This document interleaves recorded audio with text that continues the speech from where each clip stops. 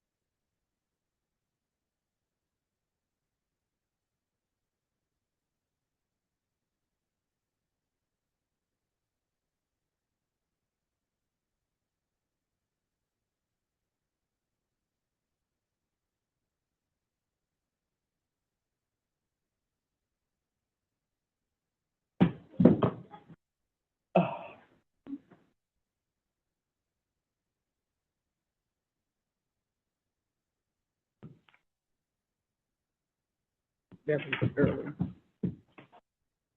We have to exit. Yes. Go up a little. Go up a little more. I keep going up. Do I have a motion to exit executive session for the purpose of discussing personnel and legal where no votes were taken? So moved. Board Member Utz makes the motion. Is there a second? Second. Board Member Herndon seconds the motion. The pending question is the adoption of the motion to exit executive session. Is there any discussion? Since this requires a recorded vote, Dr. Whitaker will now call the roll. Members, when your name is called, please respond with an no if you are opposed, or abstain if you wish to remain neutral. Dr. Whitaker, please proceed. Chair Sultan? Aye. Vice Chair Utz? Aye. Board Member Anderson? Aye. Board Member Herndon? Aye.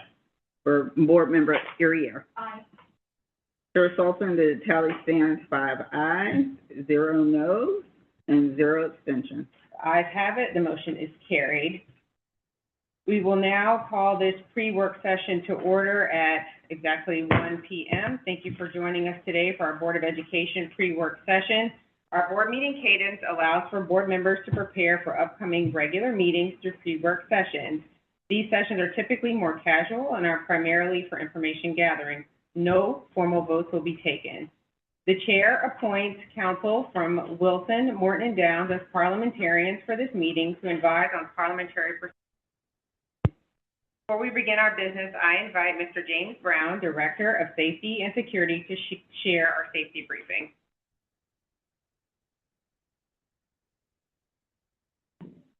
Good afternoon. Good afternoon. Before we start, I will conduct a safety orientation for everyone in the room, because safety is our top priority. We have security staff at the Electric Avenue entrance. They are trained in our safety protocols and are here to assist with building security and emergency response. In the event of an incident, please follow the instructions and direction of CSD staff personnel. CSD follows standard response protocol. The board placed in front of you a card that has the 5 initials. Also, if you're here in the audience, we have the standard response protocol posted on the back of the room. And if you're in the audience, you can follow along with me. If we must hold, we will remain in the room and continue business, but the door will be closed to keep the hallways clear for staff or emergency response. A hold is usually called if something going on, we need to investigate, but we can continue with business as usual. If we must secure, that indicate a possible threat outside the building, and we will continue our meeting indoors. No one is permitted to enter or leave the building. If we must lock down because of a threat inside the building, we will move away from doors and windows, turn off lights, and remain silent, and follow additional directions from security staff. If we must evacuate, leave your things behind and proceed out the primary exit behind me to the Electric Avenue doors. If that exit is an emergency, the doors to my right. That door, go down to the last door on the left, down the stairwell, and exit the building. If we must shelter, due to a tornado warning or severe weather, follow staff directions to a designated zone, safe zone downstairs. Please keep the aisles and doorways clear of bags or personal items. If you see something that concerns you, please say something to security or another district staff member. Thank you for helping us maintain a safe environment for our students, staff, and community. Thank you. Board, our first item is our book study. Student representative of the board, Batra, will facilitate Chapter 6 in Engagement Tools of Modern Day Strategies for Community Engagement. Yeah, so pretty straightforward chapter as usual. So I liked this one because I think it was really about putting all of our conversations into action. So just gonna keep the prompt really simple, share any thoughts you have, but what tools do we do that work? What tools do we have that don't work, and what should we be implementing?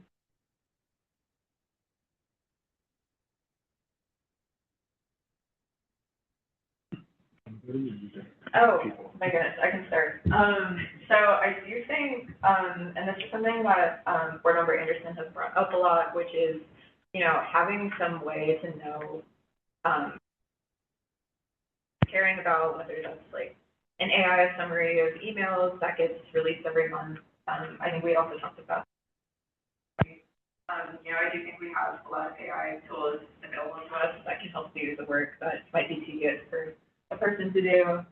I also, I like the point in the chapter about being really present in the community, showing up at events and pop-ups.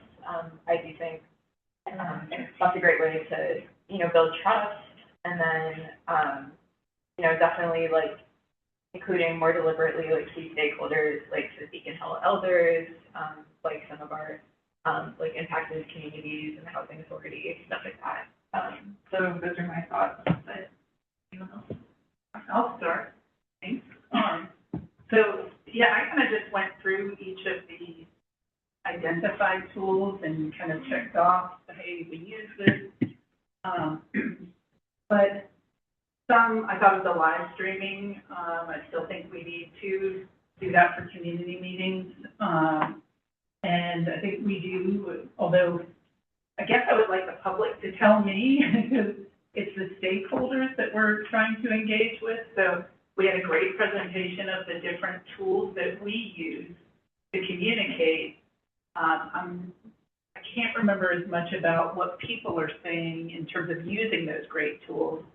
And then traditional, I couldn't help myself. I brought up Decatur Focus because I think we need to use this more. There's a whole school news section, and so we do have a significant older population in Decatur, and so, and maybe I'm one of those. I like reading print as well as digital. And then I kind of got ahead of myself and looked at page 75. This reminded me, I think it's something we talked about in February, which is a clearer understanding of the stakeholders we're already engaging with or engaging with us, so then we then know what other stakeholders do we need to do a better job of reaching out to. Thanks, me. I want to add to that point and say, like, especially for timing, you know, I do believe that the 3:05 meeting is definitely not accessible for a lot of people, and so we should think about putting some kind of barrier there for it to be like 4:30 or.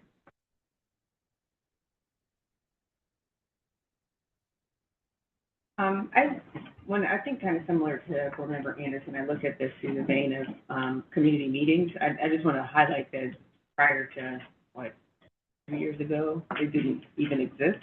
So I'm glad that they're on the calendar. I wonder if maybe now is a good time to evaluate if they're accomplishing our goals. But I liked under the meeting section where it had focus groups, so maybe the community meetings could look different at different points in time. So maybe sometimes they could be where the board has kind of as a group one-to-one conversation, but maybe at some points they could be more a focus group setting. I think there's some times where we're in those community meetings and we run out of time, or we have some people that we see multiple times, or some people that we see once and never again. I personally get the most insight when I can interact with people directly, or converse with them directly and hear their thoughts directly. Some people I feel like have things they want to say, but they don't want to say it in a large group setting. And then if you go to page 78, they kind of had a way that you could take some of that feedback and analyze it into like an analysis matrix, kind of break people down into groups who agreed, who disagreed, and then you can kind of maybe do that a little bit more effectively if it's in a little bit smaller bites or smaller chunks. Some very large groups, 10 times larger than what I see here. Maybe that will help us to analyze the feedback that we're getting.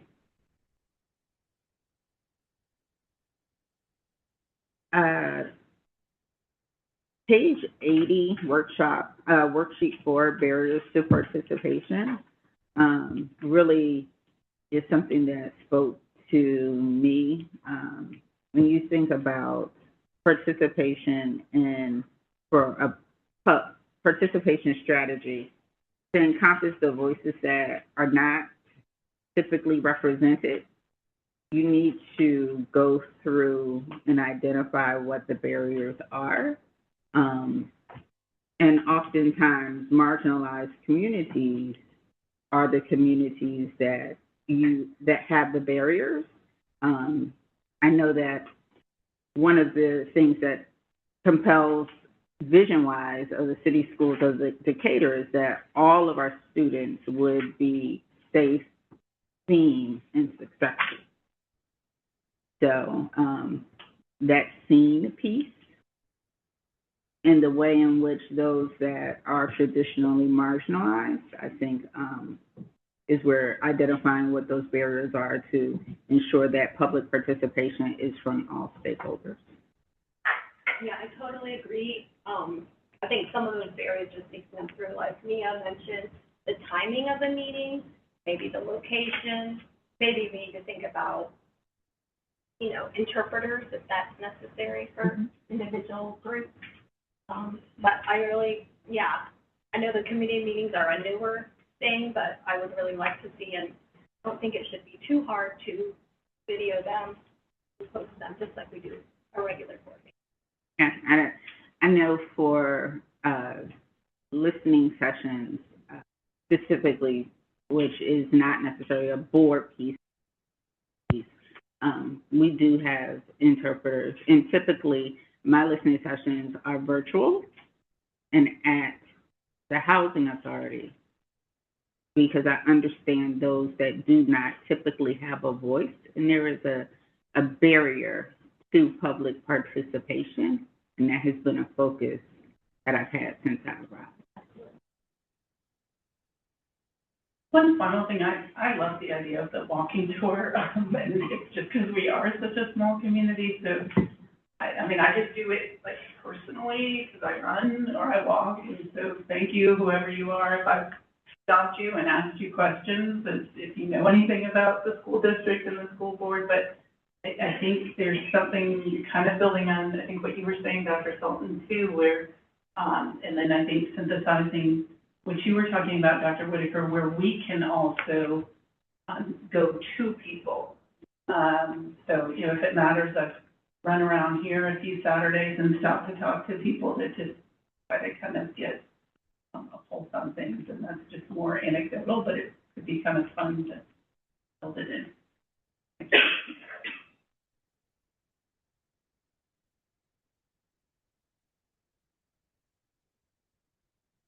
I know over the next couple of months, we are engaging on the BMOP, and a part of the BMOP does include your community meeting. So board, as you are going to engage in what does this look like for 26, 27, be sure to use what you've read. And feel free to design the community meeting as you would. Thank you, Student Representative of the Board, Batra. Next month will be our last month with Mia. We have thoroughly enjoyed your advocacy and maturity. It has been an honor to watch you grow and to serve with you. Dr. Whitaker, please introduce the next item on the agenda. Thank you, Chair Sultan. The purpose of the consent agenda is to efficiently address routine and or non-controversial items that are expected to receive unanimous approval and for which no debate is expected are appropriate for placement on the consent agenda. The board will discuss an agreed upon process and include it in this section of the board norms discussing board meeting preparation and protocols. I call upon Carrie Ware, board attorney, to facilitate the discussion.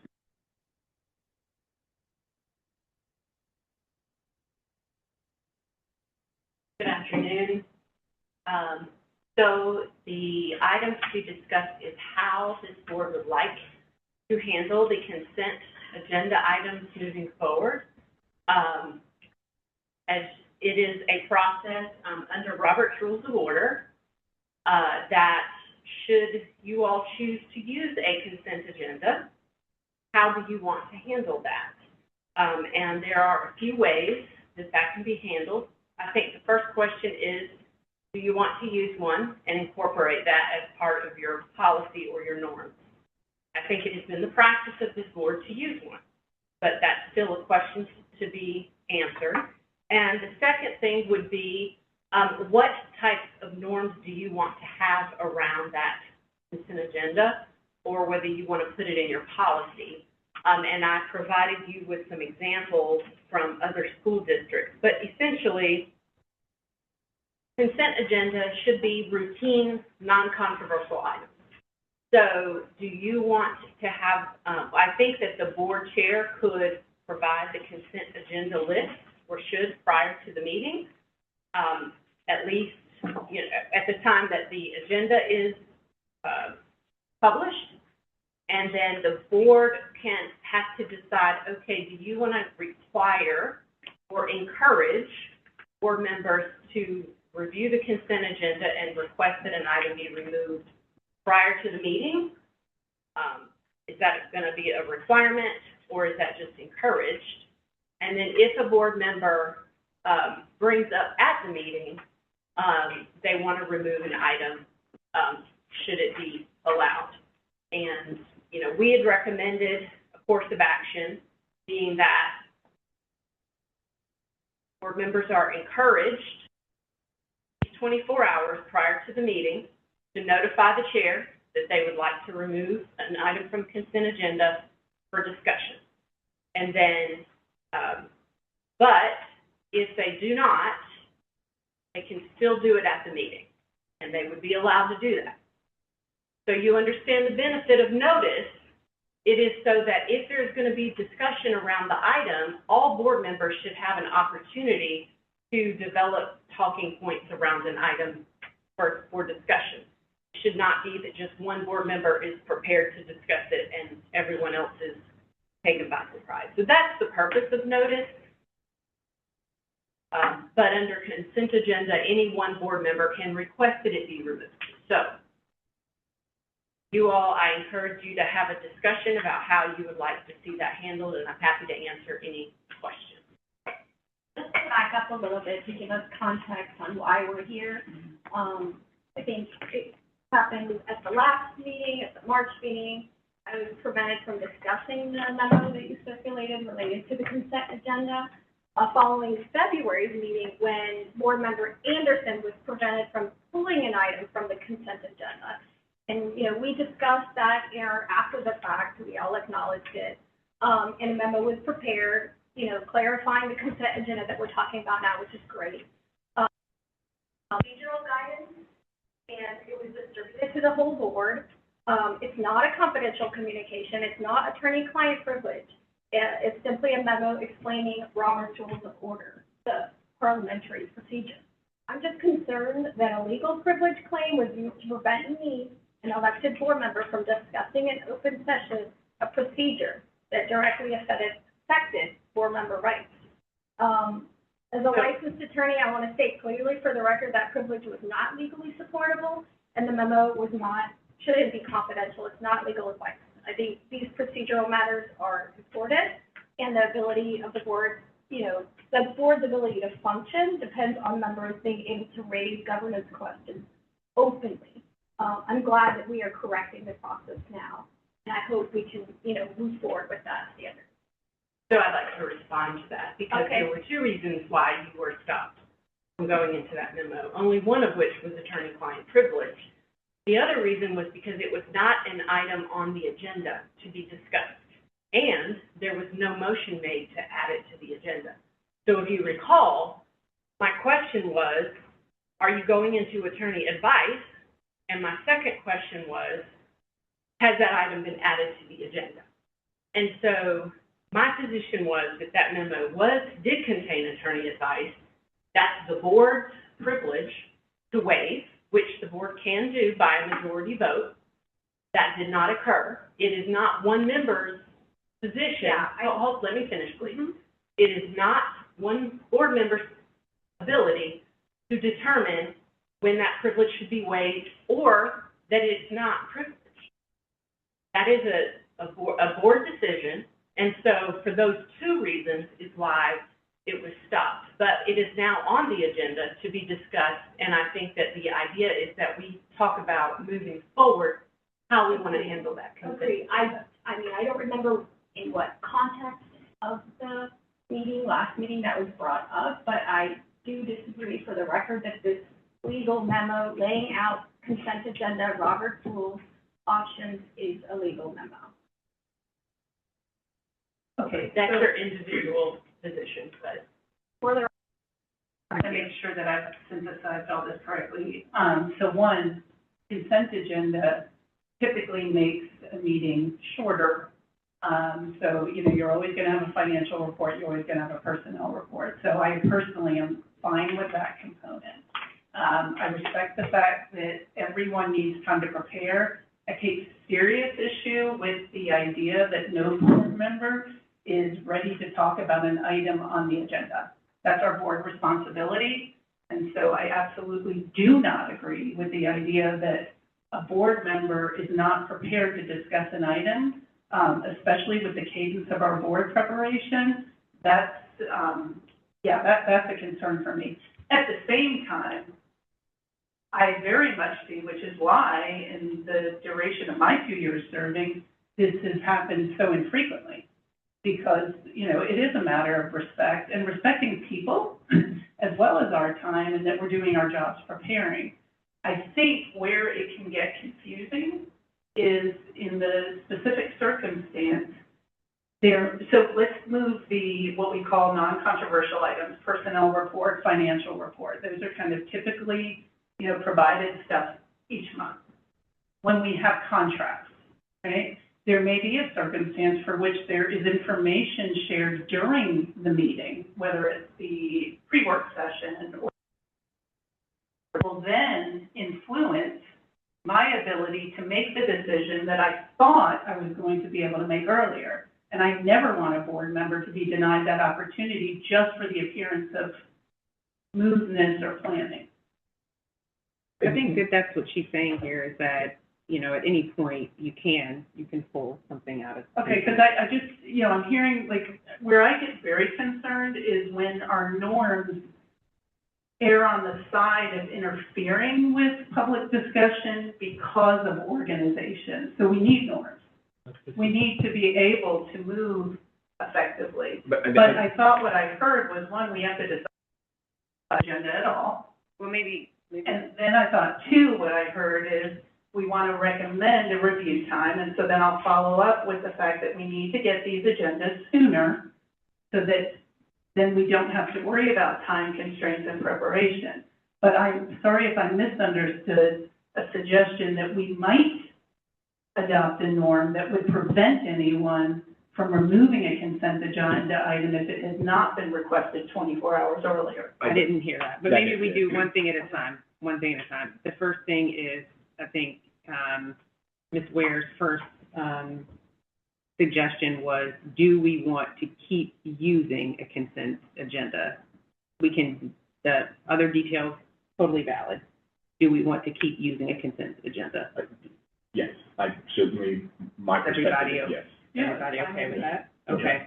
And then I think what I'm also hearing is, if somebody wants to, when you get your board materials, if you wish to pull, if you recognize in advance, you wish to pull something out and add it to the agenda, or add it, am I phrasing that correctly? You want to remove it from the consent agenda and have it added to the regular agenda for discussion. Then there has to be it looks like the CAB says 24 hours prior to the meeting. If you want to pull from consent to add to regular discussion, it's 24.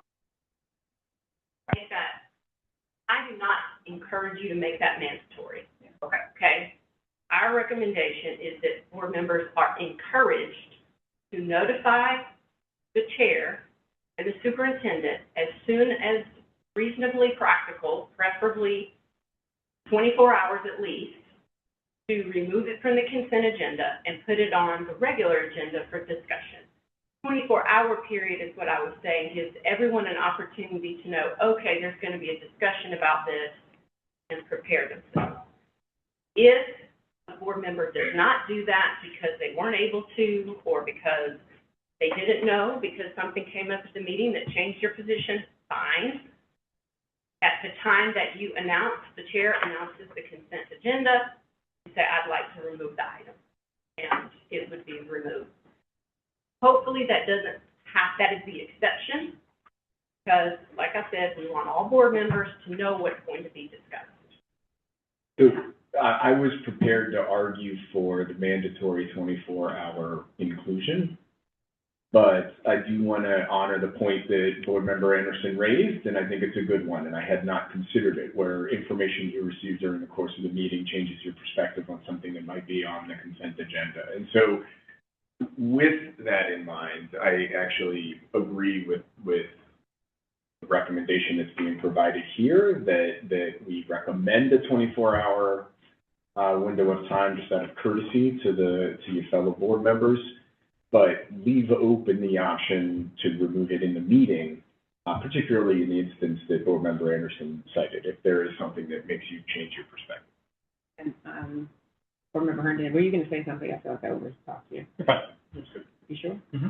But I do want to follow up with a few things, though. So, one, the agenda sharing.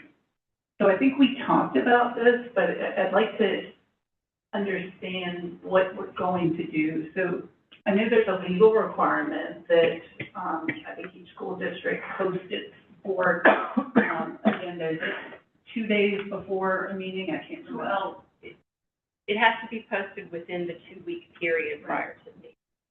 And so, you know, and Hannah, I think you kind of answered to my concern anyway, but even the 24 hours is a real issue for me, because if we're not getting stuff until Friday afternoon or Saturday, you know, I take a while to read things, I need to think about things, and yet I very much appreciate the courtesy, right? So I'm in no way advocating for anyone to come up here and take people by surprise, but I still think we have to kind of recognize that maybe we need to have a process by which the agenda is shared sooner. The reason I don't like the Friday is because people aren't working over the weekend. And then when Monday comes, I'm working. And so what ends up happening is it is difficult, it appears, for us to quote unquote work together, because we know what a school district's work schedule is, and it's not Saturday and Sunday. And we have the known knowns here in terms of a work day. So if we like the 24 hours, then we need to be sharing that agenda sooner, is my position. Yeah, and I would also note, just in the ComNord section E, it contemplates 2 distinct dates when the agenda is finalized for the board and when it is made available to the public. But currently, our practice is to do it on the same day, which makes it hard if we see the agenda to add things. And so I do like your compromise that you offered, Attorney Ware, that says, you know, 24-hour if we can in advance of the meeting, but we still reserve the right to do that. You know, remove something from the consent agenda with or without notice for. That sounds good to me.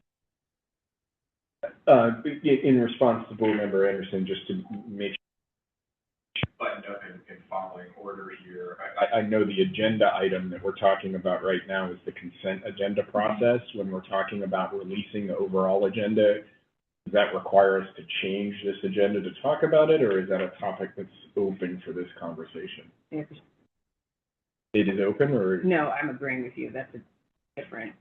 We would need to have a conversation about board nor, I mean, I guess I should say, for the record, I am amenable to the suggestions that Board Member Anderson are raising. I just want to make sure that we follow protocol appropriately here. And if that changes something, if that changes something we're contemplating, that we do it in the appropriate part of the agenda. We are talking specifically about consent agenda, right? Yes, yes. Consent agenda is part of our board packets that's shared on Fridays, typically, sometimes Saturdays. So far in my lane. I think we may be getting into agenda setting, which is. Yeah, sorry. General agenda, but they tie in. So then maybe I refer specifically to the consent agenda being shared earlier. Yeah, this part of the agenda is when we see what's on there. So it makes sense to have it, yeah. I mean, I think that whether you want to change your agenda process and when it's published versus when the board gets it, that's really a separate conversation. Mm-hmm. If what you're asking, Ms. Anderson, is can you get the consent agenda earlier, I think that's inappropriate. I think the only reason I was bringing up 24 hours, and if that was going to be written anywhere in a consent agenda process, then I couldn't accept the 24 hours without the context of all time factoring into the sharing of consent. So I think that's something that you all have to decide as a board. That's, you know, like I said, so as far as when an agenda is published to the public, it has to be posted within the 2-week period prior to the board meeting. Not required to be posted 2 weeks, just within that 2-week period. So And I have a question. posting of an agenda with all subsequent documents or posting of the agenda topics? Is there a difference? So, yes, although Superintendent Whitaker, I believe you're also entering into a conversation that we need to be thoughtful of as to whether it's actually a part of the agenda. Yes. Here's what I think for consent, we're 24 hours, right? And so hopefully if we're publishing a consent agenda and you have 24 hours to ask for something to be removed, that consent agenda is being published with all the supporting documentation. And so I think it's presumptive, no, that's the wrong word. We would presume that the consent agenda and its 24-hour window is published with all supporting documentation for the consent agenda. Okay. And, but I believe that is actually already what's occurring. I would maybe put this to address finally the question that we started to go down. If we look to our next agenda and ensure that the next agenda included a conversation about the governance related to agenda publishing, we can just go ahead and make sure that's a part of our next public. Okay, great. So then we'll just do that. I'm back to where we were before. I actually support Board Member Anderson's perspective that 24 hours as a courtesy, but same day if necessary. And just a clarifying question, when somebody in real time decides they want to pull a motion out of, or pull an item out of consent, they just, when I call for the question to vote on the consent agenda item, would somebody just say, I want to pull the custodial contract out of consent? So when you make the motion to approve the agenda, as written, they would say, I would like to remove an item from the consent agenda and place it on the regular agenda for discussion. And you would do that, and then you would then move to approve the agenda for all items as amended by, Board Member Anderson or whoever. But if we are already in flight in the meeting and we are receiving some of the discussion presentations, we still have the opportunity at that point to request or to make a motion to move an item off consent agenda. It does not only have to be, in other words, it doesn't have to be at the beginning of the meeting where we're talking about agenda. It can happen up until approval of the consent agenda. Right, and I believe at the time of the consent agenda, Dr. Sultan, you typically say, motion to approve items, A through J of the consent agenda. Second, any discussion, at which point I suppose that would be another opportunity to remove something from the consent agenda, especially if something has been presented in the meeting that might change your position. Okay. Is there general consensus on the board for that approach? It looks like there is. Okay, so I think we're accepting your recommendation. Okay, thank you. We will make some revisions to the norms and add it to that section, or would you rather have it in the policy as, and my recommendation would be put it in the norms. The common norms? Yes, Yeah, that makes sense. board norms. So I think what we just asked is in the next meeting to have a conversation in the board meeting about our, the governance related to agenda. And so if there's a point at which we're formally adopting or approving, I think it would be then. I mean, is there a vote that we take on this, or is this just? No votes are taken. No, I understand, but if there needs to be one, or if we're formally changing something. I believe that because it's a, but it'll be recirculated with sign off on again. You recall, I think Yes. it was after the board retreat, it was all signed off. Am I correct on that Yeah. timing? We update the norms. Okay, thank you. Thank you. As a result of this discussion, our board norms will be updated. We will use consent agendas in the future. If a board member objects to a matter being placed on the consent agenda, the member is encouraged to make such objections 24 hours prior to the meeting. However, prior to voting on the consent agenda, any member may request to remove an item from the consent agenda with or without notice for any reason, and it will be placed on the regular agenda for discussion and vote in its proper order. Thank you, Ms. Ware. Dr. Whitaker, please introduce the next item. Thank you, Chair Stolten. I would like to call on Mrs. Amanda Lynch, Chief of Staff, to gain your feedback on policies.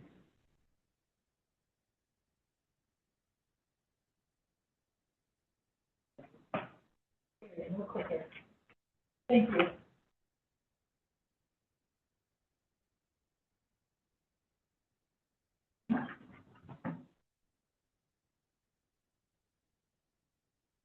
Good afternoon, Board Chair Dr. Sultan, Vice Chair Oates, esteemed members of the Board, Student Representative Bachra, and Superintendent Dr. Whitaker. The policy portion of the pre-work agenda allows for initial Board discussion and feedback on policies. This can include new policies for consideration, revisions to existing policies, or policies that are being brought forth as part of our 2-year policy review plan. While individual policies address different strategic accelerators, overall policy development contributes to strategic organizational effectiveness. We have 3 policies on the agenda for pre-work today: AFC, EEE, and SDC. Each of these are review policies identified as part of our 2-year review cycle of our oldest policies, last reviewed in the 2022-2023 school year. Also scheduled is an initial discussion on content for developing a school utilization policy. First up is policy AFC, emergency closing. This policy was adopted and last reviewed in October 2022. It addresses the superintendent's authority for emergency closings, including delayed openings or early releases, when conditions exist that may threaten the health, welfare, or safety of students and/or personnel. Minor revisions were recommended during the review process, such as including CSD facilities in addition to schools. At this time, I invite any discussion about these proposed edits to policy AFC, emergency closing. I have a question. Where does like athletics and activities fall with this? Is that just part of the school? Yeah. Yes, okay. Operation of the school system. It's pretty standard language and pretty straightforward.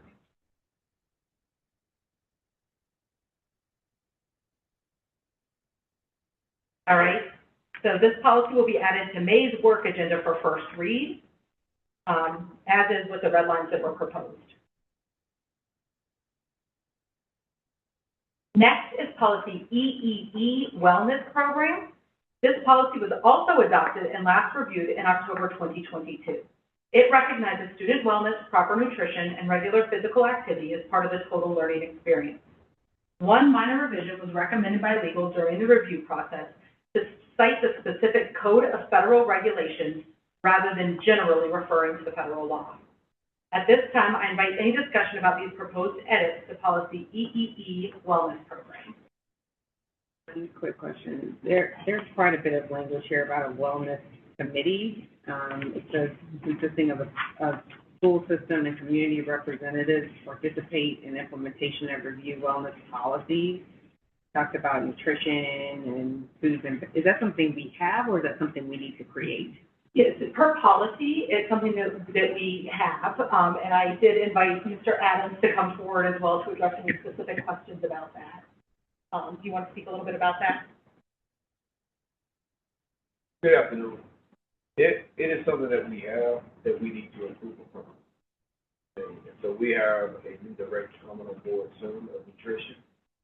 That's the expertise in this area. We have committees where we talk to, not just about nutrition, but around cafeteria food, sustainability goals, things of that nature. So as we bring on the new director. Thank you.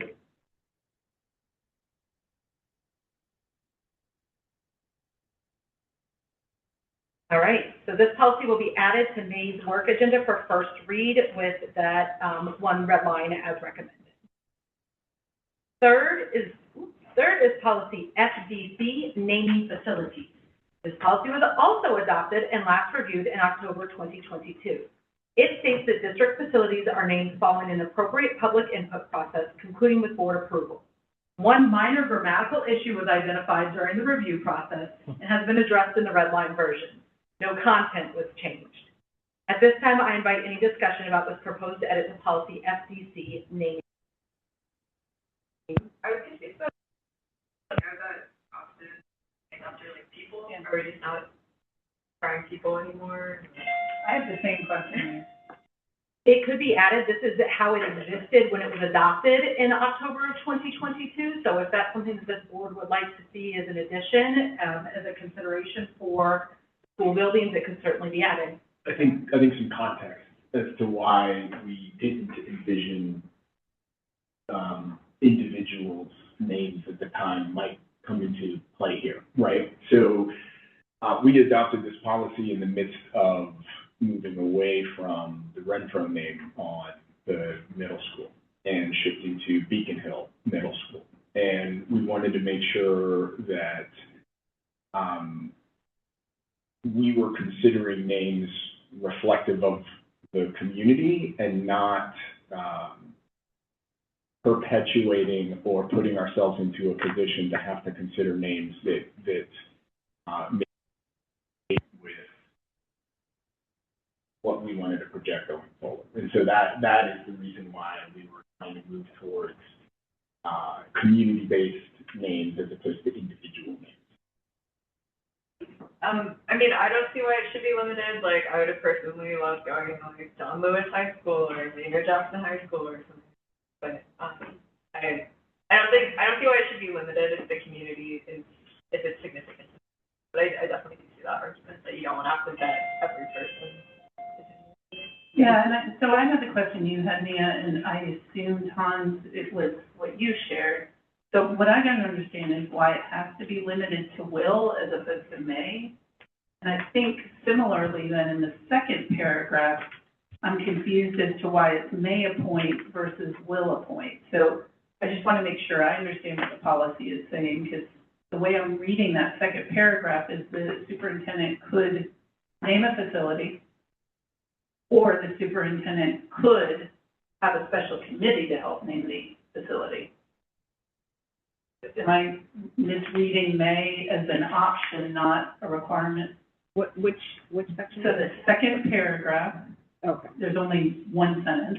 I see. No, this is a good point, Board Member Anderson. I think that it needs to read in that second paragraph, the superintendent will a special committee to make.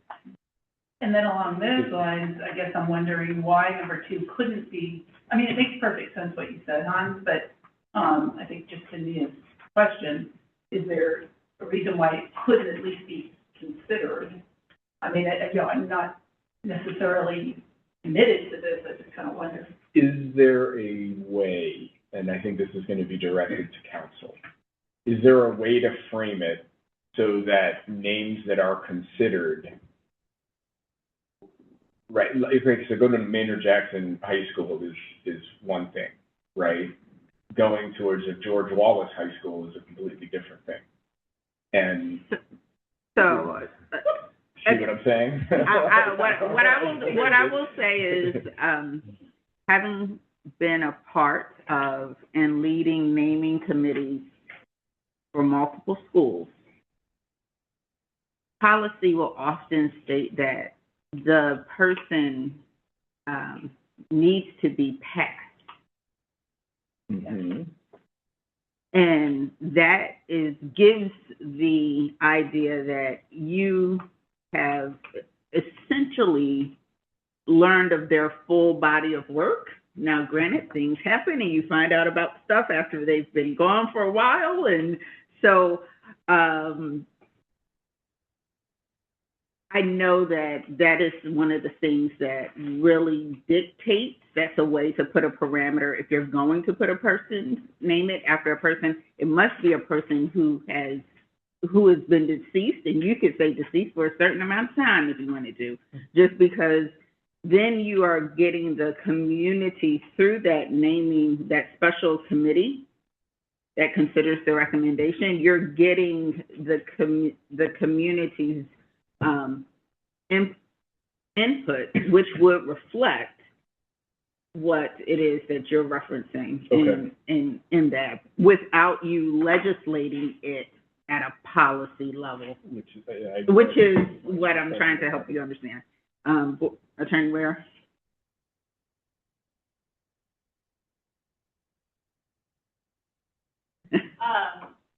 So Mr. Oates has articulated the rationale for why it was changed.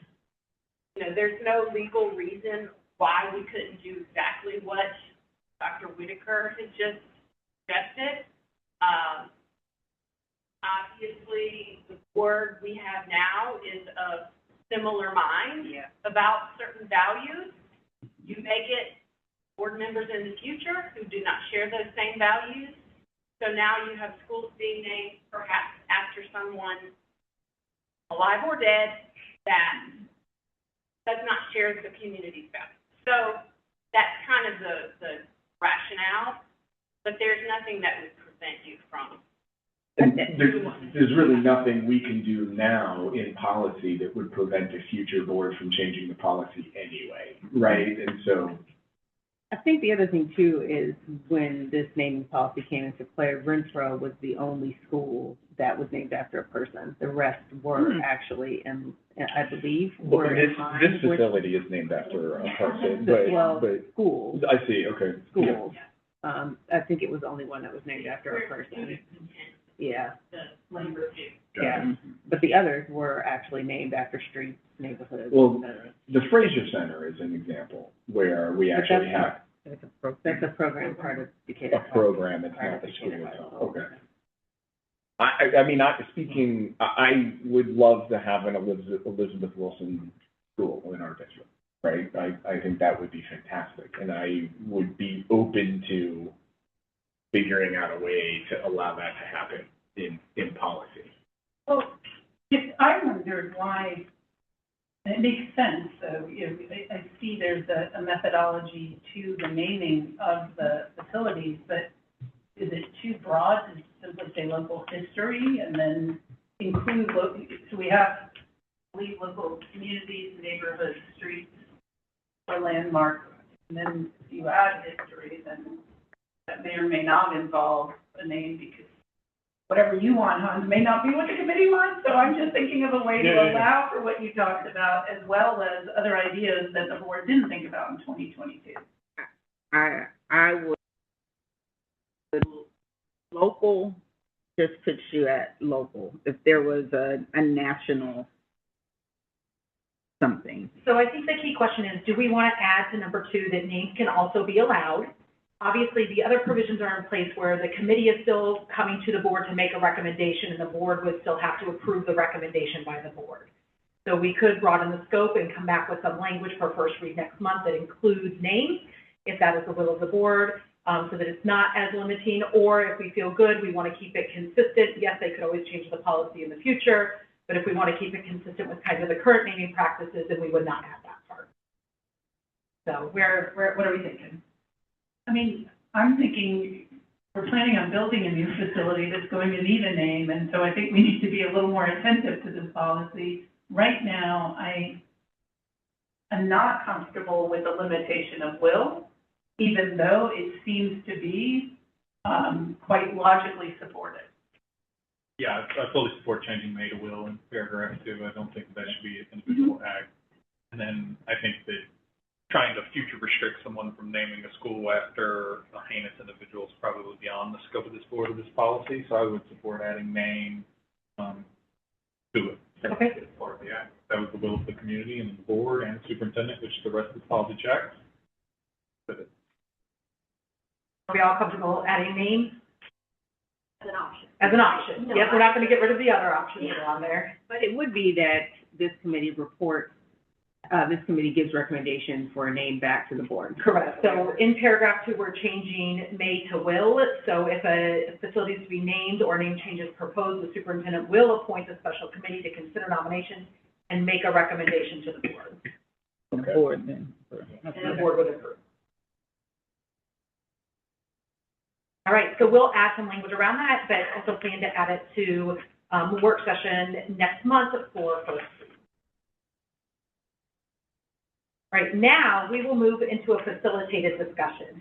The board requested time to discuss developing a policy on school utilization.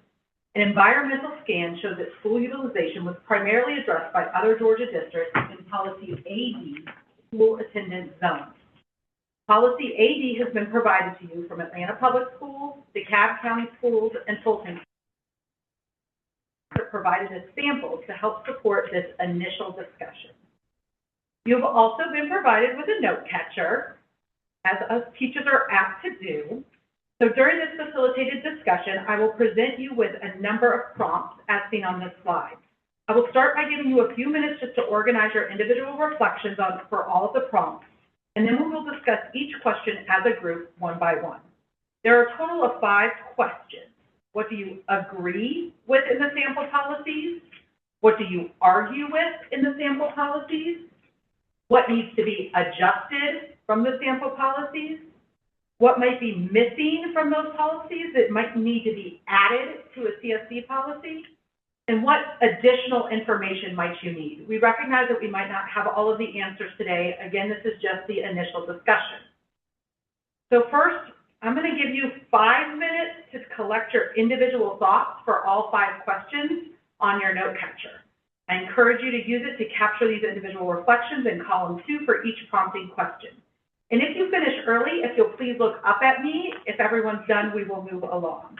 So I'm going to give you just a few minutes to capture that now.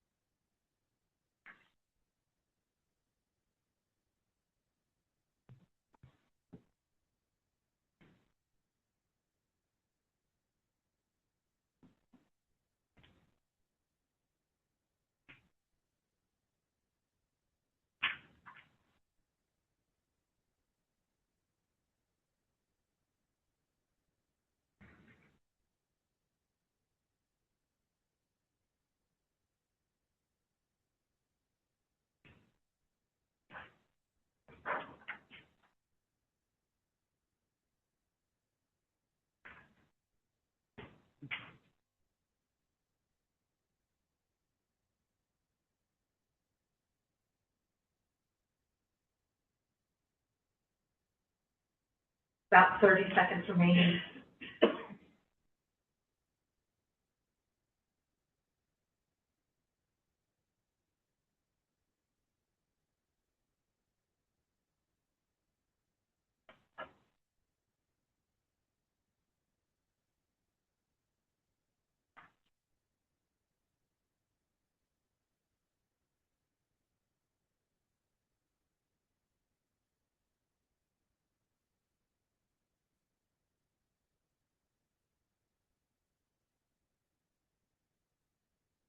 Here's my timer. All right, so now I'm going to open up to group discussion. We will take each prompt one at a time, allocating about 5 minutes for each question. We will start with the first question, which is, what do you agree with in the sample policies? These should be sections, words, or ideas that you read that you would want included in a CSC policy. There's space on your note catcher if you want to capture group discussion notes as well. So go ahead and open it up for what do you agree with in the sample policy. I think the first thing I agree with is the superintendent recommends, and then the board decides on changes. I noticed, I think, a couple differences, and maybe I'll save it for the argument, about if there are minor changes. I'm wondering who, if the board should retain authority or if that's a superintendent thing. Okay?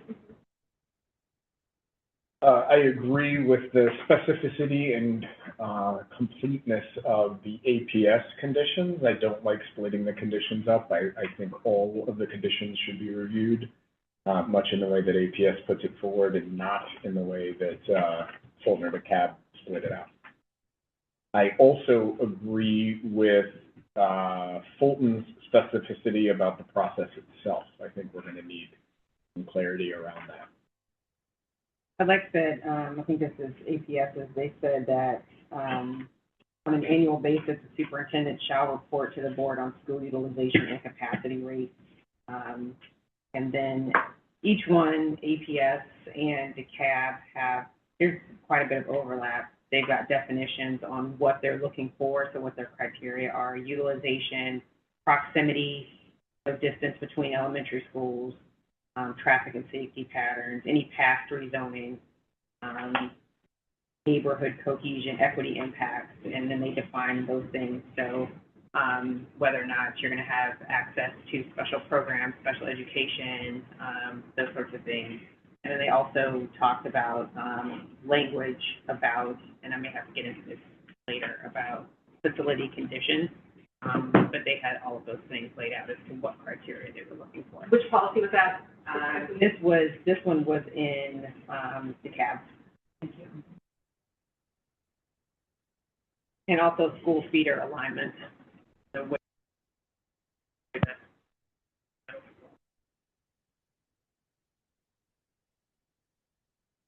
I mean, it's positive it's the way that APS is defined, that 5th, 8th, 11th, and 12th will get to remain where they are, even if it were to rezone. So I don't have the choice. That was good. I'd be a fan of the superintendent being able to make minor school adjustments that have impacted less than, I mean, maybe even 10 is too big, but just giving, 3 or 4 the ability to move places. I would be in support of that. And I agree. I wrote down the pro that Han said, just sort of like offering defining explicitly what we would expect the school to be able to offer. What do you mean 3 to 4? Do you mean 3 to 4 houses? This, the APS defines it as has the authority to make school zone determinations without board approval for areas in the city adjacent, notify them, and it defines it as 10 or fewer. Okay.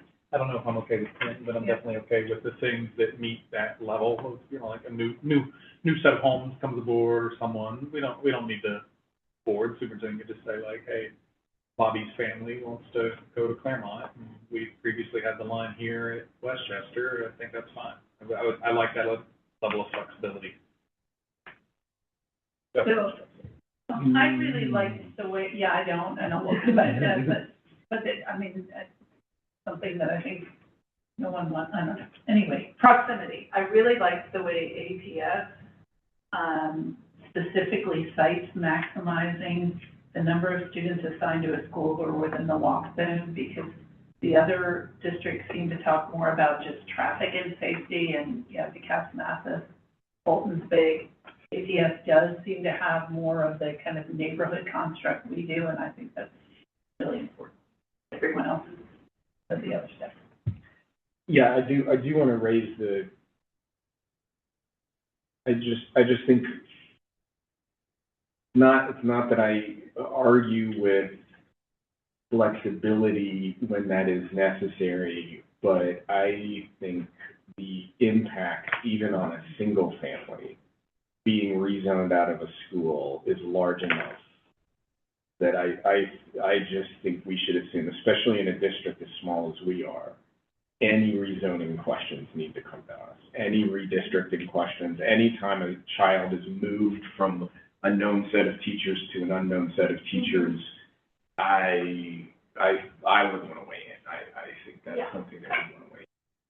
I agree. I do like the language. I think I saw one of the policies that if students are already in one school and then there's maybe a minor readjustment, that they could stay at their home school. But I hear what James is also saying, that maybe if it's a new family who's moving in and there's a minor adjustment, that maybe the minor adjustment could be okay, and defer to the superintendent for those things. But there's still some options that those families might be able to have. I think one thing I do see in these that I'm really struggling to put in the context of what has just been discussed about these minor adjustments is tuition paying. So, to James's point, you have these recognitions that there's certain grade bands where students transitioning to the middle school or the high school. But as we are opening the doors to tuition paying students, I think that would be an additional reason why, Hans, I agree with you, because I think that's going to get interesting is the only way.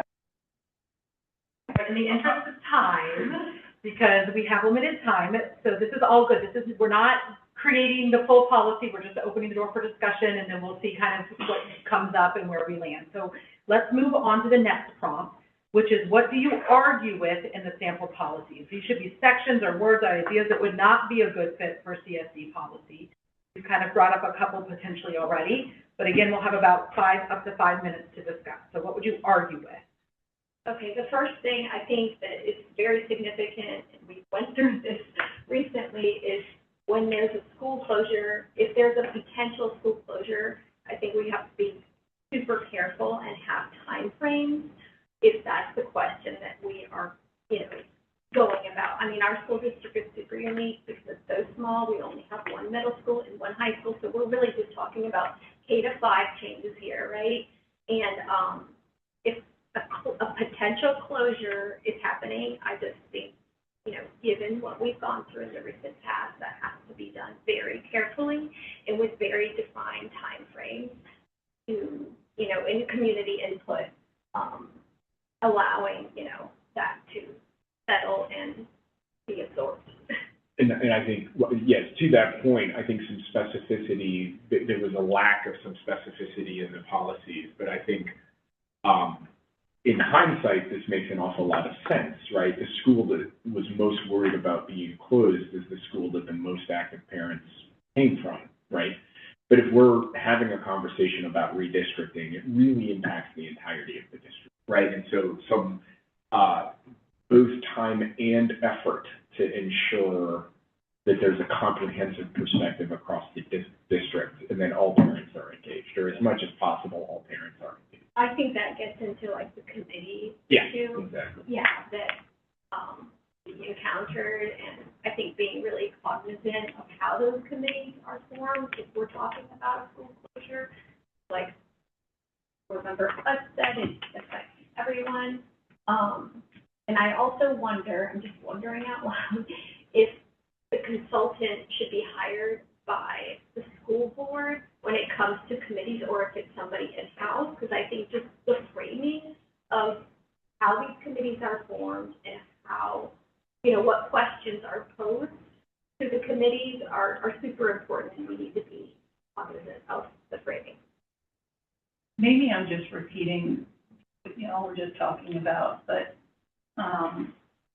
for Fulton, under rezoning, like B and C, if I'm reading this correctly, it's effectively saying, people can attend these community forums only if their school's affected, and that seems to be a concern for me, for our school district, when you start looking at the possibility that there's a little swath over here that may end up being affected when it's all said and done. So I don't see why it would be limited to just, you know, I don't want to name names. No, that, it's a good point, because I feel like that is, I mean, that's probably relevant to Fulton, where you don't necessarily want people from the top of the county weighing in on decisions at the bottom of the county, right?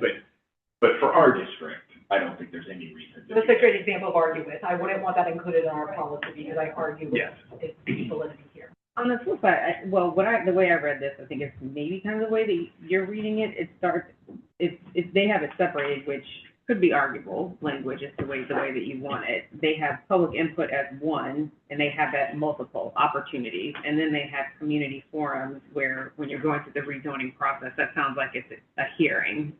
Like that looks like it's more in line with like what's required by the state if the school is to close. Because that looks like it's a singular one, a community open forum where it talks about what you're going to do with the property if the school is to close. So maybe you want it that way. I'm not sure. That could, but that one I was like, I don't know if you want one, but then the language looks like it may be more of a hearing type of process. And I did like. Here, it does say that for some of these things, you have a trained facilitator. I don't agree that that's somebody that's hired by the board. I think that's somebody who works under operations. But it does have room there for somebody who is a trained facilitator to So you would want to see trained facilitator included? Yeah. The other arguable point I think we touched on as well was what's considered a minor zone alteration. You know, if you have, I think like board member Herndon said, if you have a series of houses that pops up, or a cluster of houses, she just needs to make an adjustment of 4 students, you know, does that come before the board? I'm not sure. Maybe we need to discuss what we're considering minor. I don't know. All right, I'm going to move us on. wait, can I add one more to the Fulton? Sorry, because this is important because we had a different approach, and so if GSBA is advising Fulton, it specifically says in Fulton's policy for the community forums, letter C, board members may participate in community forums as observers. And I would like to see that added because I feel like I was told different information when we were looking at this process, so I'll put a pin in that for later questions, but I like Fulton County's allowing that. All right. Next, we'll move on to the next prompt, which is what needs to be adjusted in these policies. These could be parts that need tweaking for a CSC policy. So parts, and we've kind of, again, started this a little bit, but what parts exist that might need to be tweaked a little bit or adjusted some? So I've got a few because I think it's debatable when you talk about students attending, since we have 2 board members here, student board members, sorry, and I believe they earn class credit, so I'm not trying to be pedantic. But I think that as we continue to pursue what I would argue is creative, somewhat flexible, and also complicated mechanisms, then we need to recognize in our small district what that looks like. So, you know, for example, teaching as a profession, those students go, I believe, I have a daughter in it, that's the only reason I'm in it, because she's excited about getting to go to the elementary school next year and work with students. I don't know enough of how we're looking at dual enrollment, since I believe many of our high school dual enrollment students do part-time. I know at the high school I work, there is a significant number that do full-time, so I'm not sure where that goes in like enrollment capacity, classroom usage. I was looking at the ECLC structure, and I noticed, I think the capacity is 56 high school students. I'm not sure if that's max, or if that's rotating. But I think the ECLC itself is going to offer some consideration here when we're talking about building utilization. So I'm not comfortable with the generic program, and too limiting this number of students in this classroom without having a bigger picture understanding of which students are physically where for which parts of the day when we're talking about space use. Was there anything in a particular policy you want me to work from that needs that tweaking? No, that's the problem that I'm seeing here. I don't notice where it's recognizing, like, I think we get FTE money for dual enrollment. Someone can correct me if I'm wrong. So, you know, if we are all dual enrollment kids who are doing one or two dual enrollment classes, we're not physically in a classroom. So how does that fit with utilization, program, and spacing? I believe our proposed ECLC learning lab has CTAE students who are earning FTE at the high school. So then when they come over to the ECLC, so I think we have an opportunity to analyze, well, delineate, and then analyze some of these program enrollment and capacity uses. So I don't even know that I want to jump into this anthill, but it does feel like in our district specifically, at the middle school and the high school, utilization and enrollment is more, that is going to drive questions around investing in whether we add space, right? And so the answers to the questions that you're asking are extraordinarily important for that decision. But when we are talking about redistricting or potentially closing a school, we really are, for all practical purposes and for the entirety of the foreseeable future, just talking about K-5, right? And so, while I do agree that those are important factors to understand when we're talking about expansion or retraction of middle school and high school, I don't know that they really apply. I might be wrong. I might actually be wrong. I agree. We don't have like 6 high schools but at the same time, what are the number of teaching as a profession students who are physically using the elementary school that we're looking at possibly rezoning? That's a program. I don't know if any other CTA are, what I've heard is the Early Learning Center will also do the same thing. So I think the question is, when it comes to programs, because that is mentioned in multiple policies, and then we're looking at enrollment, and then we're looking at capacity or utilization, those, I believe, are factors that need to be agreed. And so I think the last bullet on the APS criteria is equity impacts, including but not limited to access to instructional programs. I think that the way that Board Member Anderson is describing older student use of elementary and the younger student schools needs to be a part of that evaluation. I think also, if you look at Fulton, I like the way they kind of start with 3 sentences that are really kind of your mission statement. Why do you even have this? Why do you have school zone lines? What is your goal? They say you have to have a balanced number of students, reduce overcrowding or undercrowding, appropriate utilization of school resources. So it's kind of 3 brief sentences that say why you have this in place. We probably would have to adjust it to make it specific to kind of Decatur's needs, but I think opening it with something that looks like that, a mission statement of sorts, an opening statement. All right. Okay. I'm going to keep us moving, and there'll be a little chance at the end to make sure everything gets captured. What might be missing that needs to be added? We just did adjust it, so we've kind of gone here too. So what might be missing that might be added? So any ideas around school utilization that you don't see included in the sample policies?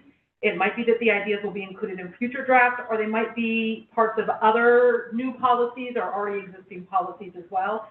But I'm going to set my timer again and see any ideas for added. The glaring thing that is missing from this is any district of comparable size, right? So we are looking at enormous district policies here, and we're not looking at districts that have some of the similar issues that we face. And I will tell you, I did a search in Simply for like school utilization and some of those terms, and these were the ones that came up, so we might have to just make those adjustments and be I creative. would also suggest that because we are looking at, really national rankings, that we broaden our search beyond just the state of Georgia. We should be looking at what are the number one districts in the country doing that are of comparable size. And benchmarking, not just Georgia, but benchmarking really the best that's out there. That actually probably applies to pretty much every policy, but especially in this case. I think the APS policy about middle and high schools should have an enrollment margin of offer comprehensive physical education and intramural sports. And the thing I was thinking about is, I believe some of our elementary schools, like when my daughter did cross country, they met it when they were in the parks, right? So where does facilities, specifically sports stuff, I think we're growing that at the upper elementary anyway, fall into this when you're looking at rezoning or other facility use, for lack of a better. I also think that it's important for us to consider when we hire consultants. I understand, you know, when the superintendent is gathering data, just like we did with ed planners, to inform her decision and recommendation for us on a closure or an adjustment. That's one thing, but I think just reflecting back on what recently happened, where things got really tricky was when that consultant was then forming committees and engaging in dialogue there, and that's where I think things got a bit messy because we found out, you know, after the fact that there was a redrafted closure letter and things like that. And so that's, for me, that's kind of where the line is, and I think whoever that trained facilitator is who does the public input is really critical. I don't know if it needs to be a board hire or we set out the parameters as a board on what we want, because that dialogue that occurs in the community and our board deliberations. So it's so critical and key to make sure that we have, you know, a balanced dialogue from everyone in the community, and that the talking or whatever focus groups they have are specific things. And I think it's important to note really clearly here that this is not a school closure policy. Like an attendance zone policy is different. Now, running through this analysis might lead us to a conversation about potential closures. But I do believe that part of the trouble that we got into the first place is that we started with closure as opposed to attendance, and had to back off that. And so I would say we need to be really clear that this is a attendance zone policy. It might lead to a closure conversation, but that is not directed by this policy, right? And that we should not start at the conversation of closure. We should start at the conversation of attendance zone. One thing about added, and this may also bleed into additional information, is with Fulton in their second to last paragraph, they mentioned if there is redistricting, rezoning, if there is a school closure, any child is displaced, looking at what transportation they need if they have to remain at their home school because they need special education resources. So those are our like medically fragile children or children that need a specific educational resource. It says there is some, I think maybe this is more, I think maybe jumping ahead to additional resources. So what happens if parents have to assume transportation? So if all of their resources happen to be at Winona Park, but then they get moved to Glenwood, and then the parent's like, well, I need to stay at Winona Park because all of my speech and my OT and PT are there. Those are factors that come into play. So I think that's maybe something I would like to flesh out a little bit. Like, how does that play into transportation? How much do the parents have to absorb? I was going to add the same thing. The thing that I would like to be added is there's no treatment of the way that Title I schools exist in our district, and they are very different and have varied needs when it comes to what's being provided to them. And then the second I was gonna say is only APS has a, like an annual basis notification, so that's missing from the others. I'd be interested in some version of that and fleshing it out, where it's part of our calendar, where we just get an update on anticipated enrollment, what is being used and not. One thing I wondered, so I just looked it up, the Fulton and APS are charter systems, just as Cater is, DeKalb isn't.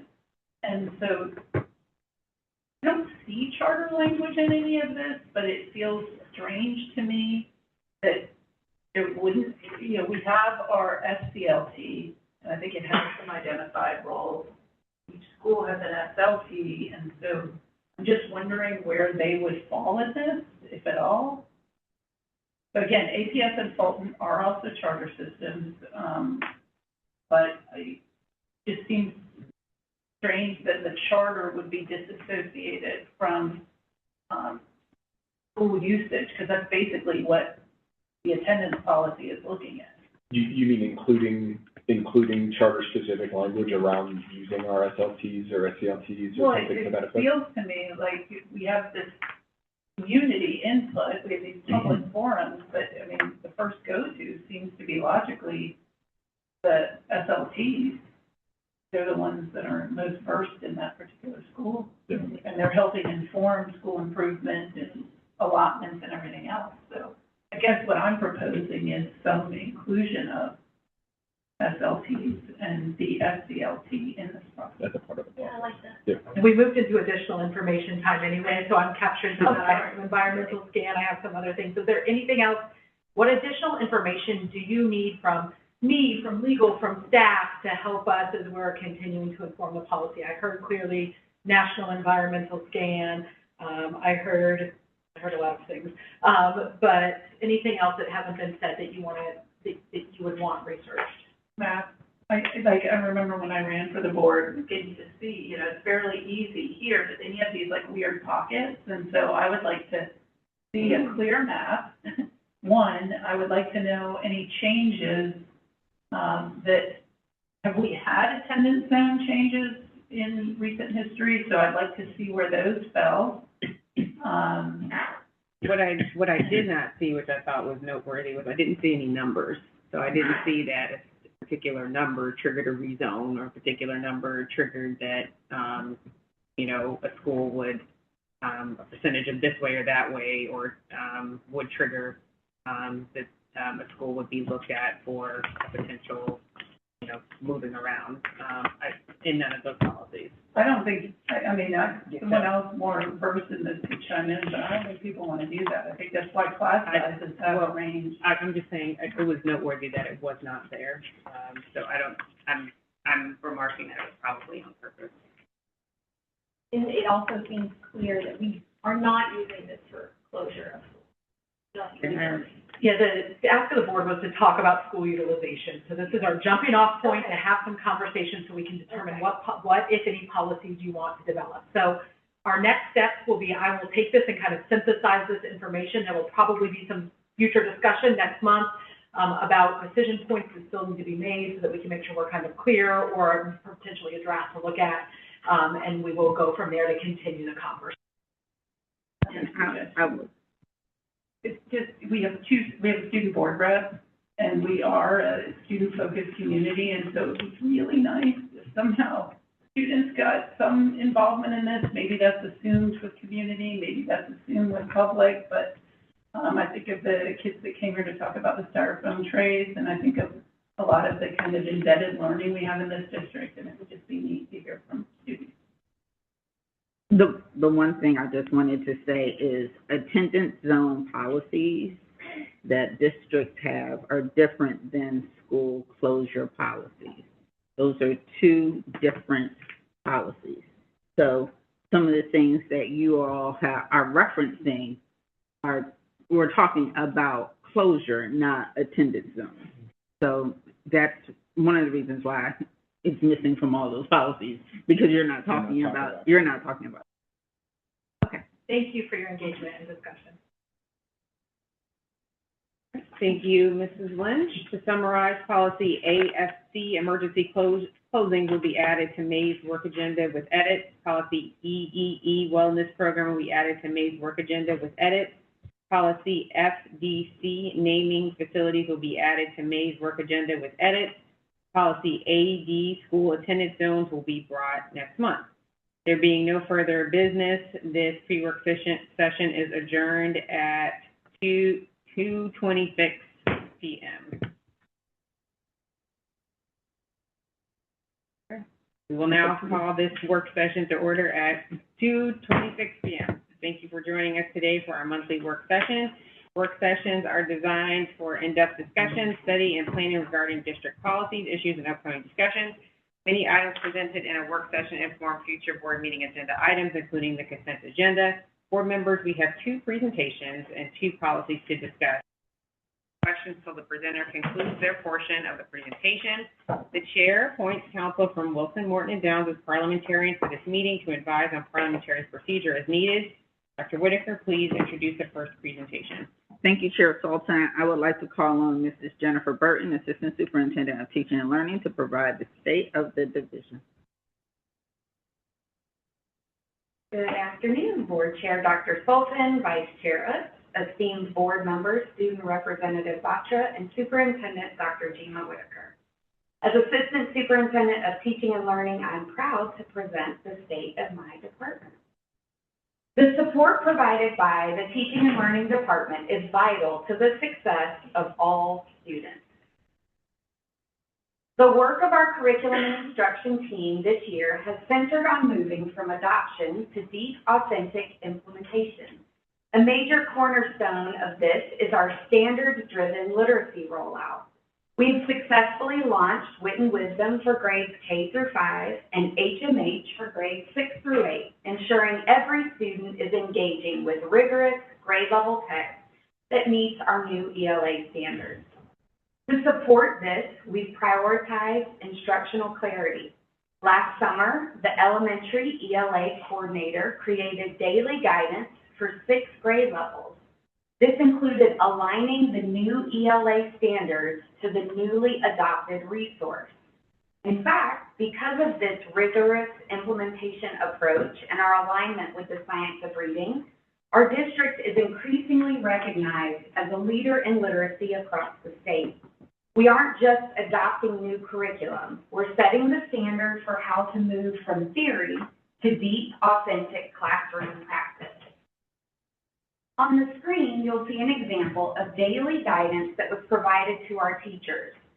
This resource allowed teachers to get right to the planning.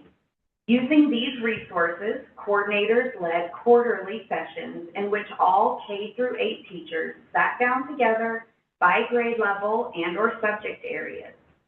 Teachers had protected time to deconstruct every unit, ensuring that throughout the district we have alignment on what students need to know and be able to do before instruction begins. And while deconstructing these units, we continue to make adjustments and improvements.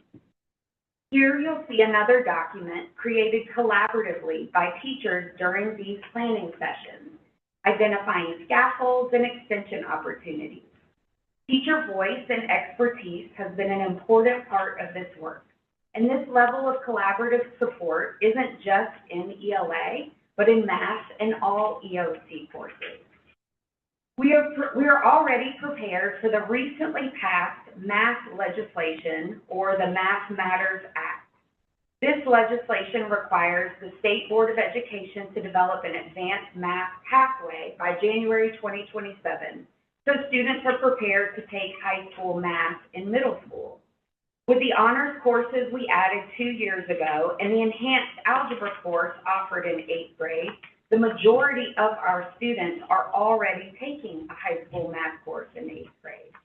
We are also in compliance with the new math time requirement for 4th and 5th grade, with the new requirement that 60 minutes be dedicated to math instruction. At the conclusion of every teaching and learning professional development session, participants take a survey. We analyze these data closely and continually improve based on teacher feedback. These professional learning sessions have been impactful, as shown here in the session feedback from teachers. A large part of our work is training our school coaches. We've evolved our coaching model from theory into practice. Our coaching meetings are now in our school buildings. By conducting calibrated walkthroughs with all of our coaches, we ensure continuity of instruction across our schools. Another important piece of our support is focused on professional learning communities, or PLCs. In PLC meetings, teachers collaborate to analyze student data and develop instructional plans tailored to student needs. PLCs are not unique to CSD. They are in fact required and a part of every teacher's evaluation in the state of Georgia. Here you'll see that component of the Teacher Keys evaluation system. Now that we've established our PLC structures, we need to ensure those teams have the right fuel to drive instruction. This year, we've launched a comprehensive interim assessment system for grades 3 through 12 in math and ELA, as well as all EOC courses. This provides a consistent yardstick for success across the district. To make this data accessible, our team has leaned into our new,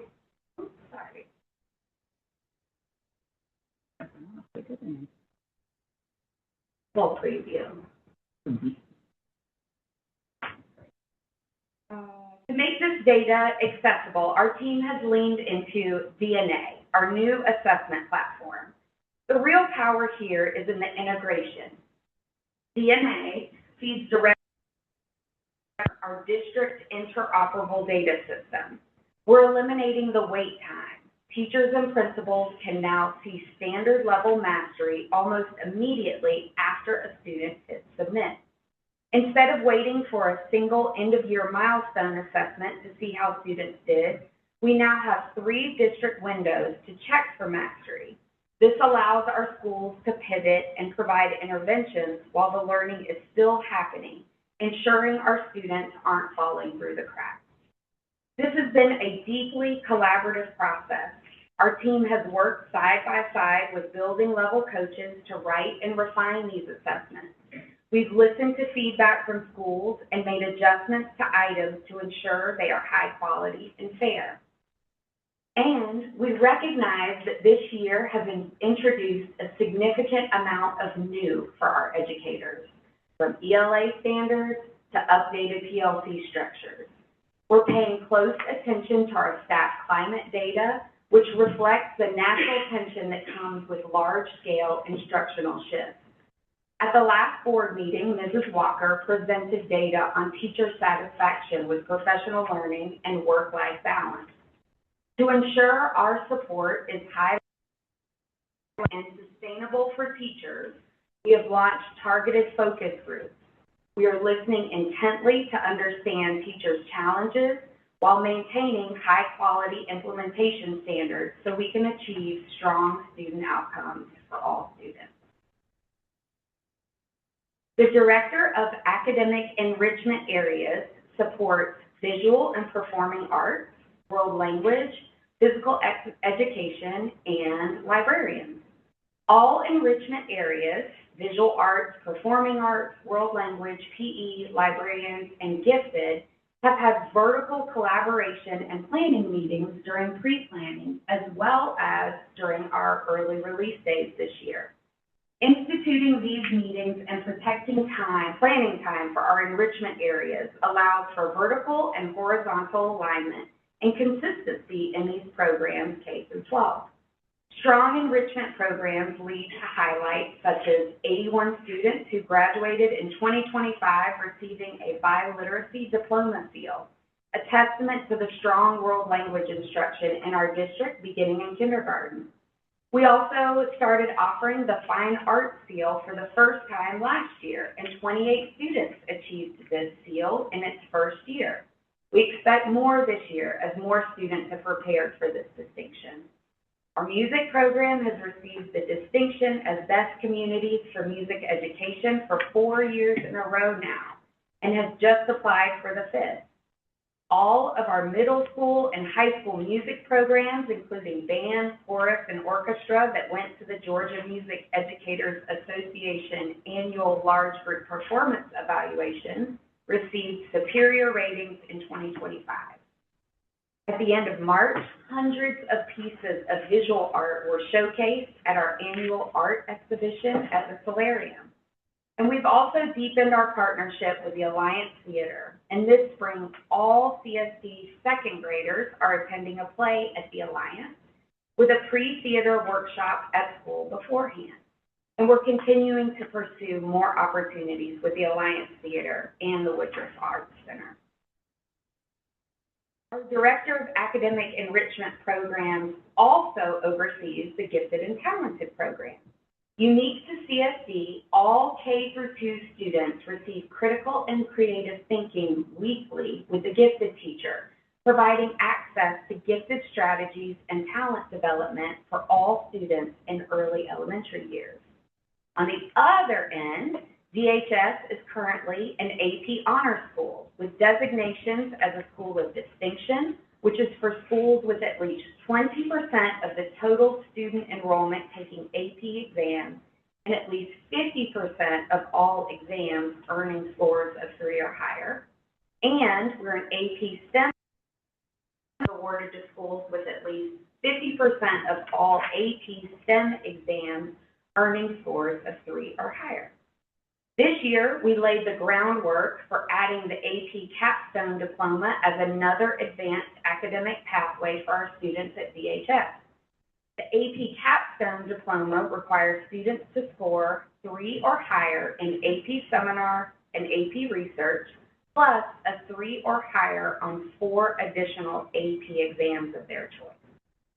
To go along with adding this pathway, we're also adding additional AP course offerings over the next 3 years, including AP Government, AP Seminar, and AP Cybersecurity next year, and AP Business and Personal Finance, AP Research, AP Sciences, and AP World History in subsequent years.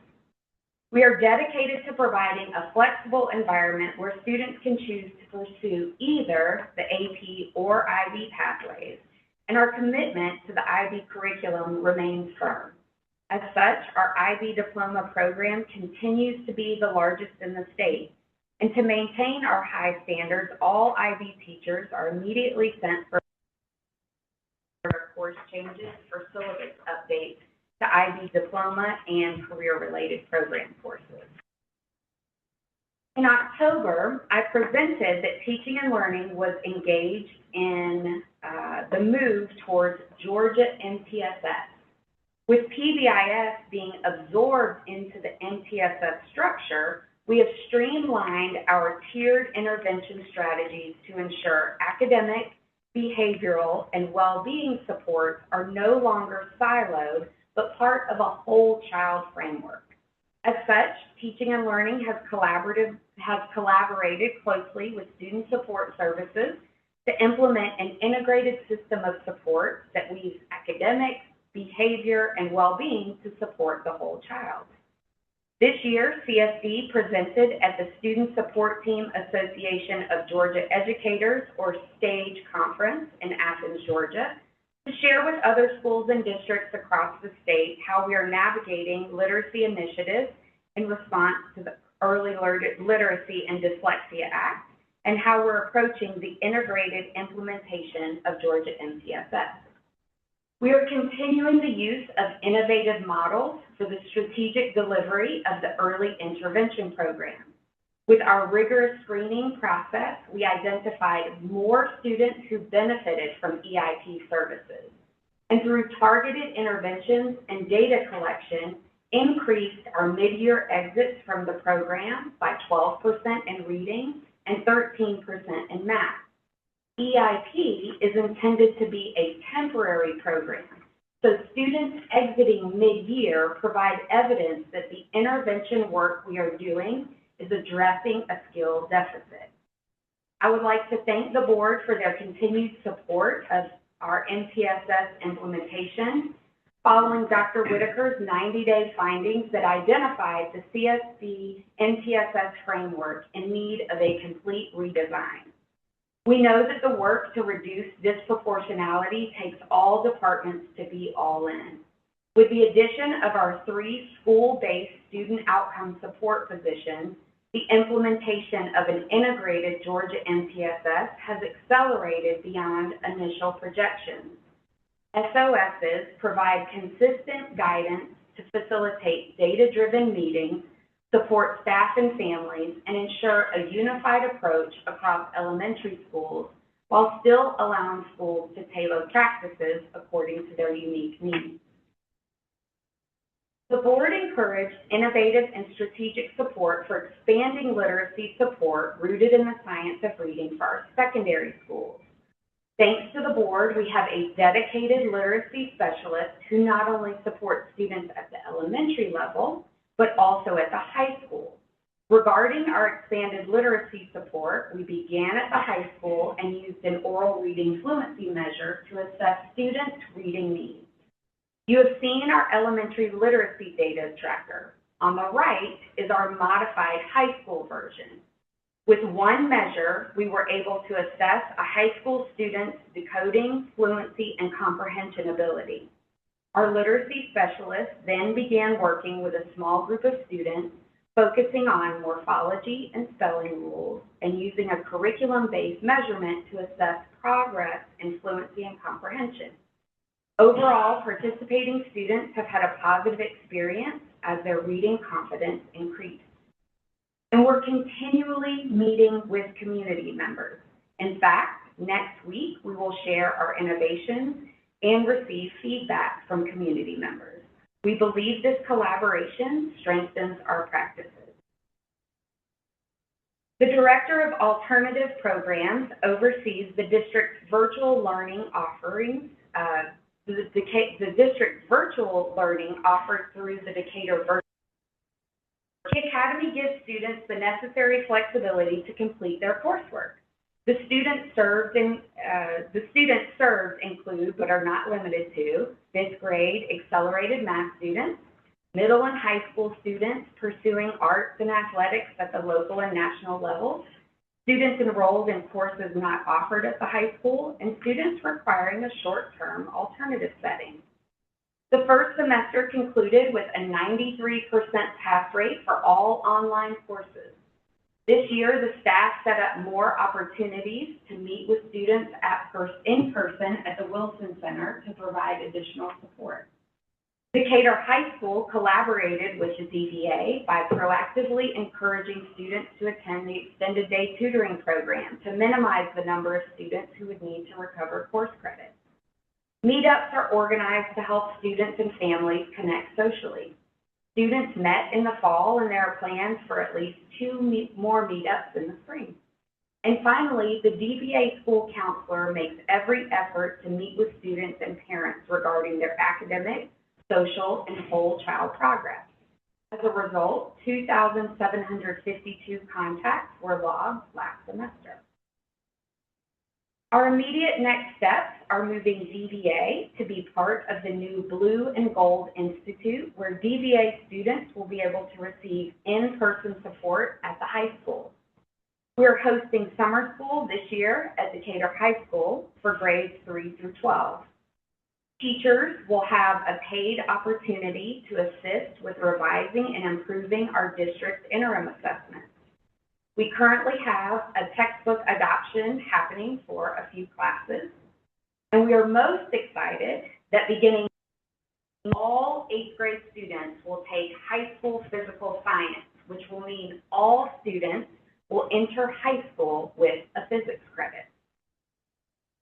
As we look ahead, we plan to have a curriculum website built so families can more easily access instructional resources. While CTAE does fall under my purview, I didn't include an extensive update because we've had CTAE presentations at the last 2 board meetings, but I did want to share that we are beginning a CTAE pilot at 2 of the K-2 schools next year, where our students will begin learning and exploring with career clusters. We believe that the state of teaching and learning is the ultimate measure of our community's future, whether it's through the flexibility of DBA, the rigor of the IB program, and our AP Honor School status, or the innovative career exploration starting in our K-2 classrooms. We're committed to excellence. By leveraging our department as a strategic accelerator, we're preparing our students not only to succeed in their classrooms, but to lead in their careers. We're building a district where success is accessible to all, and I'm honored to lead the team making that vision a reality. I am prepared to answer your questions. No, go ahead. No, go for it. Okay, thank you. Slide 8, if we could. No, maybe 7. Slide 6, I'm sorry, I can't even read my own handwriting. I'm gonna focus in on the biliteracy diploma seal. I know that the simple truth now is that we offer less language instruction than we did 12 years ago when my kids started in the schools, right? And there are reasons for that, right? Like, it's great for teaching kids Spanish, but we also have to actually teach them to read. And so I don't argue with the focus to ensure that we have our literacy process buttoned up and that we're actually ensuring that these kids are receiving English instruction correctly. But I would love for us to have conversations about how to expand our literacy offerings. We have pulled back on certainly Spanish in the lower grades. We have pulled back on some of the language options. And so I want us to always be aware, yes, we have to get these fundamentals right. Yes, we have to put a proper literacy program in place. Yes, we have to make sure that children are reading. But now that we have made some of these changes, and now that we're in the process of institutionalizing some of these changes, let's go back and look at some of the things that I would certainly personally view, but I think many in the community would also view as a value, things like that language instruction. I think then before I ask my questions, I'll just piggyback on, I guess, suggestions, and then it moves into a question. And to your point, Hans, that you're saying 12 years ago there were more languages. I'd like to see at some point these future projections of IB in conjunction with AP, only because in my experience as a high school teacher, students can only typically do one or the other. And so as an AP teacher, I love we're expanding AP. I hear great things about IB, but just like you mentioned with language, and now we're focusing here, I just would like to see what these future projections look like, because it's great that we're the largest in the state, but I don't know, is the state also seeing a decline in IB if AP is promoting more? And then question-wise, one, what is a coaching session? Is it when a coach comes in and teaches for the teacher to see, or what is a coaching session? Yeah. So coaching is giving a teacher what they need. That could be modeling. It could be a side-by-side. It could be analyzing student data together. So there really isn't a one way, but it can be observations and then giving the highest leverage feedback. And then looking at slide 6, I just wondered about a few things. So looking at collaborative design and iteration, because I think as some of the slides mentioned, we have these new standards. And then, in the early grades, I think we're doing new kind of literacy instruction. But by the time you get to middle and high school, it's all about assessment. So it says collaborative design and iteration, assessments developed and refined through a feedback loop. So who creates the assessment? So I was talking about our interim assessments. So for grades 3 through 12, those are kind of benchmark assessments to give us a yardstick before the end of the school year. Because if we get to the milestones, it's too late. And so those assessments originally built with the instructional coach and coordinators. And then we took the draft of the assessment to teacher teams, and they were able to give us feedback. Well, then we gave the assessment, and then teachers gave more feedback. And now this summer, we have paid opportunities even more. This was a new process this year. So I guess we would call them benchmarks, but they weren't graded. Are they graded here in Decatur? No. And then, I'm so glad you brought up the, PLC in the last board meeting. So then, is this really for next year? Because I think what we learned is that feedback from the teachers, workload and work-life balance was from a survey in November. And so then in the March meeting is when we got it presented. And now, based on that November survey data, the district is going to teachers to find out what could be done, for lack of a better word. But then I guess the other thing that I'm confused by is the March presentation. It looks good, the professional development stuff.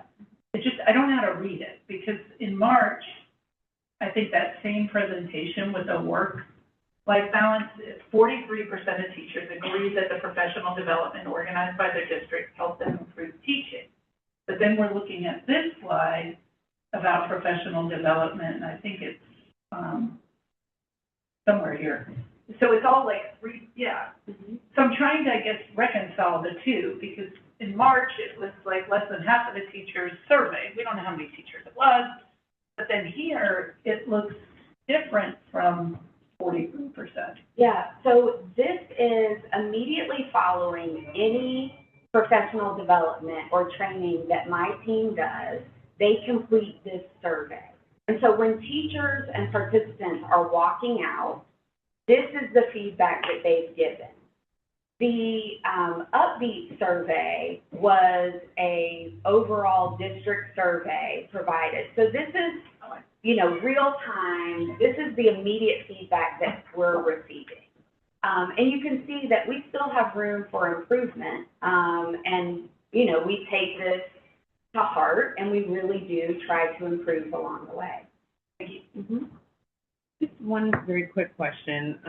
Under the early release vertical collaboration meetings, can you just briefly explain what those are? Yeah. Also, do the teachers find these early release days helpful?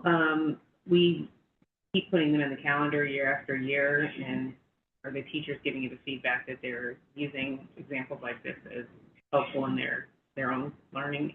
So the early release days, specifically for our fine arts, our music, our PE, librarians, gifted, they are all coming together on those early release days. So K through 12, our PE teachers are able to collaborate, learn together, and they have found this to be very, very valuable. Because they're singletons. So if you think at Claremont, there's one PE teacher, there's no one else like them. And so having that time to come together and talk about PE and then what it looks like vertically has been really, really powerful. So we have received really strong feedback that they would like to continue that opportunity next year. First of all, I just have to second the language learning. That's definitely, I think, a deep value of the community. I get that sense. Something that I really wish I developed throughout my school experience, and I know a lot of my peers feel the same way. So definitely something we should look into. And then I also wanted to bring up, and this is a conversation we've had, and also even so we've had, that, adding, like the AP Gov option, when I was a freshman, I totally would have jumped at that, and then, instead of Civinomics, you just do Gov, and then I probably would have, taken AP Econ over the summer, and I would have been even more stressed than I already am. And so, with increasingly competitive college admissions, it's getting really, really hard on our students, and as we give them even more advanced options, even younger, I started thinking about college in ninth grade. There are 7th graders that I've talked to who are like, they're not telling me about college, and I'm like, chill, you don't know if you are yet. So, yeah, just how can we really work with families, work with students to make sure they know what they're getting into, and they aren't about homework and college, and actually have time to be like kids.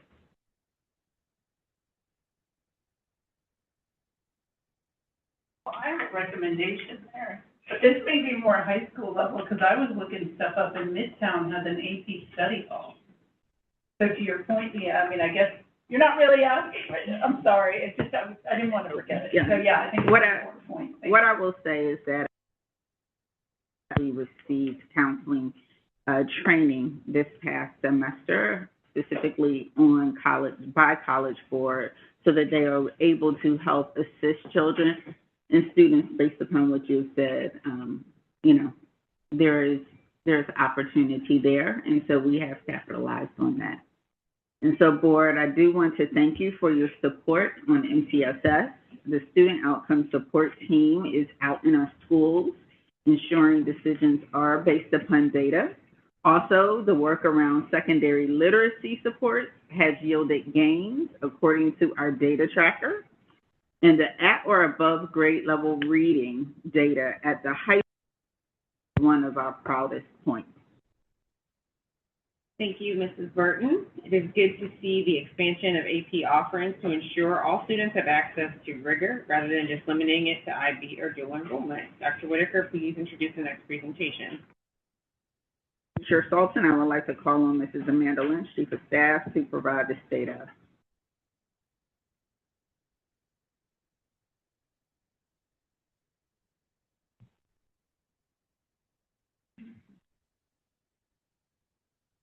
Good afternoon once again, Board Chair Dr. Sultan, Vice Chair Utz, esteemed board members, and Superintendent Dr. Whitaker. Today, I am pleased to present the state of the Office of the Chief of Staff. This presentation will emphasize our efforts in organizational effectiveness and excellence as we've established and refined systems to improve efficiency and service. Our initiatives also work to build and sustain an engaging and inclusive culture, which you will see as I highlight ways we have amplified student voice and strengthened stakeholder engagement. The Office of the Chief of Staff is a project management, audits and investigations, reception, and enrollment. Major initiatives being tackled this school year include our Cognia Accreditation Engagement Review, year one of the two-year policy review process, enhancement of our enrollment processes and systems, which includes the non-resident tuition program, continuing work with our amazing student voice on the Board of Education, and a focus on providing leadership development to our school and district leaders. These initiatives are in addition to our everyday work, which includes tasks such as greeting all callers and visitors to the Wilson Center, welcoming and enrolling new families, managing residency, responding to open records requests, and conducting investigations. One of the major initiatives from this school year was our Cognia Accreditation Engagement Review, or AER. Cognia is an extensive process focused on continuous improvement. It requires us as a school district to dig deeply into our data and other evidence in order to examine our current effectiveness. Using Cognia's 31 standards, we identify areas of strength and opportunity and develop theories of action to drive continuous improvement. We partnered with expert coaches and evaluators from Cognia throughout this formative process. This was done at the district level and also separately at College Heights, led by the ECLC director, Sarah Garland. The official Cognia AER occurs every 6 years. This timeline shows, however, that our engagement in the AER takes approximately 1 full year. It kicked off nearly a year ago, in May 2025, when training occurred for you all as board members, as well as for district leaders. From there, initial meetings with CSD stakeholders began to start collecting and analyzing data and supporting evidence. Cabinet engaged in a retreat to unpack the Cognia standards, identify artifacts, analyze data, and generate ratings. These ratings were brought to district administrative staff to review and refine to generate consensus ratings. The processes were ongoing and iterative, with stakeholder input and Cognia coach feedback helping refine the 7 narratives, the standard ratings, the assurances, and the other required components of the AER. All components were submitted in January, and we delivered a leadership presentation in February. We received our AER report in late March. The final step is scheduled for June 2026, when the Cognia Global Commission comes together to take accreditation action on the accreditation recommendation. I am delighted to report that our AER report for our district included an overall score of 340, which yields an merit status. We received perfect 4.0 scores on all 7 analyses that were required, outperforming the network average in each category. We also received ratings of 3 or 4 out of 4 on all standards. These standards are grouped into 4 categories, with our overall ratings on each category exceeding the reported network average. As I mentioned earlier, College Heights also engaged in a separate review, specifically tailored for early learning. They also received an accredited with merit status with an overall score of 346. Similar to the district, ECLC outperformed the network average in all of the analyses in 3 of the 4 standard categories. Engaging in the Cognia process was truly worthwhile. It helped us identify areas of strength, opportunities, and next steps, which will inform our ongoing work. Another major initiative this school year has been around non-resident tuition. This year, we welcomed approximately 30 non-resident students in grades K through 5. The relaunch of non-resident tuition in city schools of Decatur went smoothly. We have focused on improving the application process this year as we prepare to welcome even more families for the 2026-2027 school year. For example, we moved our application timeline forward to align with the timelines of Metro Atlanta private schools. We received a total of 104 applications for next school year, which includes both and new families.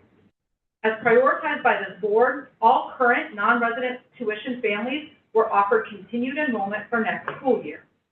This graph shows the total number of applicants divided into new and returning families and the number of seats we had projected at each grade level. Our greatest demand was at the kindergarten level, where we received 52 applications for what we had estimated to be 39 seats. Letters went home before spring break on Friday, April 3rd, to let families know of their accepted status. I am delighted that we were able to offer all non-resident applicants a seat in CSC. For rising 1st through 6th grade applicants, we were also able to offer all applicants a seat at their. For kindergarten, all applicants were offered enrollment at one of their top 3 school choices. Families have been asked to submit their intent to enroll decisions by tomorrow, April 15th, which will provide better estimates of the number of CSC students we expect to matriculate into our schools. Because we did not fill all the seats we projected to have available, CSC will reopen non-resident tuition applications at the beginning of May for grades and schools where space remains available. Families who are still interested in attending a CSC school will be admitted on a rolling basis through the spring and summer if needed. We continue to work closely with the schools and look at real-time enrollment numbers to drive our decision making.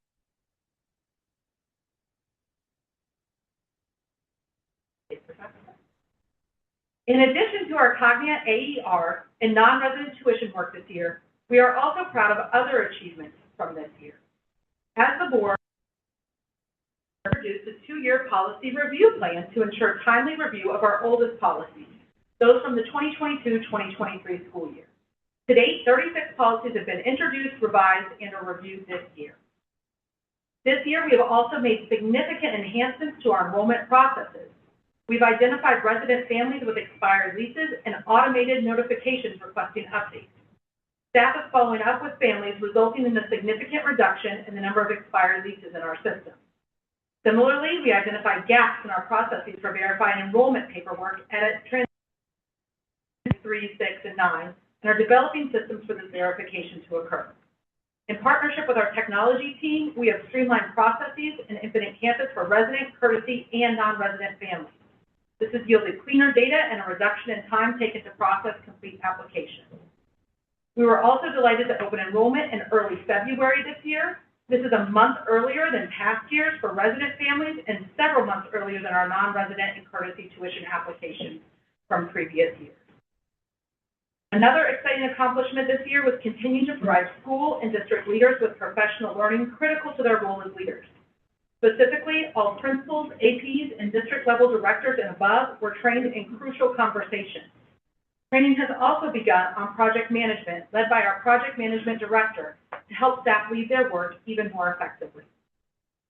Our daily work also includes conducting investigations and responding to open records requests. This year, we have completed over 30 investigations and responded to approximately 100 ORRs and counting. Finally, as safety remains a priority, we continue to make improvements to our safety procedures related to visitor management here at the Wilson Center. Initial training on the strategic visitor management software, already deployed in our schools, has taken place and will soon be launched at the Wilson Center. And as many of you know, one of my personal highlights of my work in my department is the opportunity to teach our Student Board of Education representatives and apprentices in their internship course. In addition to attending board meetings and other board events, Nia and Zoe also participate in several class projects. I provide them with general guidelines and then support them as they design projects that are meaningful to them and the diverse students they represent. For example, they each have a research-focused project and an Amplify Student Voice project. I'd like to invite each of them to share a little bit about the work that they have led this year. I'll turn it over to Nia. Thank you, Ms. Lynch, and good afternoon, board. I wanted to share a little bit of my work this year as a student board representative. I believe that student voice is essential in everything we do and helps us stay grounded in our shared goal to serve students.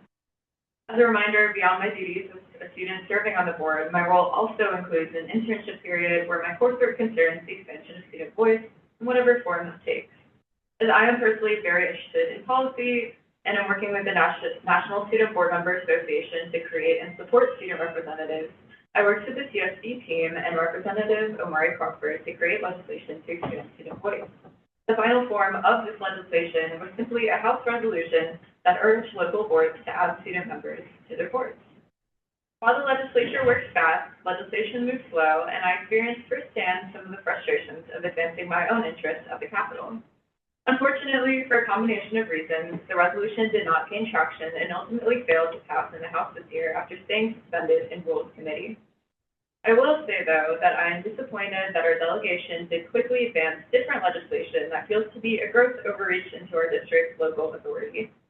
I believe that represents a failure in our commitment in centering students in every decision we make, which should always be.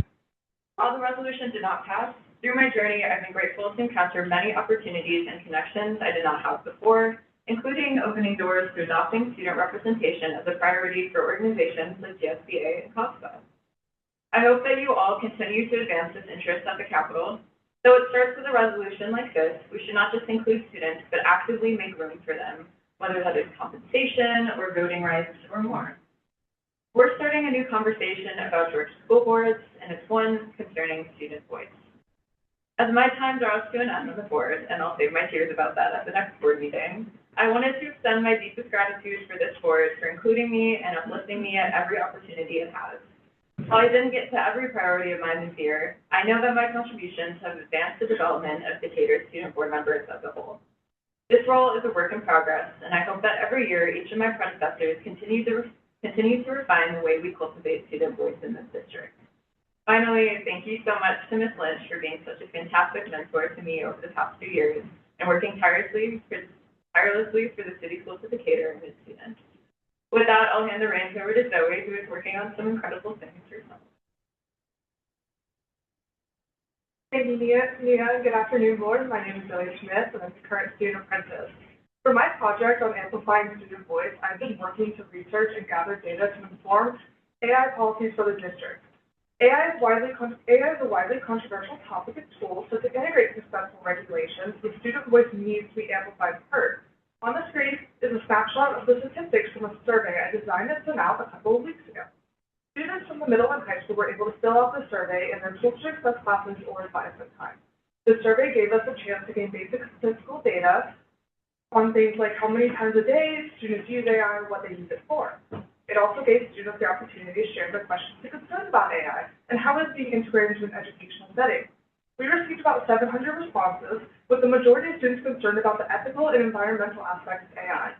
To move forward, we will use the state educate focus groups and get students involved in collecting overall opinions to inform the creation of these new policies.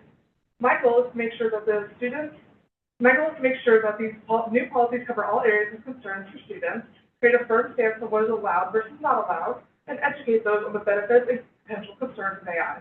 Through this work, I've practiced my research skills, learned about survey design and data analysis, and continuing to learn about policy and regulation development. I look forward to continuing this work alongside you in my role as student board representative next year.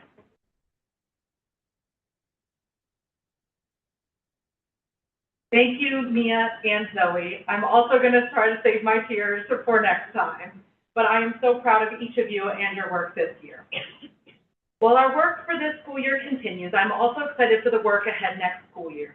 Some highlights for the next school year will include beginning to plan for our next strategic planning process, the 2028 strategic plan, continuing to support our student board members and expanding ways to amplify student voice of all students, continuing the implementation of the 2-year policy review process with you as the Board of Education, and refining our investigation process flow to ensure organizational effectiveness and excellence.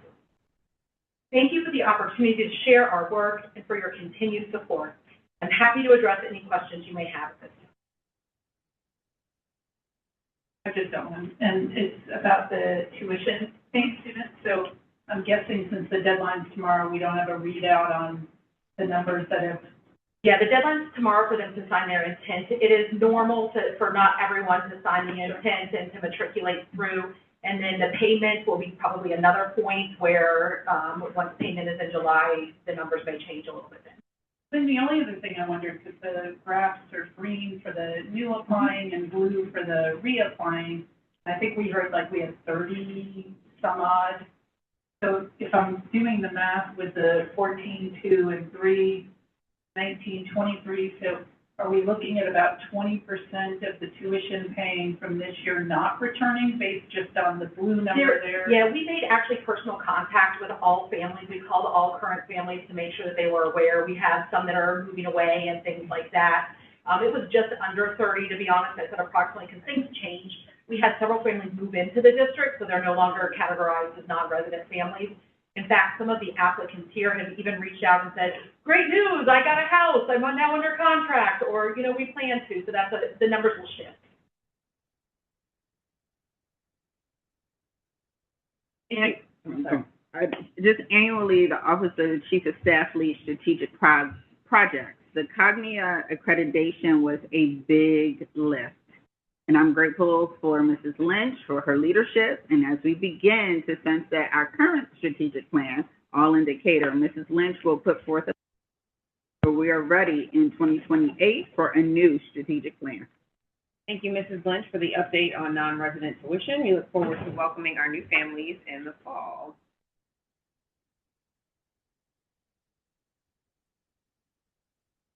All right. This concludes our work session. As a reminder, the work sessions are designed for in-depth discussion, study, and planning regarding district policies, issues, and incoming decisions. Many items presented during a work session inform the board meeting agenda, including the consent agenda.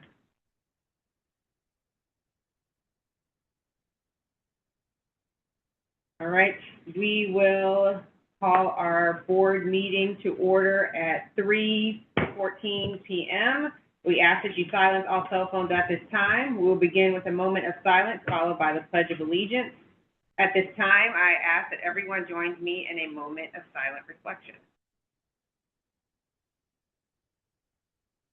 Thank you. Now I ask that you stand for the Pledge of Allegiance.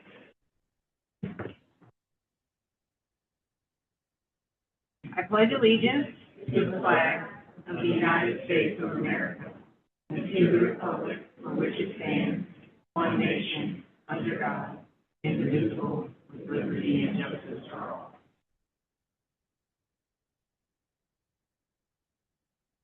Our mission is to inspire and enable student growth, engaging learning experiences supported by highly qualified and caring educators in a safe and inviting environment. The chair appoints counsel from Wilson, Morton, and Downs as parliamentarians for this meeting to advise on parliamentary procedures as needed. The first item on the agenda is the approval of the agenda. For members, there are 2 revisions to tonight's agenda. The first revision is to add the work session policy discussion to the regular meeting. The second revision would be to add a legal item from the executive session. Do I have a motion to approve tonight's revised agenda? So moved. Board Member Herndon makes the motion. Is there a second? Second? Board Member seconds the motion. The pending question is the adoption of the motion to approve tonight's revised agenda. Is there any discussion? Hearing none, since this requires a recorded vote, Dr. Whitaker will now call the roll. Members, when your name is called, please respond with aye if you are in favor, no if you are opposed, or abstain if you wish to remain neutral. Dr. Whitaker, please proceed. Chair Sultan, Aye. Vice Chair Utz, Aye. Board Member Anderson, Aye. Board Member Herndon, Aye. Board Member Iriere. This is to add the agenda. No, this is to, Approve the 2 revisions. Okay, I can still make a motion to add items.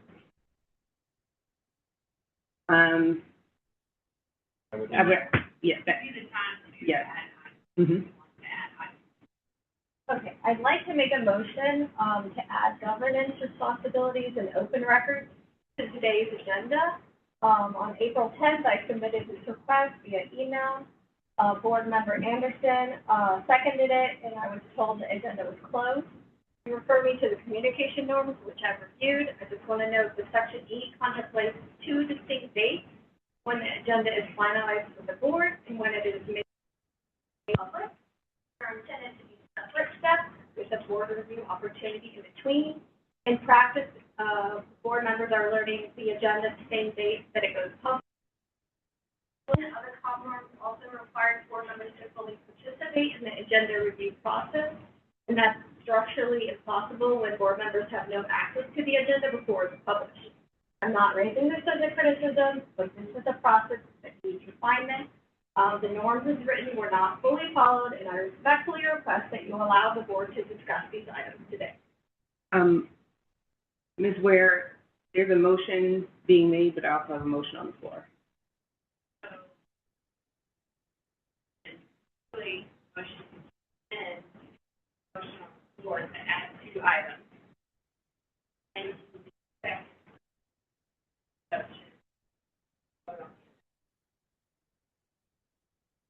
I think the initial motion was to adopt the agenda, correct? The initial motion was to make 2 revisions. That was the initial motion, and 4 people have already voted. Okay, I'm fine with adding those items to the agenda. I just want to also add additional. Okay, also, the discussion portion has passed. 4 people have voted. Just want to clarify that. So, vote to make this simple. Go ahead and vote on the initial motion. If Ms. Iriere would like to then make a motion to add an item, 2 items, or however many items to the agenda, you can take a separate vote Separate on motion. that. Okay, so I'm saying yes for the 2 items, and I'm also making a motion. Okay. So, Chair Sultan, the tally stands at 5 ayes, 0 noes, and 0 abstentions. All right, the ayes have it to add the 2 revisions. The motion is carried. Okay, so now I'd like to make a motion to add governance responsibilities and open records to today's agenda. As I said, on April 10th, I submitted this request via email, and Board Member Anderson seconded it, but I was told the agenda was closed. I was referred to the communication norms, which I reviewed. Section E contemplates 2 distinct dates, when the agenda is finalized for the board and when it is made public. Those are intended to be separate steps with a board review opportunity in between. In practice, haven't had that, they occur at the same time. Section N of the COM norms also require board members to fully participate in the agenda review process, and that's structurally impossible the way it's been practiced. So therefore, I'm just asking that in this particular situation, that you allow the board to discuss these two items I've asked since Friday to be added. So is that is a motion that's on the floor? Yes. So that requires a second. Okay, is there a second? I'll second. Okay, so we have a second, so we need to do a roll call for that. Yeah. Discussion? Any discussion? Is there any discussion?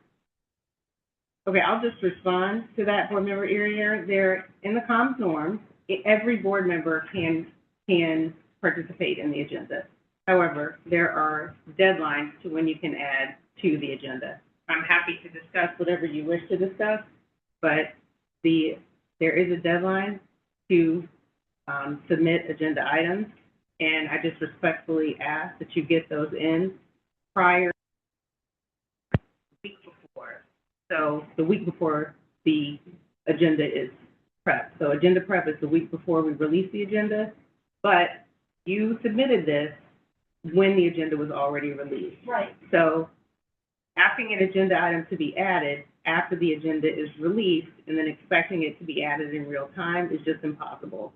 This is not a referendum on not discussing your item, but this is just making sure that you realize that we have to adhere to the deadlines to have agenda items added. And we're happy to add it, but realize that in the future, you just have to make sure that these agenda items get added, and then I'm happy to add whatever you would like to add. So, I mean, like I noted, I think just having the date that it's published be the same date that I see it for the very first time is difficult because communication norms envision those as being two separate steps. And we're not able to see the agenda until it's published, and that's the problem. Regardless of what's on the agenda, if you want something added, you can always just add it. If whatever's on the agenda is whatever is on the agenda is one thing, but if you wanted an agenda item added, you can always add it. But I think what I'm hearing though, or what I've experienced as well is, what is that deadline then? Because on one hand, I'm hearing if you want something added to the agenda, ask it, but on the other hand, there's a deadline, and I think similar to the discussion we had about the consent agenda, I think most of us, we are operating under the premise that we all respect each other's time, and we respect the fact that we are here to do work. And so an occasional circumstance that might invite a request for something to be added to the agenda that isn't work heavy on the admin side. And so I think the question is, why can't that happen, or what is the process to do that? So usually, which is in your comm norms there, is that we release the agenda the Friday before the board meeting. If the board meeting is on Tuesday, we release the agenda on that Friday. And then I just respectfully ask if you want to add something or amend the agenda, that you get it to me the week before, which is when I make the agenda. I agree with you wholeheartedly. There will be times that you want to add something at the last minute, and I respect that. But you also have a whole month before to get any additional agenda items. Sometimes we have to bring the staff in, they have to prepare slides.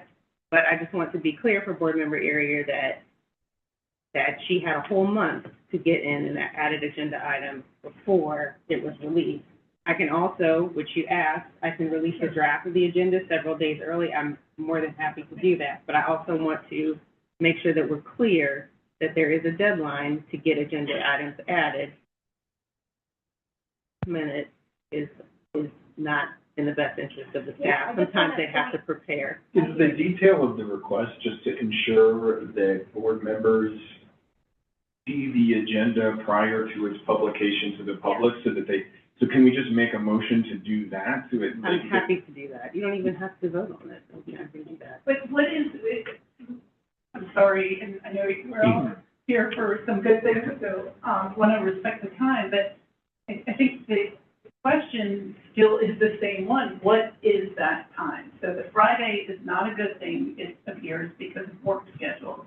So I think we discussed sharing a draft agenda.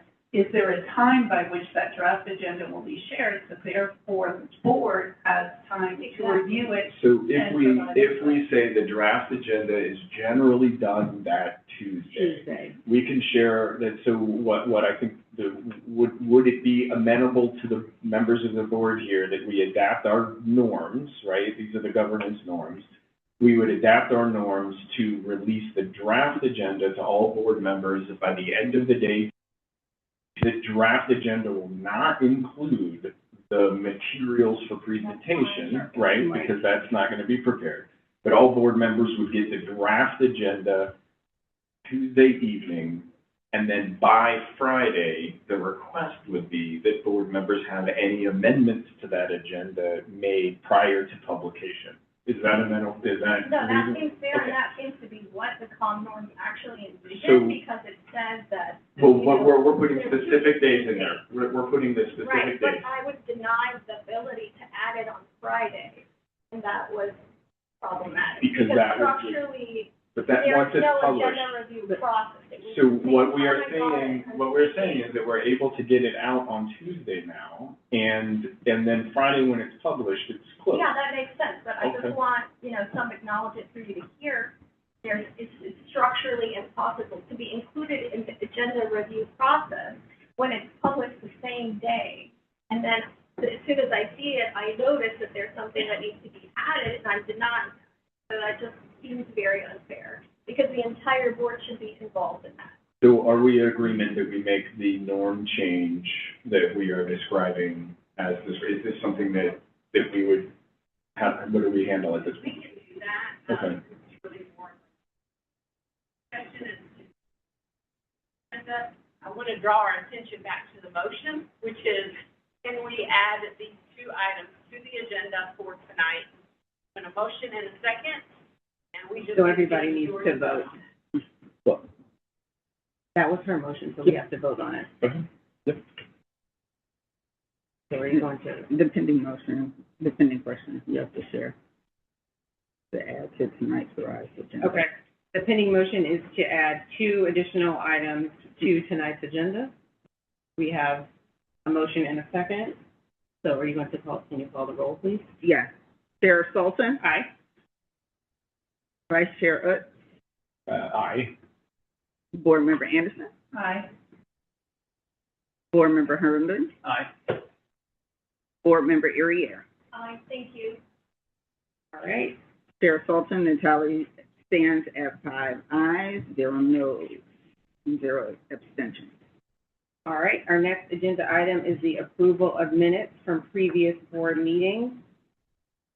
Board, the superintendent has noted there is a revision to the minutes. The roll call and motion to move to executive session are accurate. Board members Anderson and Irier were not present. Their arrival times will be noted as Board member Anderson arrived at 11:11. Board member Irier arrived at 11:08. Do I have a motion to approve the revised executive session minutes for March 10th?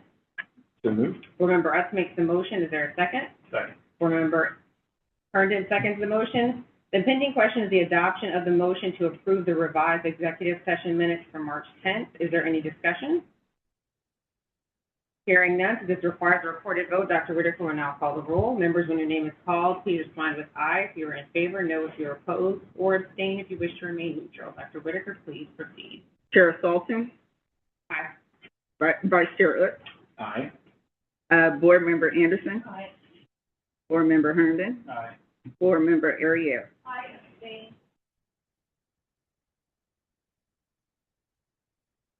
Chair Sultan, the tally stands at 4 ayes, 0 noes, and 1 abstention. The ayes have it, the motion is carried. The ayes have it, the motion is carried, with 4 ayes and 1 abstention. All right, do I have a motion to approve the pre-work session minutes from March 10th? So moved. Board member Utz makes the motion, is there a second? Second. Board member Anderson seconds the motion. The pending question is adoption of the motion to approve the pre-work session minutes from March 10th. Is there any discussion? Hearing none, this requires a recorded vote. Dr. Whitaker, please call the roll. Chair Sultan, Aye. Vice Chair Utz, Aye. Board Member Anderson, Aye. Board Member Herndon, Aye. Board Member Irier. Aye. Chair Sultan, the tally stands 5 ayes, 0 noes, and 0 abstentions. Ayes have it, the motion is carried. Do I have a motion to approve the work session minutes from March 10th? So moved. Board member Herndon makes the motion, is there a second? Second. Board Member Utz seconds the motion. The pending question is adoption of the motion to approve the work session minutes from March 10th. Is there any discussion? Hearing none, since this requires a recorded vote, Dr. Whitaker will now call the roll. Members, when the name is called, please respond with aye if you're in favor, and no if you're opposed, or abstain if you wish to remain neutral. Dr. Whitaker, please proceed. Chair Sultan, Aye. Vice Chair Aye. Utz, Board Member Anderson, Aye. Board Member Herndon, Aye. Board Member Arier. Aye.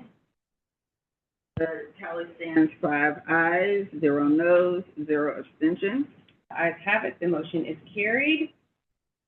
Do I have a motion to approve the regular monthly meeting minutes for March 10th? So moved. Board Member Utz makes the motion. Is there a second? Second. Board Member Herndon seconds the motion. The pending question is the adoption of the motion to approve the minutes for the regular monthly meeting on March 10th. Is there any discussion? Hearing none, since this requires a recorded vote, Dr. Whitaker will now call the roll. Members, when your name is called, please respond with aye if you are in favor, no if you are opposed, or abstain if you wish to remain neutral. Dr. Whitaker, please proceed. Chair Sultan, Aye. Vice Chair Utz, Aye. Board Member Anderson, Aye. Board Member Herndon, Aye. Board Member Arier. Aye. Chair Sultan, the tally stands at 5 ayes, 0 noes, and 0 abstentions. The ayes have it. The motion is carried. Do I have a motion to approve the special calls meeting minutes for March 27th? So moved. Board Member Utz makes the motion. Is there a second?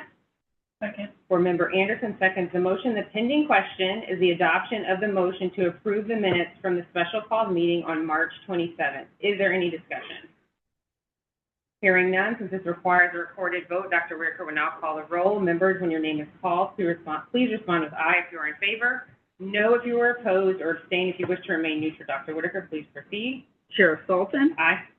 Vice Chair Utz, Aye. Board Member Anderson, Aye. Board Member Herndon, Aye. Board Member Arier. Chair Sultan, the tally stands 5 ayes, 0 noes, and 0 abstentions. The ayes have it. The motion carries. Whew. Dr. Whitaker, I see we have some people who have joined us. Do we have recognition? Yes, we do. I now call on, yes. Yes, I call on Deputy Superintendent Karen Newton-Scott and Jennifer Burton, Assistant Superintendent of Teaching and Learning, to come to the podium to facilitate tonight's recognition. Thank you, Board Chair Sultan, Vice Chair Board members, and Superintendent Dr. Whitaker. This evening, we will kick off our recognitions with a special presentation by Ms. Kara Johnson, the Regional Growth Director representing Leadership on Campus magazine. I would like to also invite Michelle Lowe, the Director of Special Education at CSB, to join her as her efforts and nomination last November were the catalyst for this prestigious recognition. Ms. Johnson, please come forward.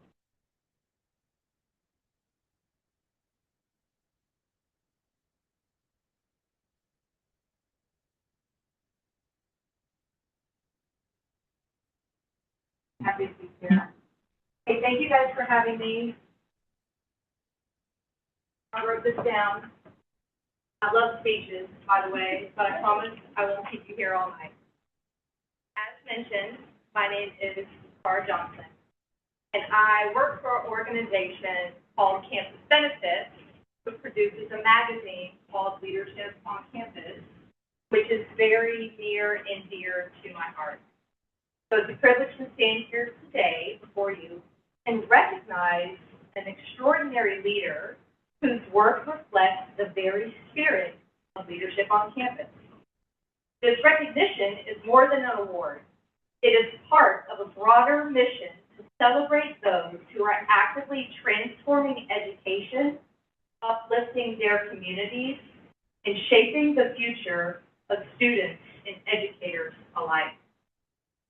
Today, Leadership on Campus is an annual publication which serves as a platform for sharing stories of leadership, fostering collaboration, and offering resources to help educators and educational leaders overcome challenges, innovate, and elevate their organizations. The term Leadership on Campus was coined by its late founder, my husband, Stephen Johnson, Stephen founded Leadership on Campus to inspire and empower leaders and use that platform for educational and motivational sessions and kickoffs to give back to the community who so profoundly changed the course of his life and career. And that was through public education. It was that special teacher who took the time, right? What you guys serve and what you do every day. He spent a 30-year career serving public education through the employee benefits platform as well. You guys know us as Campus Benefits, and we proudly serve city schools.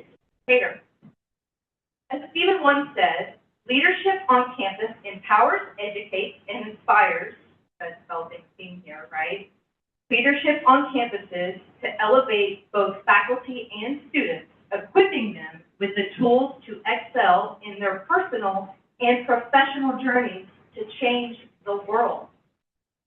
Our goal is to foster these ideas, Stephen's vision, into the Leadership on Campus magazine, showcasing groundbreaking initiatives, best practices, and success stories that can positively impact schools across the Southeast.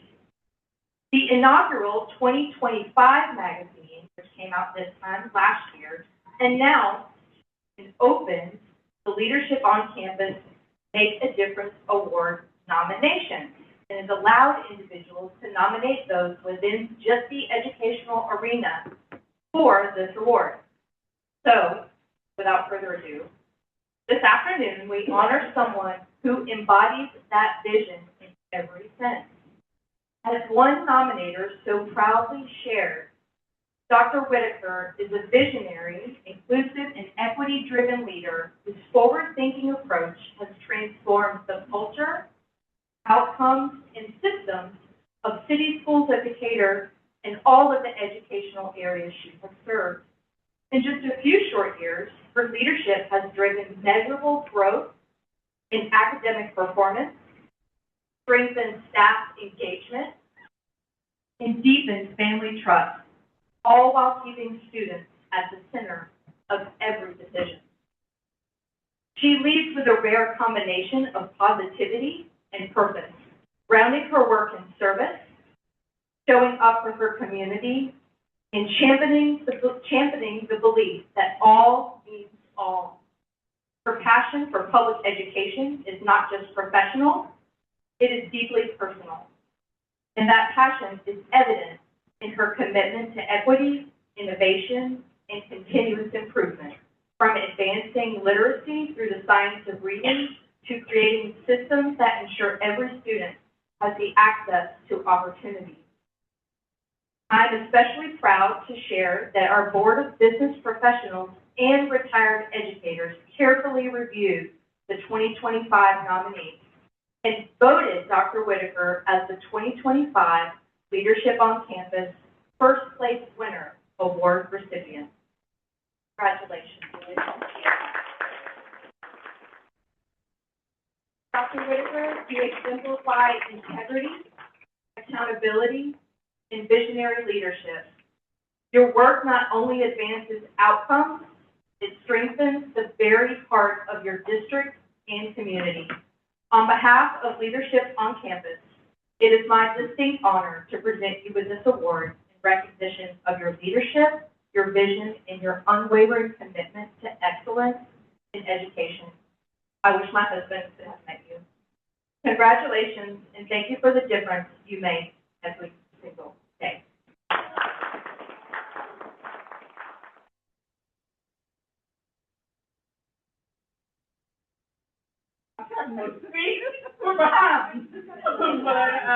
But no, I thank you, of course, Michelle, for nominating me.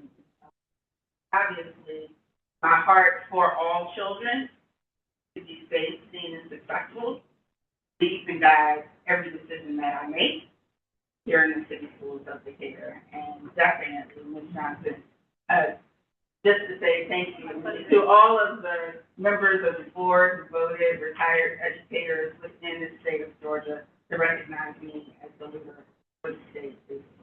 We appreciate you so much. Thank you.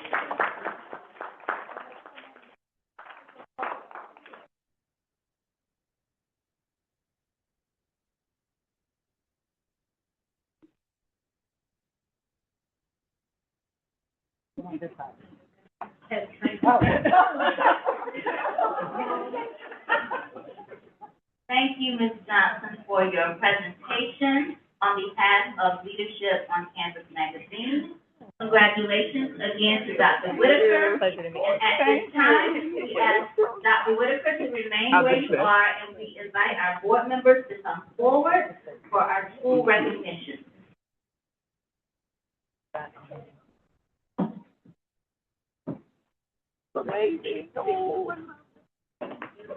For our honorees, when your name is called, please start at the left, your left. Thank you.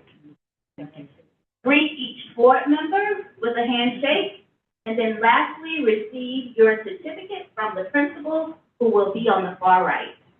Then if you would, step to the side for others, and we will come together in the center for a group photo at the conclusion of your recognition. This evening, I'm honored to share 7 presentations featuring students from Talley Elementary and Decatur High School. First up is the Talley Street Green Team.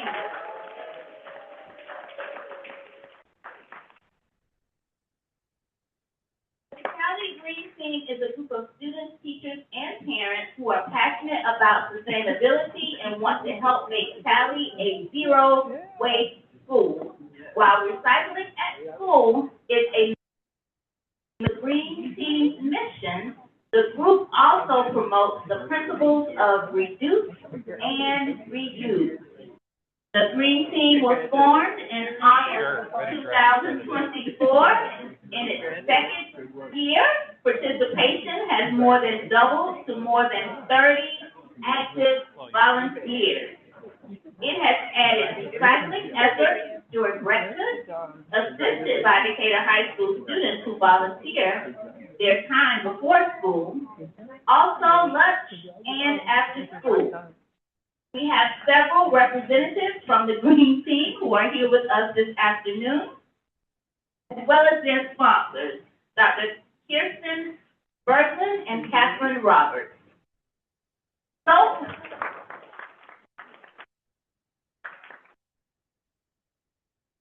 So far, during the 2025-26 school year, the Green Team has recycled more than 7,000 pieces of resin plastic, 5,000 snack wrappers, 4,000 plastic utensils, 2,000 aluminum cans, 5,000 drink cartons, and 900 pounds of plastic film. Wow.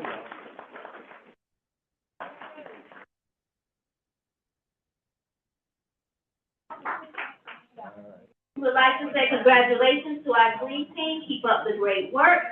We are so proud of each of you.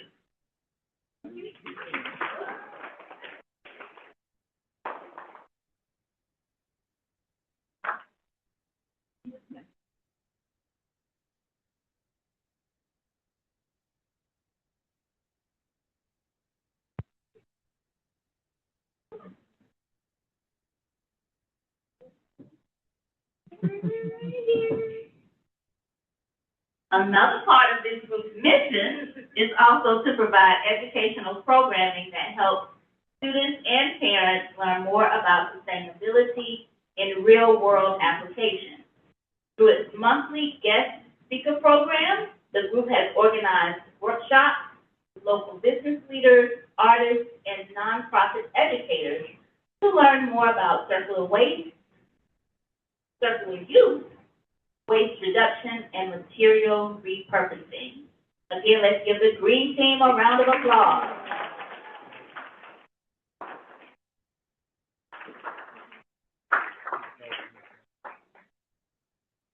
Thank you so much. Right. Congratulations. Thank you very much. Congratulations. Thank you very much. Thank you very much. You got more hands.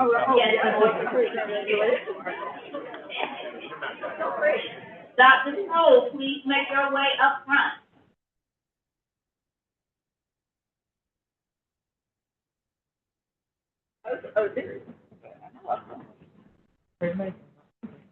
We are proud to begin our Decatur High School recognition with the recipients of the 5 Strong Scholarship. We are proud to recognize Mohammed Atiq,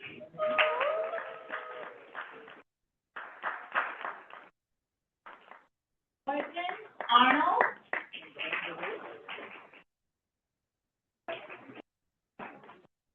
Hamza Holbrook, and Isaiah Pearson.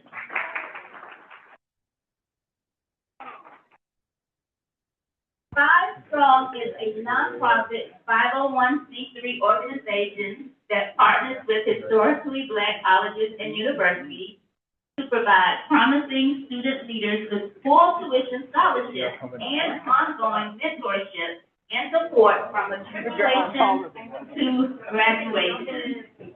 These students represented Decatur High School with excellence, competing in a rigorous selection process with students from across Metro Atlanta. We are especially proud that all Decatur High School applicants were selected and matched with a college or university of their choice, each earning a full tuition scholarship.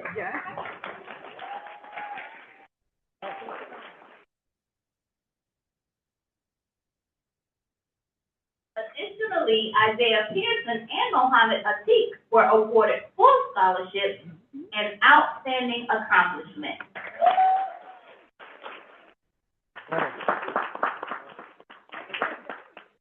Their hard work, perseverance, and leadership truly set them apart.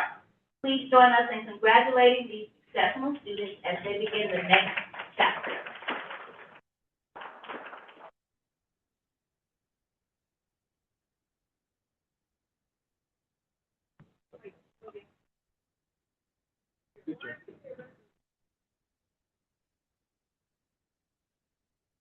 Congratulations. We are now proud to recognize our outstanding student athletes from Decatur High School boys and girls basketball team. So will Mr. Rodney Thomas, our athletic director, I believe I saw. David Marvin, is he here? Join us up front, Rodney. Okay. Beginning with our girls team. This young team narrowly missed the state playoffs and had 2 all-region selections. We recognize Nadia Mohammed,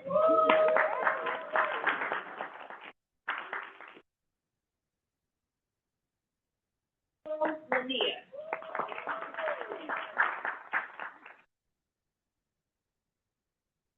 We also congratulate Coach Deloach on his Region Coach of the Year nomination. Coach Deloach.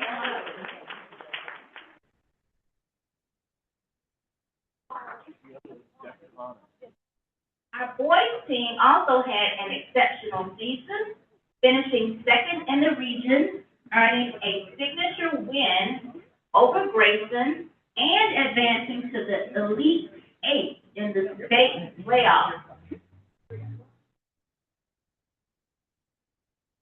For our boys team,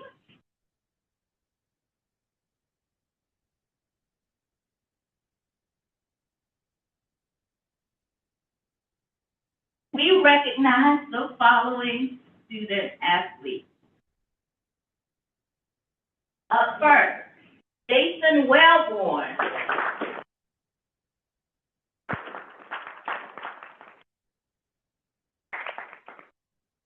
Jason is an all-region student athlete in high school sports. Has been named an all-region student athlete in high school sports. He's also named as the Georgia Athletic Coaches Association All-Star. He was also selected as All-Metro, Honorable Mention, and is a distinguished 1,000.4.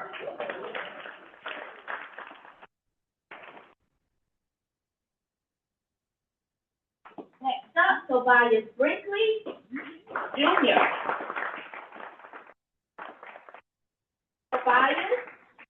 claimed as our region of state and has signed to Tulane University. All right.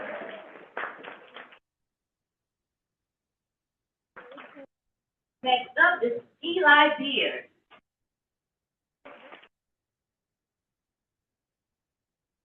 Eli is also our region and has signed to Oglethorpe University.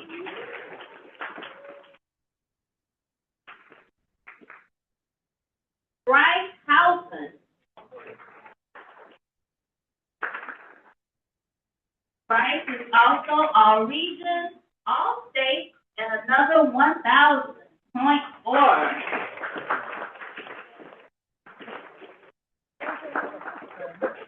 We also have Quintavious Stroger.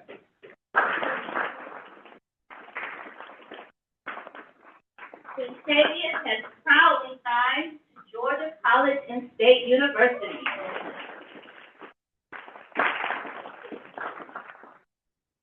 We also congratulate head boys coach Rory Welsh.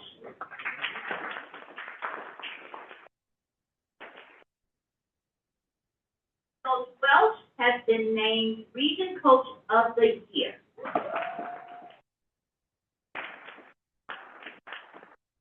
Please join us in celebrating these exceptional student athletes and coaches for their hard work and accomplishments.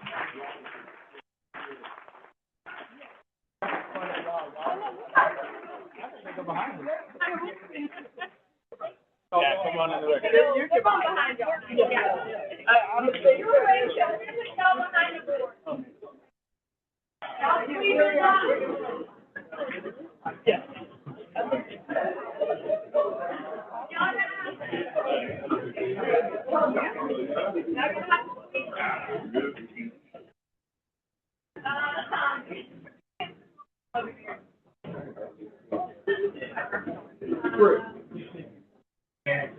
Come on. Deal.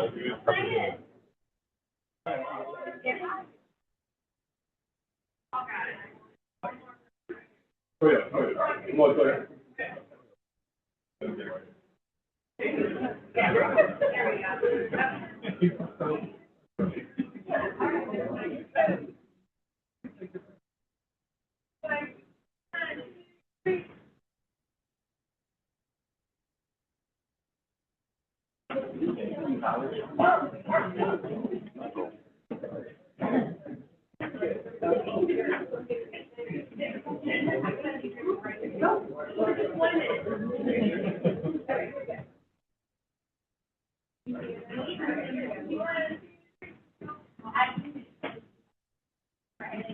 Amazing. Thank you so much.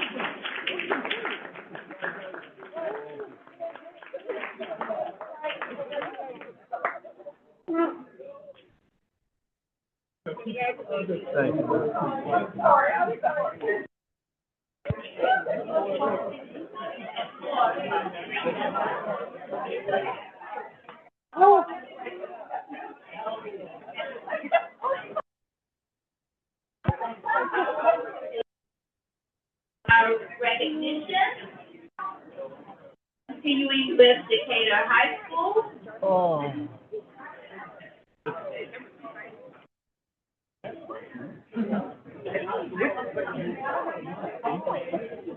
At this time, we proudly will recognize our valedictorian and salutatorian for Decatur High School.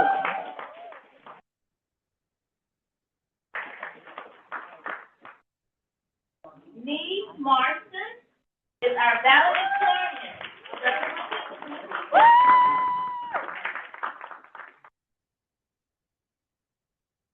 As an IB diploma candidate, Neve has demonstrated exceptional leadership and diverse interests during her time at Decatur High School, from competing on the Decatur High Cross Country team to founding the Decatur High School Healthcare Club.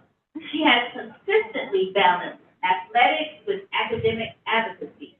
Her commitment to the community is further evidenced by her service on the City of Decatur's Child Friendly City Initiative. This fall, Neve will head to Georgia Tech to major in electrical engineering, continuing her journey of excellence in STEM.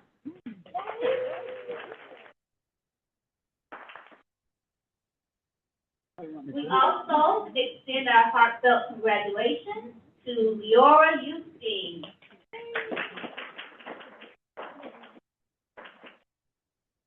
Leora is the class of 2026. Congratulations.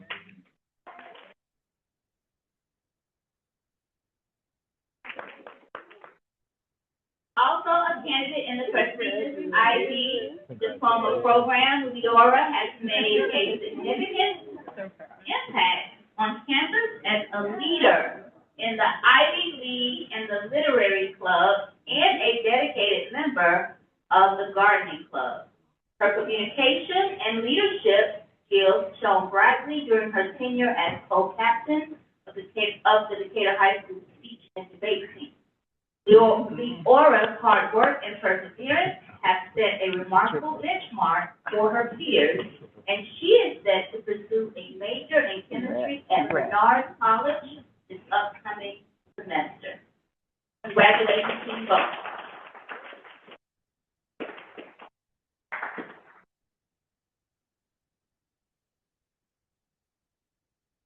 Congratulations, Jeff. Next up, we are thrilled to celebrate Victor Adelori as he advanced from the DeKalb Regional Science and Engineering Fair to compete in the 2026 Georgia Science and Engineering Fair.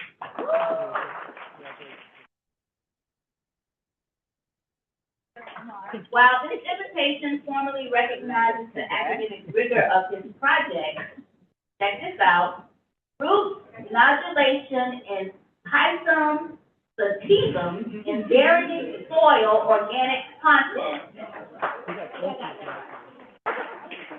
Yeah. Congratulations. Victor's impact on our school community extends far beyond the laboratory. He prepared and presented his research to leading scientists and engineers at the Classic Center in Athens this March.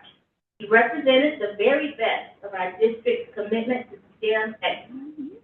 Victor has distinguished himself as a principled thinker and a tireless researcher, possessing a work ethic that even surpasses his impressive technical achievements. We are incredibly proud of your dedication that you've shown in earning a place among the state's top young researchers.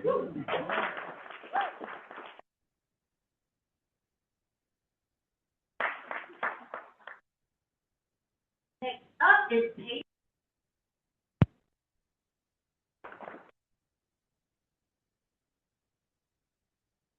The Georgia Department of Education has recognized 162 graduating seniors across the state as 2026 Georgia Scholars.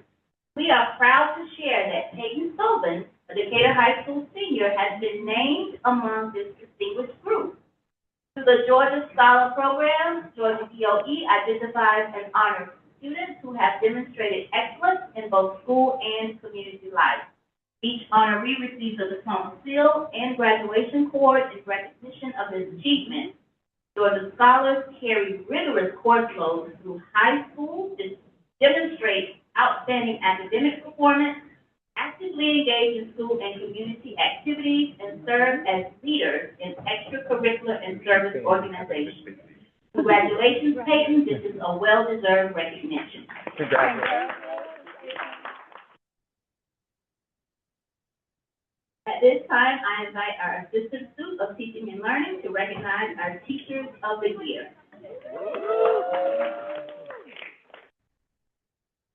All right, recognizing outstanding teachers is one of my favorite times of the year. So each school individually selected their Teacher of the Year. Those teacher representatives completed a written application. Those were scored by a committee, and 3 finalists were selected. The committee did classroom observations and interviews with the 3 finalists to then select the overall CSD Teacher of the Year. These teachers will serve on Dr. Whitaker's Teacher Advisory Council beginning next school year. The Decatur Education Foundation has graciously donated funds for each teacher and will be presented by Megan Berardi today. I am pleased to present each school's Teacher of the Year with something their colleague or principal shared about them. So first up, from College Heights, I have Mary McMahon, pre-K special education teacher.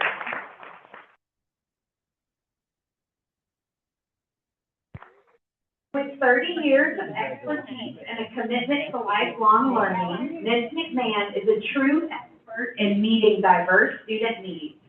She creates inclusive, challenging opportunities that empower students to grow and engage fully with their community. Congratulations, Ms. McMahon.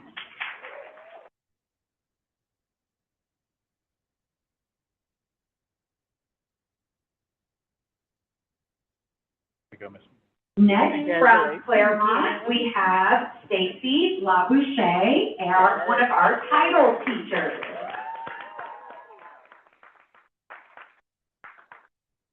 Ms. LaBouche was one of our first finalists.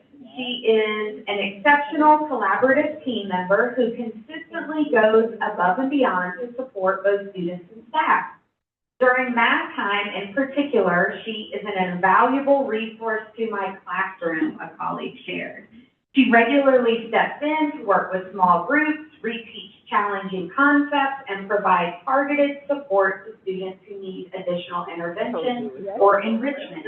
Her ability to break down math strategies in a clear, encouraging way has made a measurable difference in my students' confidence and performance. Congratulations. From Glenwood, we have Ms. Lily Ronco. Ms. Ronco cares deeply about students, staff, families, and school culture. She has high expectations for all students and creates a safe, fun, and supportive learning environment. Her students love and respect her. She constantly tries to integrate real-world applications into her teaching and help students find connections. She works tirelessly to determine each student's needs and how these needs can be met. She knows that in helping students grow academically, socially, and emotionally, she is setting up her students to be successful in all areas of their lives, building a stronger community. Congratulations, Ms. Ross. I don't know who they are. From Oakhurst, we have kindergarten teacher, Ms. Kendria Payton.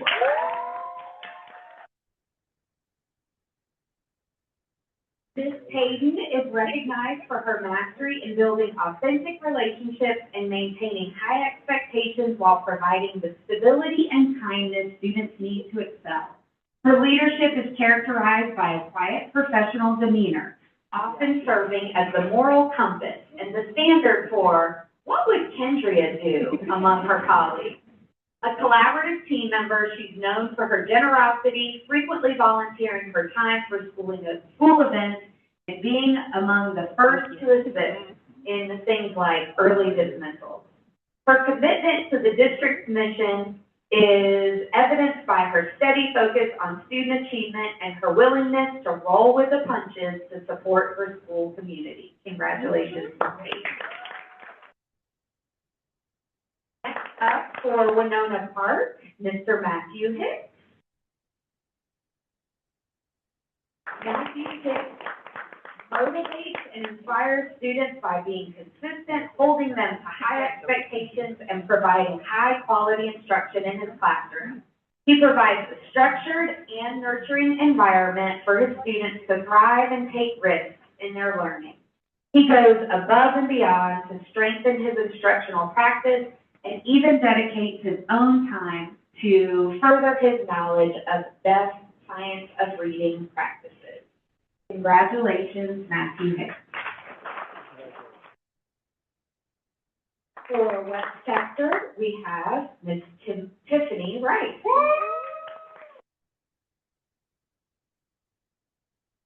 Ms. Wright serves in a unique role within City Schools of Decatur. She's the general music teacher at Westchester Elementary, while also teaching orchestra at both Fave and Tally.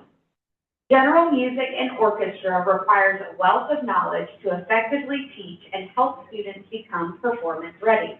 Ms. Rice can her knowledge through professional development and continues to learn both subjects, bringing fresh ideas into her classroom. Ms. Rice's professional goals are to create a safe and fun environment for students to learn in and to have them take pride in their final product at their orchestra concerts, Westchester's Celebrations of Learning, and the monthly community circle. Congratulations. Up for Fave, we have Anita Robinson.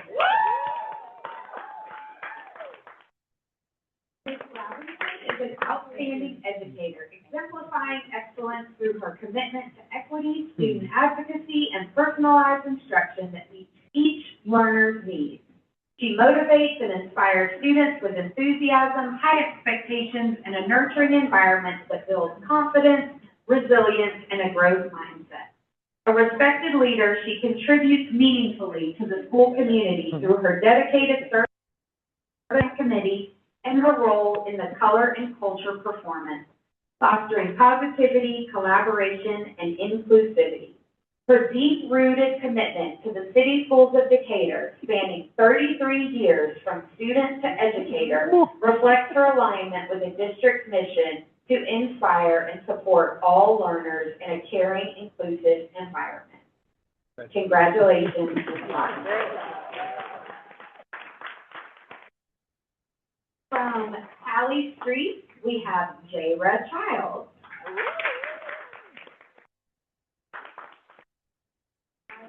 Creates a truly nurturing environment where every student feels valued. She is a master communicator, bridging the gap between school and home to ensure every child has a dedicated support system. While her heart is absolute gold, her standards are high. She consistently pushes her students to reach their full academic potential and embrace new challenges. Her ability to balance empathy with excellence makes her an incredibly valuable part of our school community. We couldn't be prouder to have her leading the way for our scholars. Congratulations, Ms. Childs.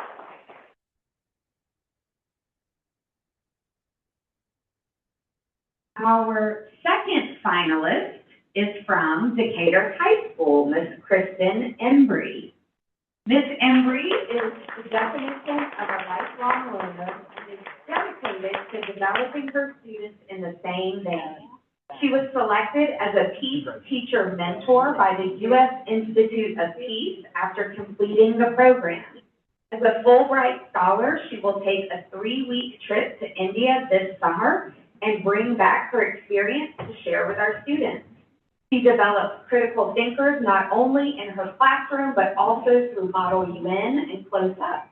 It is always a joy to watch Ms. Embry work with students. Congratulations, Ms. Embry.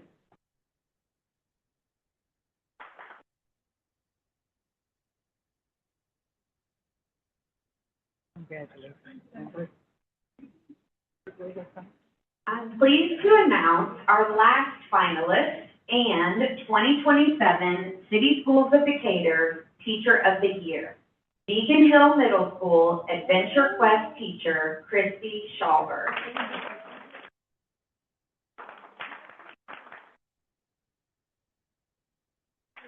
With 30 years of dedication to experiential learning and outdoor education, Ms. Schauber is a visionary educator who has spent her career redefining where and how learning occurs.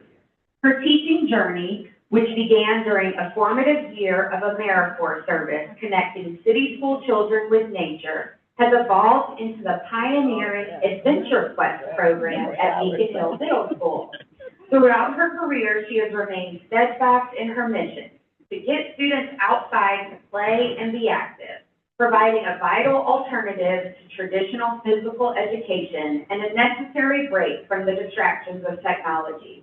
by replacing traditional desks with camp chairs and city streets with cycling routes. She fosters a space where students conquer self-doubt and build resilience through authentic, productive struggle. Whether teaching fire building skills or leading camping trips, Ms. Schallberg's commitment to providing equitable access to the outdoors ensures that every student, regardless of background, can discover their potential in the natural world. Driven by the belief that growth happens when we dare to try, she continues to model lifelong learning and adventure for her students, her soccer players, and her community. Ms. Schallberg transformed the middle school journey into a grand expedition. She turned her classroom into a sanctuary where students find their bravery, their balance, and their best selves. She is not just Beacon Hill Middle School Teacher of the Year. She is our students' greatest guide. Congratulations. I love it. I love it. Congratulations.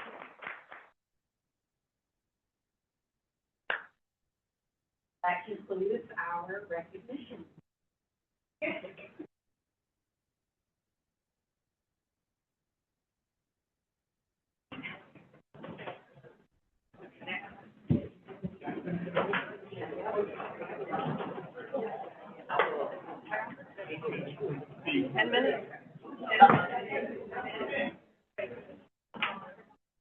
We're going to take a 10-minute recess, and then we'll reconvene.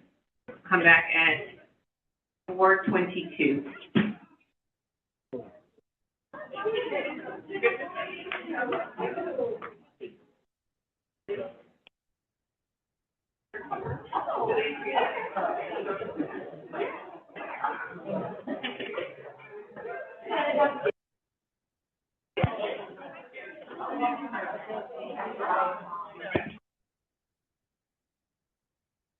Mrs. Newton-Scott and Mrs. Burton, on behalf of the board, congratulations to all of our 2026-2027 Teachers of the Year. And to Mrs. Christy Schallberg, we commend you for being named CSD's District Teacher of the Year. Dr. Whitaker, congratulations on receiving the 2025 Leadership on Campus Make a Difference Award. This recognition is evidence that your work has not only positively impacted students in CSD and your previous district, but is also serving as an example statewide. You have a superintendent's report. Yes, I do. And thank you, Chair Salton. Good evening, CSD, and welcome back. I hope everyone had an enjoyable spring break. I must begin by thanking all of our 2026-2027 Teacher of the Years for their recognized contributions and unwavering commitment to ensuring our students reach their highest potential in our classrooms every single day. I especially want to congratulate Ms. Christy Schallberg from Beacon Hill Middle School on being named our District Teacher of the Year. I want to thank Leadership on Campus magazine for recognizing me as the recipient of the 2025 Leadership on Campus Make a Difference Award.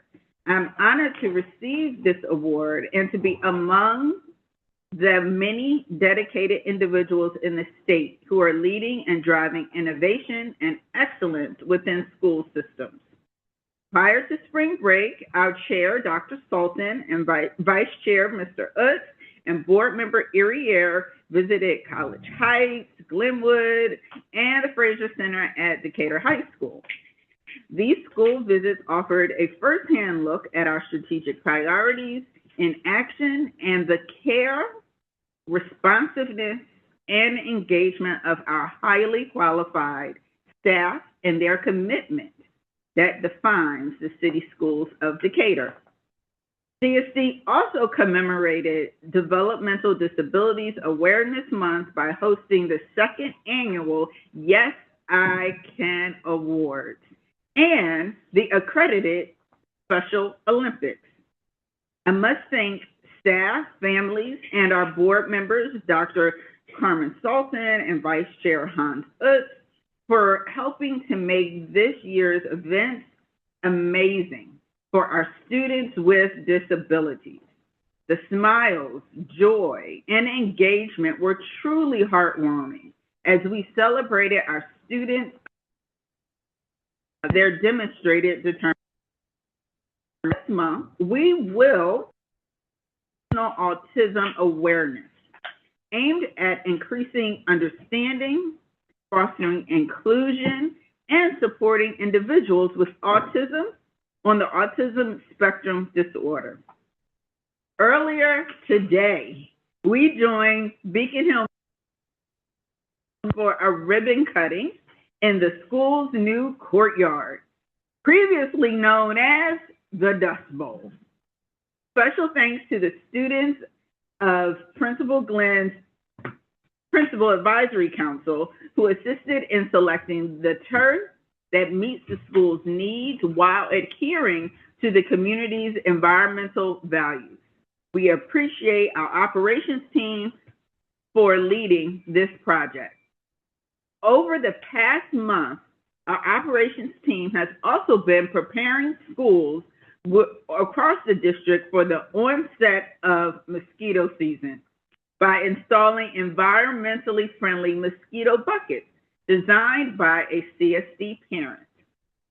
The buckets, called bee buckets, use a naturally occurring soil bacterium. I do not want to mess this name up. Know that it is called BTI. But that significantly targets mosquito larvae in standing water before they can become biting adults.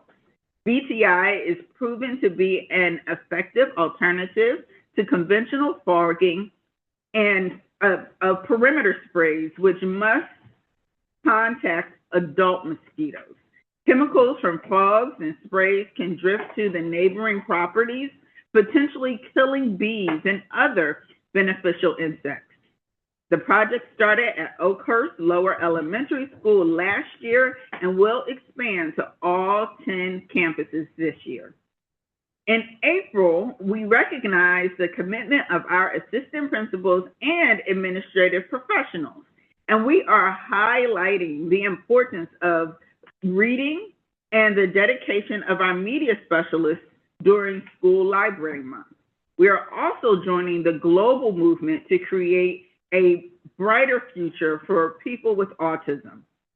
Another important observance in April is National Child Abuse Prevention Month, which recognizes the critical role that we all play in preventing child abuse, neglect, and any other form of child maltreatment.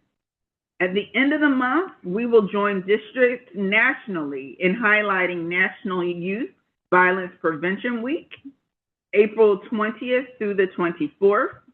The week brings communities together to raise awareness and to learn how to stop youth violence. The Student Against Violence Everywhere, otherwise known as the SAVE Promise Club, is a founding partner. More commonly known as SAVE, this youth leadership initiative of Sandy Hook Promise is a school-based violence prevention program that has been established at thousands of schools nationwide. CSD has launched a partnership with the Sandy Hook Promise Foundation this fall. In addition to initiating the Save Promise Clubs at the middle school and the high school, the foundation will provide resources for violence prevention, instruction, and training, as well as an anonymous reporting tool for life safety emergencies, all at no cost to our school system. There will be more to celebrate as we get closer to the end of the school year. I think I just shared that sentiment with a constituent out there. But over the next few weeks, our students will be testing. To ensure their success, they should be well-rested, eat a hearty breakfast, and arrive at school on time. This month, our FY27 budget discussions also continue. This year, the annual budget development process has coincided with state budget mandates, including increases in benefits. Also, during the legislative session, House Bill 1193, The Georgia Literacy Act was passed to provide state funding for literacy coaches in grades K through 3 in all public schools. I was pleased to see this pass, as I am a believer in the power of coaching. Fortunately, CSD already has highly skilled pre-K through 5th grade ELA social studies coordinator and instructional coaches at all of our K-2 schools. Therefore, we are not adding district positions next year. The Board of Education is prioritizing teacher compensation. Our priority remains quality instruction, resources, and services to all students. All still means all. This is the core work of the City Schools of Decatur and our primary responsibility as educators. Chair Sultan, that completes my report. Thank you. Good evening, and thank you for your in-person and online presence at our April Board of Education meeting. I hope our students, staff, and families had a refreshing spring break and are ready for a strong finish to the academic year. During today's pre-work session, our book study on modern-day strategies for community engagement. The board also discussed and agreed on a process for the consent agenda to efficiently address routine and/or non-controversial items. We also discussed policies on emergency closings, wellness progress, naming facilities. There were 2 presentations during the work session. The first was the state of teaching and learning, including curriculum and instruction, enrichment areas, advanced content, multi-tiered systems of support, or MTSS, and Decatur Virtual Academy, or the DVA.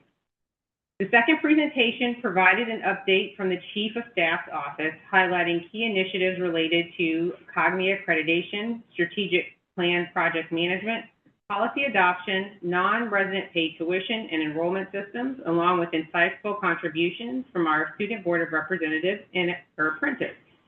These presentations will guide our future efforts to elevate student voices on the board. All presentations from the Board of Education meetings are available on the district's website and Assembly. This evening's board recognitions, where we highlight the achievements of our students and staff, we celebrated the DHS class of 2026 valedictorian and salutatorian, the 5 strong scholarship awardees, the impressive seasons of the DHS varsity basketball teams, including the commendations awarded to the coaches and the Tally's Green Team, who are passionate about sustainability and want to help make Tally a zero-waste school. We are pleased to recognize the accomplishments of 2 students, one who has advanced from DeKalb Regional Science and Engineering Fair to compete in the prestigious 2026 Georgia Science and Engineering Fair. The other student is a DHS senior who State School Superintendent Richard Woods announced as one of 162 graduating seniors across the state selected as a 2026 Georgia Scholar. Our final presentation recognized our 2026-2027 Teachers of the Year and our District Teacher of the Year. Congratulations to all of the students and staff honored this weekend. Your accomplishments truly exemplify the excellence of CSD. In addition to the previously mentioned April observances by the superintendent, this month CSD is showing appreciation for our amazing school volunteers, environmental protection during Earth Day. This month, we also honor the history, culture, and contribution of Arab Americans. Before these presentations, we welcome Ms. Cara Johnson, the Regional Growth Director representing Leadership on Campus Magazine, who presents the Leadership on Campus Magazine's 2025 Make a Difference Award to our Superintendent, Dr. Jima Whitaker. The magazine serves as a platform for sharing stories of leadership, fostering collaboration, and offering resources to help educational leaders statewide overcome challenges, innovate, and elevate their organizations. As we count down to the end of the school year, our schools are bustling with activities. I encourage families and the community to check the school newsletters via the CSD Weekly to stay informed about upcoming events and activities. Next, I want to highlight a few important dates for the public. The next board community meeting is scheduled for Wednesday, April 22nd, 2026, from 6:30 to 8 p.m. at Decatur High School. and the next board meeting will be on Tuesday, May 12th, 2026. That concludes my remarks for this evening. Board members, do you have any thoughts you wish to share? No? Dr. Whitaker, please introduce the next presentation. Chair Sultan, I would like to call on Jarvis Adams, Chief Operations Officer. He will introduce the City of Decatur Teen Leadership Team, led by Claire Miller, as they present the Child Friendly Cities Initiative priorities. Good afternoon, board members. As you know, the City of Decatur is a UNICEF USA Child Friendly City. Today, we are joined by members of the Child Friendly Cities Initiative Teen Leadership Team. These youth play a key role in moving the City of Decatur government and community towards policies, processes, and investments in children and youth and close gaps in unmet and undeveloped needs. I've had the pleasure, extreme pleasure, of meeting with many of the teen leadership team members on ways to advance their priorities. Today, members represent their priorities and work on and their work to the Board of Education, including a deep dive by the Public Space Group in their ADA accessibility work over at Glenwood Elementary. I turn it over to our students now.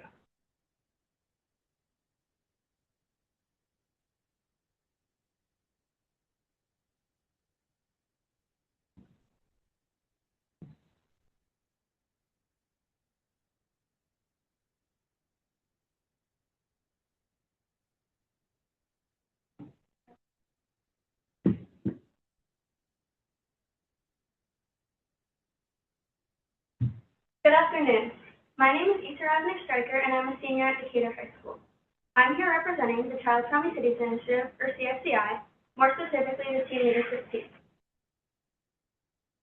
CFCI is a UNICEF USA initiative designed to influence local communities to prioritize the needs of young people, space for youth participation in any area that impacts them.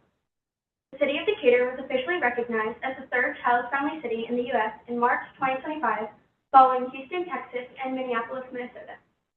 The Teen Leadership Team consists of 41 teens who are all Decatur residents. We meet once or twice a month to work on the 5 priorities that we identified through surveys of children and youth in Decatur. This evening, you'll hear from our 5 priority groups on initiatives that we've been working on since 2023.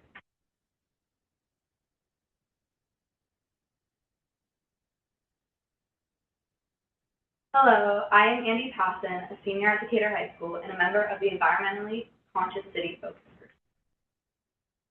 Like a few of our projects from the past. Over the last 2 years, we have worked with vendors to make Earth Day Festival a non-waste composting event. In addition, we have implemented composting in Decatur High School lunches.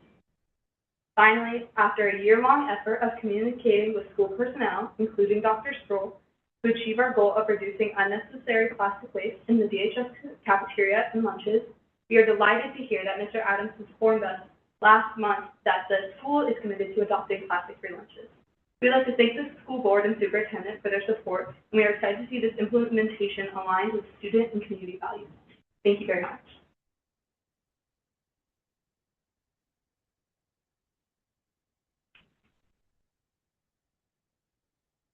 McDougal. I'm a junior. I'm a part of the Trust with Police Force. So our goal is to improve the connectivity between the community and the police, of course. And we think a big part of the community is the kids, of course. So one of our main goals is to, we have Touch a Truck in Decatur, and we thought it would be pretty cool if we went to one of the animal crackers. So we're going to one K through 2 and one 3 through 5. And so we're bringing firefighters and we're bringing police officers, and we're hoping to connect with the kids. They can touch the truck, they can, speak with the police officers and hopefully understand better about how vital they are to our community and how much they do for us, because police can sometimes get a bad rep with the community sometimes. But we believe that some of that rep isn't representative of how much they do for us. So we want the kids in the next generation to, maybe appreciate the police more. So getting to know them, we think, is a great opportunity for them to do that. Thank you. Hello, my name is Daniel Shar. I'm a senior educator. On top of that, the animal cracker visits that we decided to do, our main focus for this year is trying to establish emergency call boxes on the square. So we were thinking of establishing 2 call boxes you can see on your maps there, where we were trying to do it. We're trying to do it on the main square area and then also around like the bus loop entrance of the MARTA station. The reason for this is, one, because the square is currently under reconstruction, so it would be a lot more convenient to take advantage of this while the square is currently undergoing this change. And then on top of that, there's an increased feeling of fear among especially younger students, like particularly middle schoolers, in terms of how safe the square feels and in terms of access to emergency services. So this would provide direct, immediate access to emergency services that could be very beneficial to whoever needs it. And on top of that, the World Cup is incoming this summer, and there's going to be a lot of increased traffic to Decatur, pedestrian traffic. And since the square is the social hub of Decatur, this would be a very useful thing to have, especially for tourists who may need emergency services wherever they might need it. Thank you. Mm-hmm.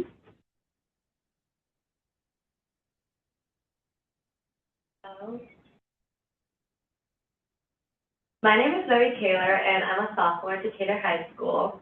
So my group is Equity and Inclusion, and we're focused on creating an accepting and accommodating environment for everyone in Decatur. This year for CSCI, Equity and Inclusion has crafted a biannual period drive we have named TEP, or Period Equity Project. This product drive will have the sanitary product in the school bathrooms always stocked. This year, we found that 1 in 3 girls in Decatur High School have struggled to find products in the school, and most product suppliers run out by the middle of the day. Many girls have had to run through the entire school before being able to find a sanitary product, wasting valuable learning time. This is why it's imperative to have a steady flow of products throughout the day. This will be a test run to see how big of an impact this will make before we officially start implementing it next year. We will drop off a box in the teachers' classrooms, and students can fill it throughout the day. We will give students and community members 2 weeks to fill these boxes before collection day. Those products would then be given to the school for free to keep product dispensers stocked. A full box of products could count towards an allocated amount of service time. We want to ensure that everyone has consistent access to period products throughout the day, because it's unfair that women's health should come at the expense of education. Mm-hmm. Hi everyone, my name is Chloe Smith. I'm a senior, and this is my 4th year on CSCI. I'm also part of Equity Inclusion. And so the second project that we worked on this year was actually on the Fair on the Square, where we hung up basically a big blank map of the world and set out finger paint. And we had citizens of Decatur basically dip their thumb in the paint and then put it wherever they wanted to, or not wherever they wanted to, but on the map from where they're from, their ethnicity, all that kind of stuff. And it was a beautiful display of Decatur's diversity, and we plan to hang this up in high school as a piece of art to create a sense of community. In a world where difference can divide us, this map does the opposite. It brings us together and shows us that even though we come from all over, we still can come together and create something meaningful as a community. Thank you.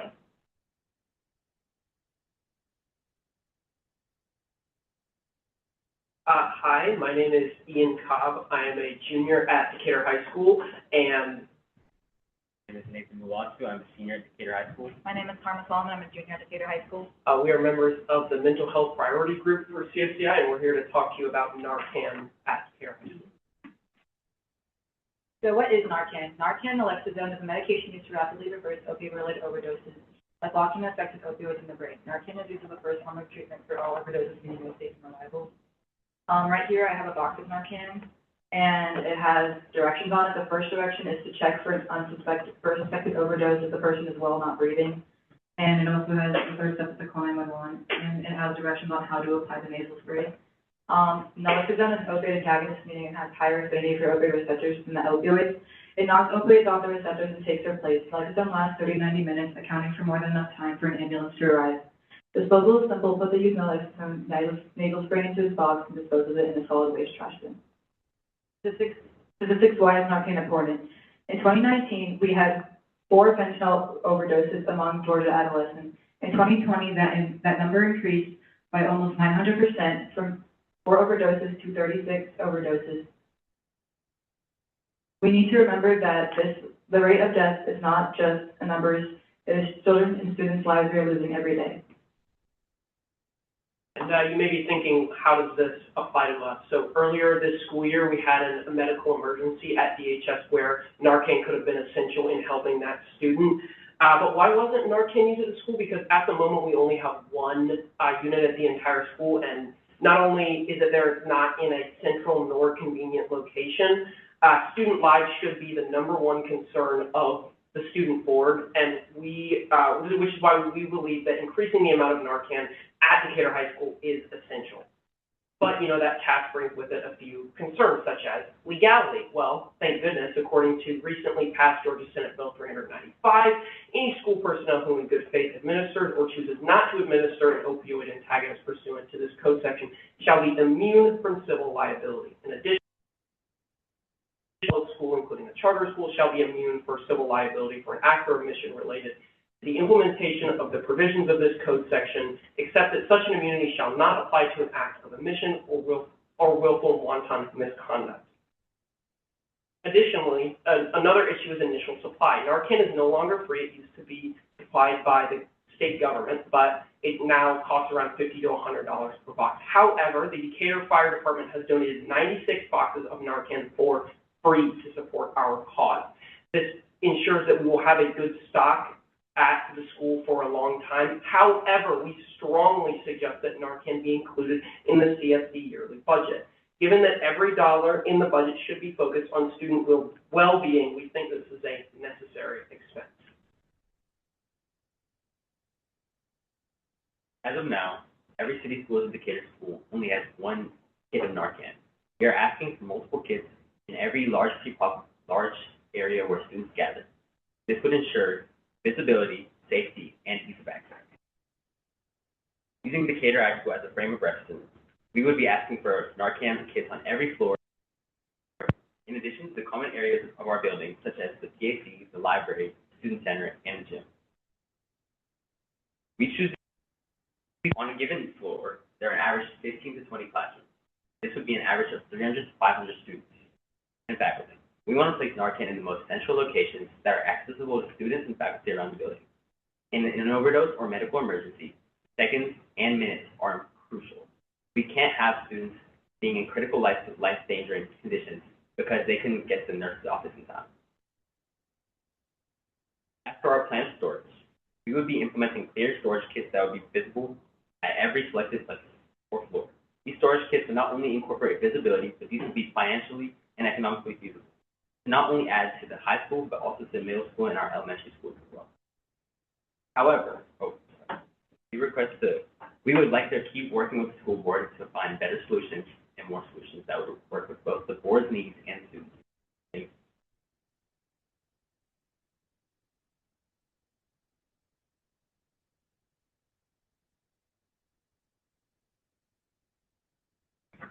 I'm a member of the Improving Public Spaces Priority Group. Over the past few years, we have centered our focus around playground accessibility. We have spent extensive time doing research into ADA guidelines and touring city playgrounds. 2 years ago, we presented our analysis of the playgrounds to the City Commission with a recommendation that future work on Decatur playgrounds follow our proposed guidelines, which they voted to adopt. This wave of accessibility is not just localized to Decatur.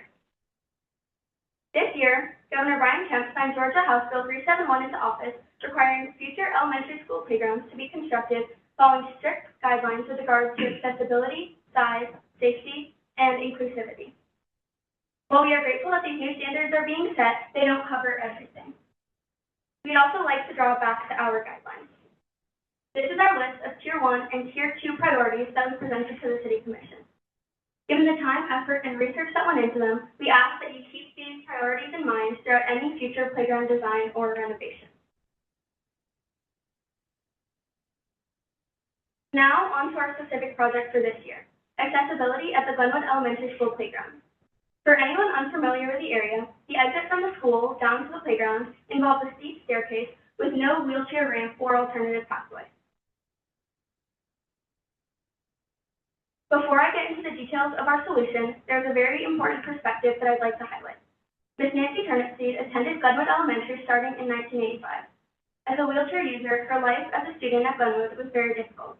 Her parents had to offer to help purchase a stair glide, and even then, she was never even able to make it to the second floor of the building. Her parents had to remain heavily involved with the PTA and the school board, as their advocacy was the main reason that her basic needs were being met. She has now since returned to the school as a teacher. After trying many possible solutions, her current solution during recess time is to remain at the top of the stairs and watch her class from above. This ramp would help her, but also every student and staff member for whom accessibility has caused trouble. As I mentioned earlier, this law goes into effect in July of this year. This playground does not currently meet these standards. While existing playgrounds will get grandfathered in for a certain period of time, it's not permanent, and this change will have to happen eventually. Good afternoon, my name is Matei Farron, and I went to Glenwood Elementary School. My goal is for you to be all familiar with the site and the thought process behind our choice for the location of the new ADA accessible ramp to the playground. Currently, there is no ramp, and this poses a couple challenges. First of all, it creates difficulty in supervision of our students and the mobility of our teachers. The building is parallel to East Ponce de Leon. On the north side, we have the playground, and on the west side, we have the current ADA accessible entrance inside of the school. Our goal is to create the most efficient and safe pathway to the playground while allowing Ms. Turnipseed and others in the future to stay with their classes, ensuring that the students are all accounted for and seen. Because of this criterion, we decided that the area in the green, as it would require Ms. Turnipseed to be away from the kids and go out of the way. Additionally, there are more obstacles. Rather than a few trees, we also have many rocks, which provide stability to the hillside and for drainage. This is why we decided to build in the red circles. It provides a direct path from the ADA accessible entrance and Ms. Turnipseed's classroom to the playground. This allows for the efficient movement through the building to the playground with the least amount of effort, making it the most reasonable and accessible pathway. There are some obstacles, however, like the steep slope side and the many trees that cover that area. However, these will be discussed in our solution.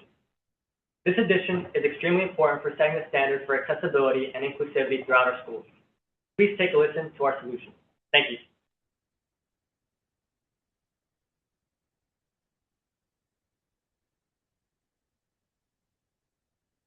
To begin the design process, we met with Breedlove Land Planning, and they relayed to us much of their experience and taught us the ins and outs of ADA guidelines for wheelchair ramps. In both of the concepts we will present, they are fully up to ADA standards, including never surpassing a 5% slope, as well as having every landing pad be 5 feet by 5 feet wide.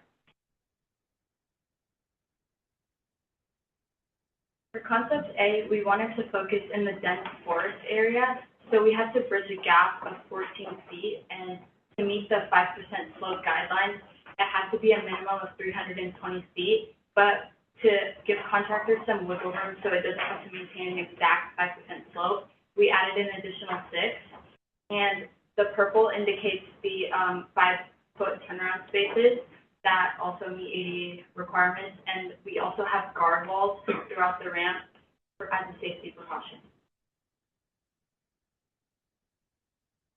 I'm Holland Fay with Public Spaces.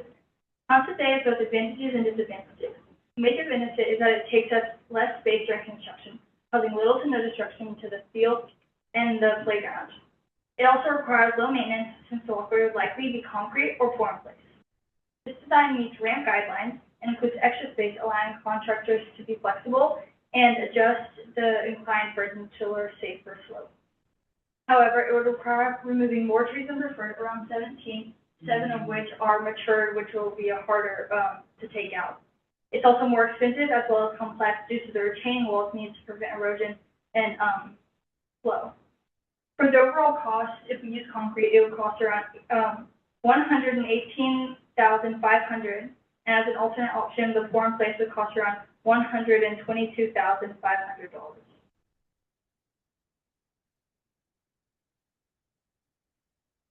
This is concept B, and our main goal with this plan was to avoid construction in the most densely wooded areas right next to the stairs. In order to ensure that each section remains at 5% or less slope, we designed the first section of the ramp with a removal. As the way the land is now, the elevation doesn't change, but we would dig down 4 feet so we can start the rest of the ramp at a lower elevation. To ensure the remaining slope stays perfect, we would use a boardwalk-style ramp in which we can control the elevation at each section. The user right between the edge of the playground and the field. Hello, my name is Alsmini. This is my second year on CSCI. My name's Zion Mobara.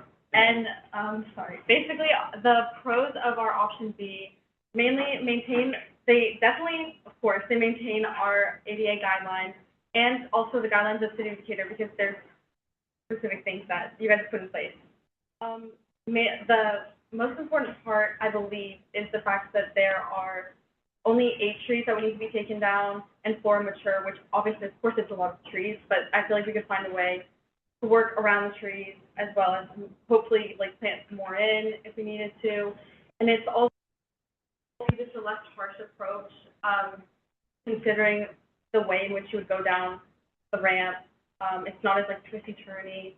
And the cons is that it takes up more space along the tree line on the side of the playground, the hills side, and then it'll take longer to build with the boardwalk. And since it's boardwalk and concrete, it's going to take I think for the cons. Yeah. So basically, overall, this is a less expensive approach to our solution. But it's, again, I mean, both options are still debatable, and there's some cons with them that need to be considered.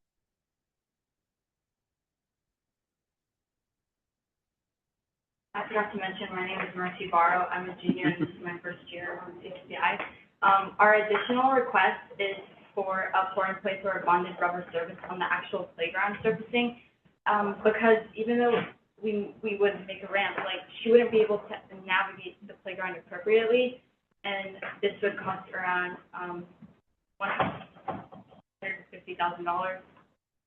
And our recommendation is option B. Both options are really strong, but this one has a less tree impact and costs about $20,000 less. So we believe that this one is the better option to move forward with. Before questions and comments, we want to invite Laura for our concluding remarks. Hello, I'm Laura Durbin, and I'm a senior at Decatur High School. I'd just like to close by expressing our sincere gratitude to the board for taking the time to truly listen to the team leadership team today. Your willingness to hear directly from students demonstrates a commitment to understanding the lived experiences by young people, especially these young people and who they represent in our schools. That recognition is deeply meaningful to us. The priorities shared by our groups, improving public spaces, creating an environmentally conscious city, improving trust with police, equity and inclusion, and mental health and wellness reflect the ideas of our students across our schools. They represent a vision of spaces where students feel supported and included in our daily lives. Youth voice is an essential part of creating meaningful progress in CSC. Our group is an example of how, when students are included in conversations and decision-making, solutions become more relevant and even more effective. Centering youth perspectives strengthens the connection between students and the systems that support us.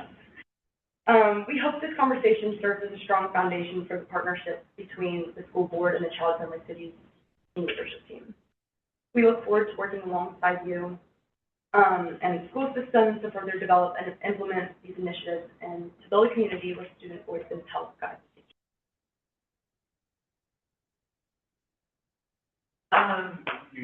Thank you so much.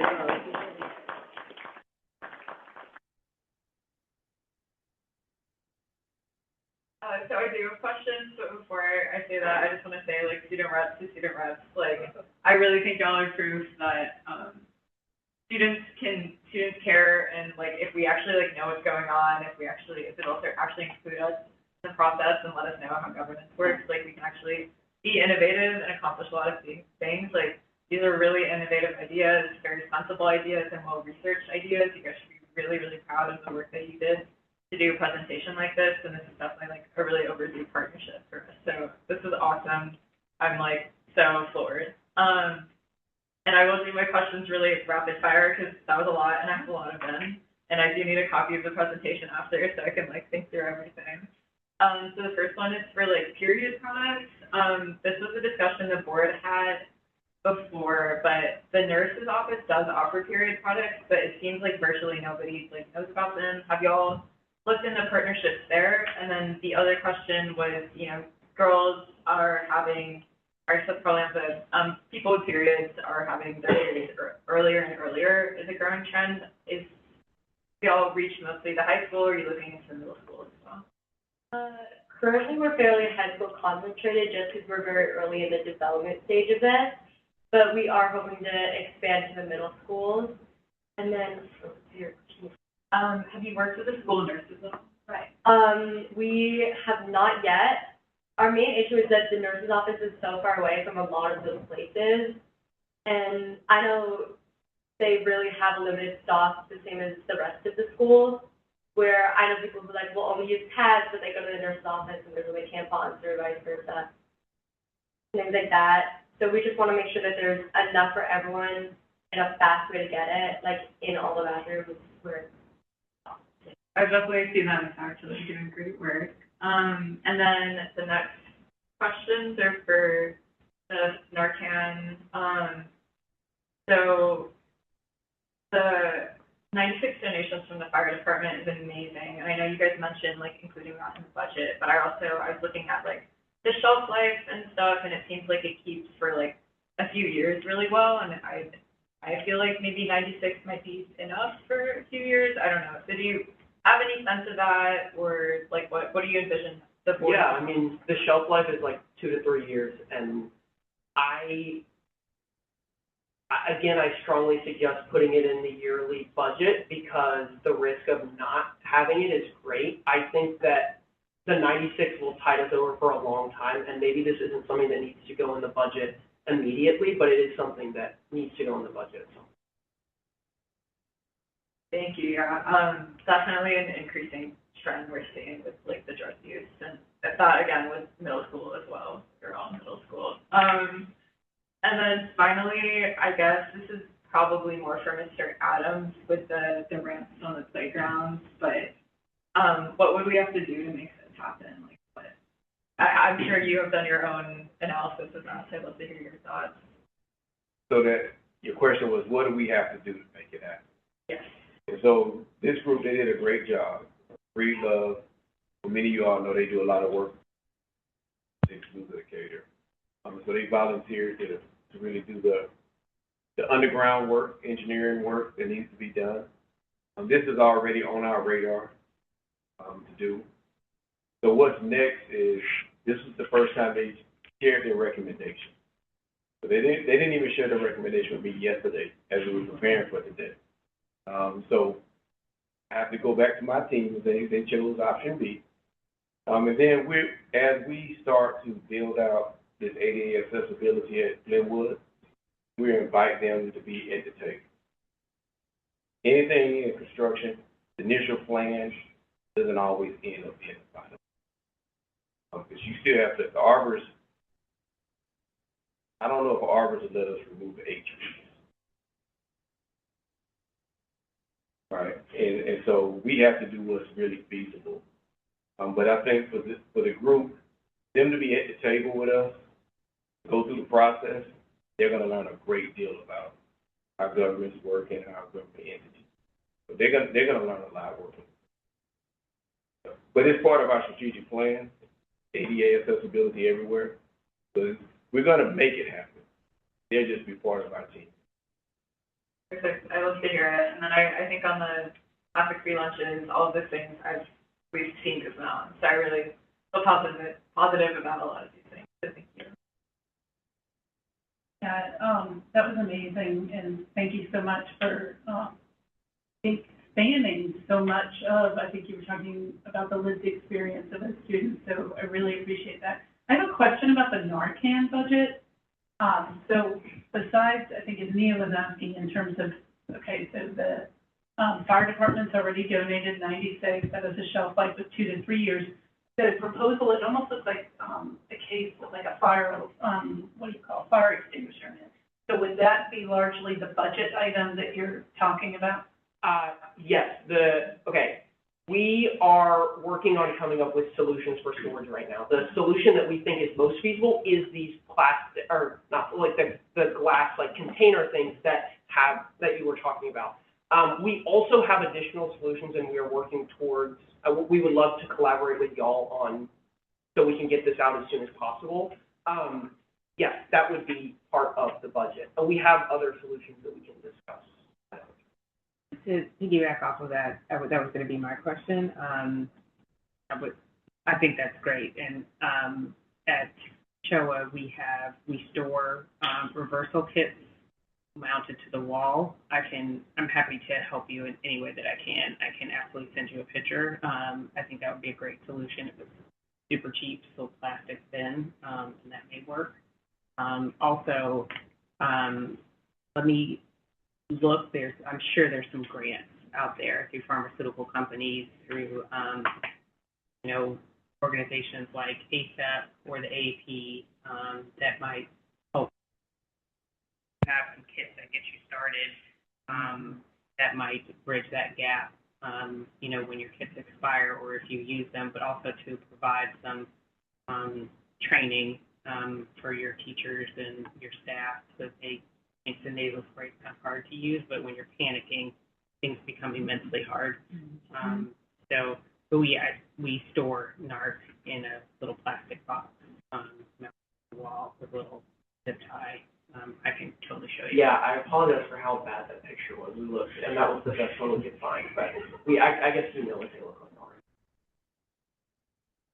I would, in adding to the Narcan, well, actually to all of the projects, not to put more work on Jarvis, but I would encourage you to think in terms of what parts are operational and what parts are capital. All right, so both the Narcan and the stocking of period supplies require the expenditure on the equipment, but you are also requiring someone to keep it filled, right? And I think it was the period piece that was talking most about that.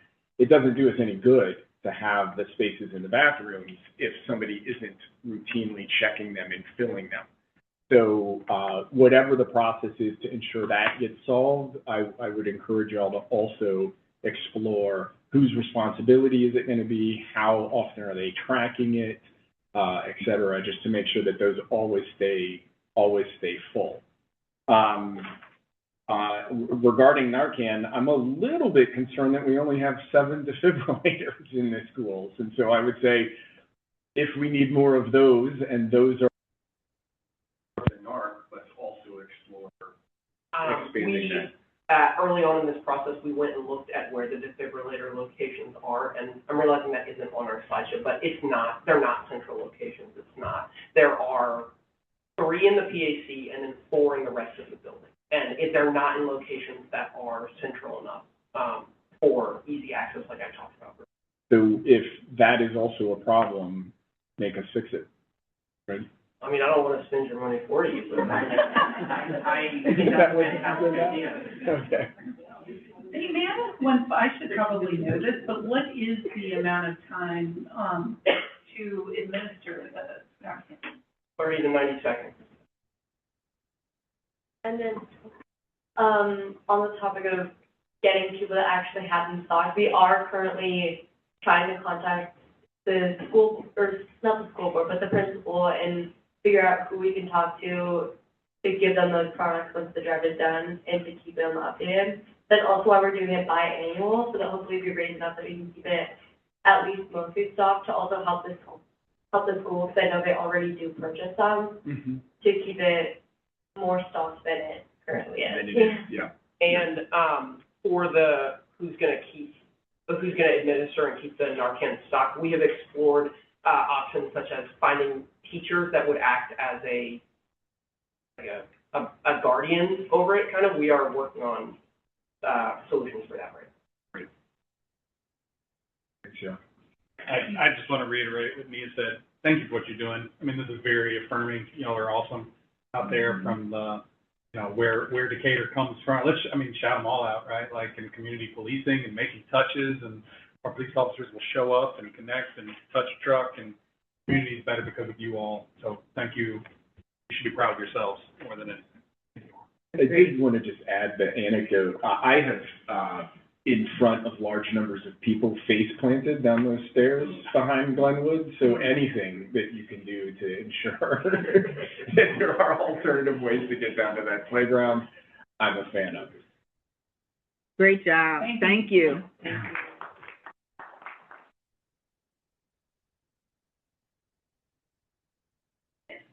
Your leadership and for sharing your priorities with us. To deep dive into your ideas for ADA accessibility at Glenwood Elementary School playground aligns with our desire to establish equitable access to and within all facilities. Dr. Whitaker, please introduce the next presentation. Chair Sultan, Dr. Lonita Broom, Chief Financial Officer, will present Draft 2 of the FY27 budget.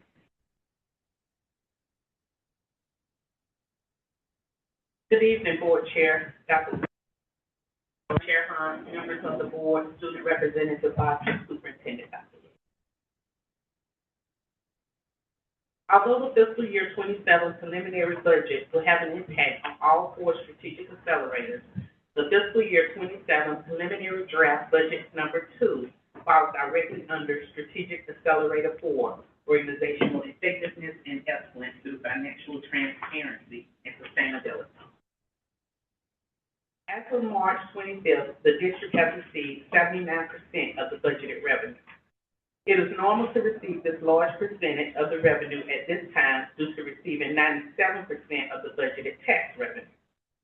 We have expended 62% of the budgeted expenditures, which is also normal around this time of the year.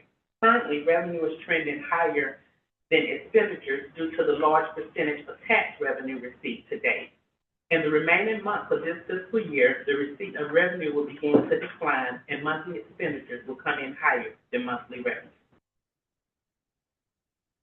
Year-end budget projections based on current revenue receipts and spending patterns are that overall 100% of the revenue will be received and 99% of expenditures will be expended.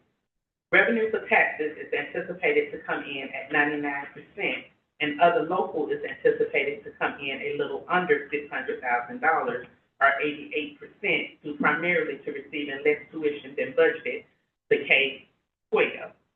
As of March, 45% of budgeted tuition revenue has been received. Projection for QBE is based on the state's revision to the fiscal year 26 QBE due to a decrease of 10 FTEs, which equates to a reduction of $28,498 in QBE. Other grants increased by $995,466, which is the amount of funds received from the state for a one-time supplement of $2,000 for eligible positions. Although this table projects expenditures to come in $84,000 more than the budget, the fiscal year 26 budget will be revised by Budget Amendment 1 and will increase by the amount of the state supplement, $995,466, which will leave a projected balance of $911,073. The fiscal year 26 budget amendment, which will be presented next, will revise the budget to account for the state supplement. I will continue to watch the budget closely. March 31st was the last day entered into the financial system, so next month my projections will be revised to reflect any changes based on my projections at this point. The actual ending fund balance and fund balance percentage will be close to the budget. Included in the fiscal year 27 budget preliminary draft number 2 is option 4 for salary increases, which includes a 3% salary increase and a step increase. Ms. Walker presented the board with 4 options at February's board meeting. Last month was built based on option 2. Budget draft number 1 was built based on option 2 for expanding the administrative scale by 3 steps. Budget draft 2 is built on expanding the administrative scale by 1 step. This is the same summary of the fiscal year 27 salary increases that Ms. Walker provided. Salary-only costs for teachers equate to approximately $1.3 million. One-time expenses for year 27 preliminary budget draft 2 are the same that were presented in budget draft 1. The only changes to this slide are the percentage of fund balance. $1 million of recurring expenses were removed from draft number 2, which changed the percentage of fund balance for one-time use from 39% to 29%, and changed the percent of designated funds from fund balance from 34% to 50%. Personnel changes for fiscal year 27 budget draft number 2 are the same as those changes included in budget draft number 1. The changes from fiscal year 27 budget draft 1 and draft 2 include changes in compensation. Draft 1 was built on compensation option 2, and draft 2 was built on compensation option 4, which is a decrease of approximately $2 million in salary only for draft 2. In draft 1, $1 million in recurring costs was reallocated from SBLOC to general fund. Draft number 2 reallocated the recurring costs back to SBLOC. Local property tax growth was built at 4% in draft 1 and decreased to 3% in draft 2. This table is a comparison of fiscal year 27 general fund draft 1 and draft 2. The decrease in property tax growth from 4 to 3% decreased revenue by approximately $641,000 in draft 2. Additionally, a slight decrease in state QBE funding due to decline in enrollment. For expenditures, the changes from option 4 to option 2 in compensation and the removal of recurring costs previously budgeted in SBLOC from draft 1 reduced expenditures by approximately $4 million. The table to the right shows the fiscal impact on the fund balance. The amount of funds needed to balance the budget decreased from draft 1 to draft 2 by approximately $3.5 million.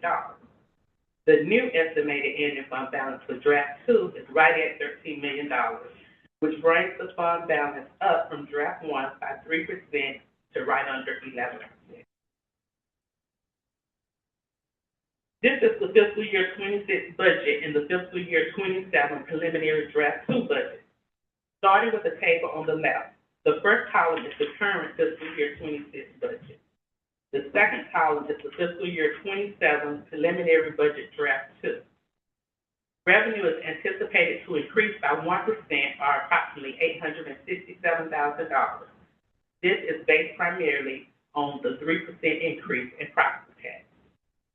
Local other remains the same, although we are accepting tuition. The current fiscal year 26 budget is a little overstated.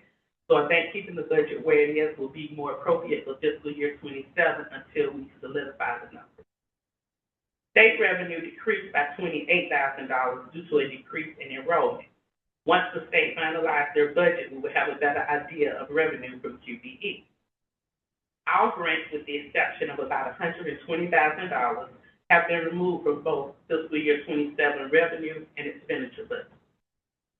The sale of 2 district houses is anticipated to bring in approximately $1.4 million. Total expenditures have increased approximately $6.6 million. Majority of the increase, approximately $4 million, is for salaries. Fiscal year 27 draft number 2 budgeted expenditures are approximately $7 million more than fiscal year 27 budgeted revenue. The $7 million will be deducted from the beginning fund balance of $20 million, leaving a fund balance of right at $13 million or 10.85 fund balance percentage. The 10.85 fund balance percentage is within board policy DCL range of 4 to 15% and is sustainable. This slide provides a summary of changes for all function categories. Some of the notable percent changes between the current fiscal year 26 budget and the fiscal year 27 preliminary budget draft 2 include federal grant administration reduction of 100% is due to the removal of a one-time grant. Instructional staff training reduction of 91% is also due to the removal of a one-time grant. Other support services, reduction of 68% is due to the removal of some consultant services. Transfer to other funds increased by 29% is due to anticipated increases in the general fund to supplement the school nutrition and pre-K fund. Transfer to other funds is like a reserve in the general fund to supplement other funds like the school nutrition and the pre-K program as needed. 19% increase in support services central is primarily due to the one-time cost for the new ERP finance and HR system. 15% increase in maintenance and operation is due to increases in salary and benefits and one-time repair and maintenance. This is the fiscal year 27 preliminary budget draft number 2. Total revenue is anticipated at $112,144,659. Total expenditures are estimated at $119,600,000. $7,477,964 will be used from the fund balance to balance the budget. This leaves an ending fund balance of $12,977,301 and a fund balance percentage of 10.85%. The state mandates an annual financial audit by an external agency. The district contracted with Malden and Jenkins, who issued a clean audit for fiscal year 25, but did list as a management recommendation for the district to spend down the fund balance. As we build the fiscal year 27 budget, changes will be made as the board discusses the budget and make changes, and as the state builds the fiscal year 27 budget. The state has not finalized their budget, and therefore the district is still awaiting final approval of the state's proposed budget. This is a 5-year review of fiscal year 23 to 25 actuals and fiscal year 26 and 27 budgets. Is the compound annual growth rate, which shows the average yearly growth rate over the 5 years.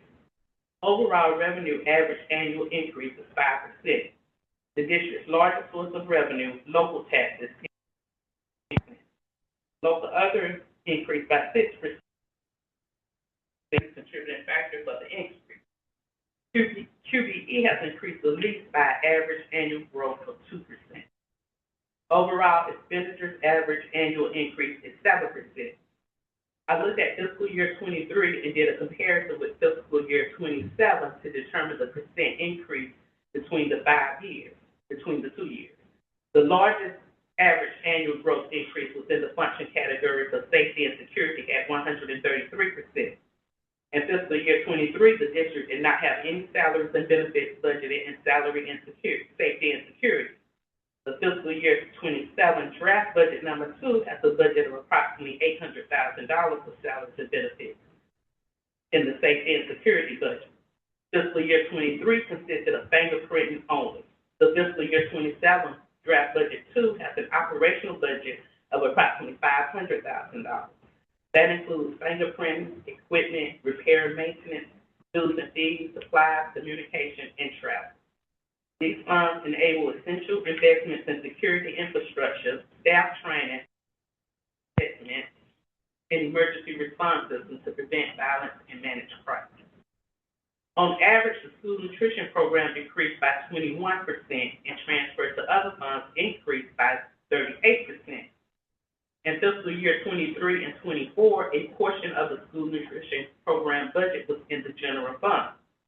In fiscal year 25, the full school nutrition budget was reallocated to the school nutrition program budget, which is funded outside of the general fund. The general fund supplement to the school nutrition budget is now budgeted under transfer to other funds. This budget also includes the pre-K supplement. The school nutrition function category that is in the general fund consists of funds budgeted for school nutrition services for the early childhood learning centers only. The school nutrition program received a grant in fiscal year 25, which helped to subsidize the program. However, we have not received the grant this year or anticipate receiving it in fiscal year 27. The transfer to other funds is just general funds set aside to supplement the pre-K program and school nutrition of funds. When comparing fiscal years, it is difficult because you are not necessarily comparing apples to apples. The state makes changes throughout the year on what certain positions should be paid. For example, the district recently received communication from the state advising that counselors, physical therapists, and occupational therapists should no longer be paid out of instruction and should be reallocated to pupil services. When reviewing this chart and comparing fiscal year 25 actual to the fiscal year 26 budget for instruction and pupil services, it looks as if the district only increased instruction by $1.3 million and that pupil services increased by $3.8 million, when in actuality, funds were reallocated between function codes as mandated by the state. Additionally, different superintendents and boards have different visions, and sometimes departments or positions are eliminated, created, or placed in different departments. For example, we currently have an experienced professional investigator who is budgeted in the chief of staff budget. In past years, this was not a position. At the March community meeting, it was asked that we create a pie chart of the fiscal year 27 draft budget. The chart on the left is the budget by function category, which shows the largest percentage of the budget is in instruction at 76%. The chart on the right is the budget by location, which shows the largest percentage of the budget is for food sites. The fiscal year 27 budget is intentionally aligned with the district's strategic accelerators and the board's fiscal year 27 adopted and approved budget priorities to ensure that financial resources directly support the district's long-term goals while maintaining fiscal responsibility.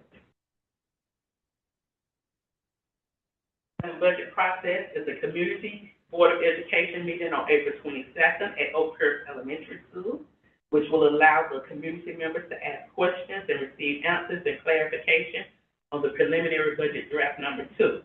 In May, we will have 2 special call board meetings for public budget hearings.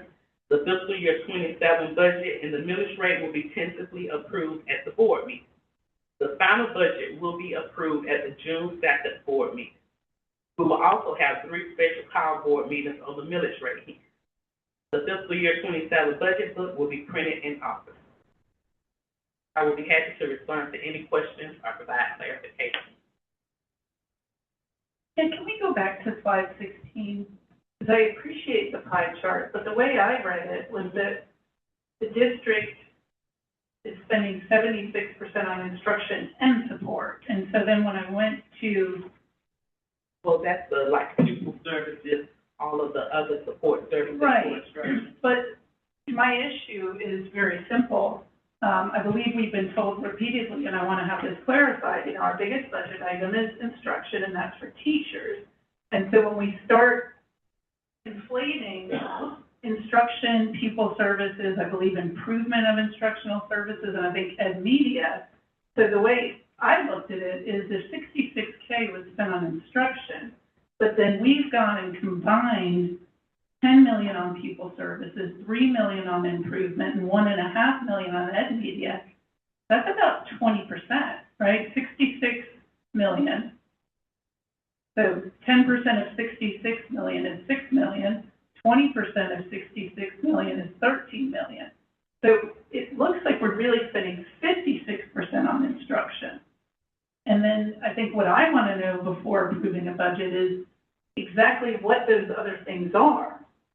Because there are multiple allocations in the line item budget, but in the pie chart, we're just grouping it all as instruction, and especially if we're being told or it's being recommended not to give teachers that higher salary, that's a problem for me. I can provide you with that information, but if I was to break it all up, it would be so small on the chart, it would be broken into 2.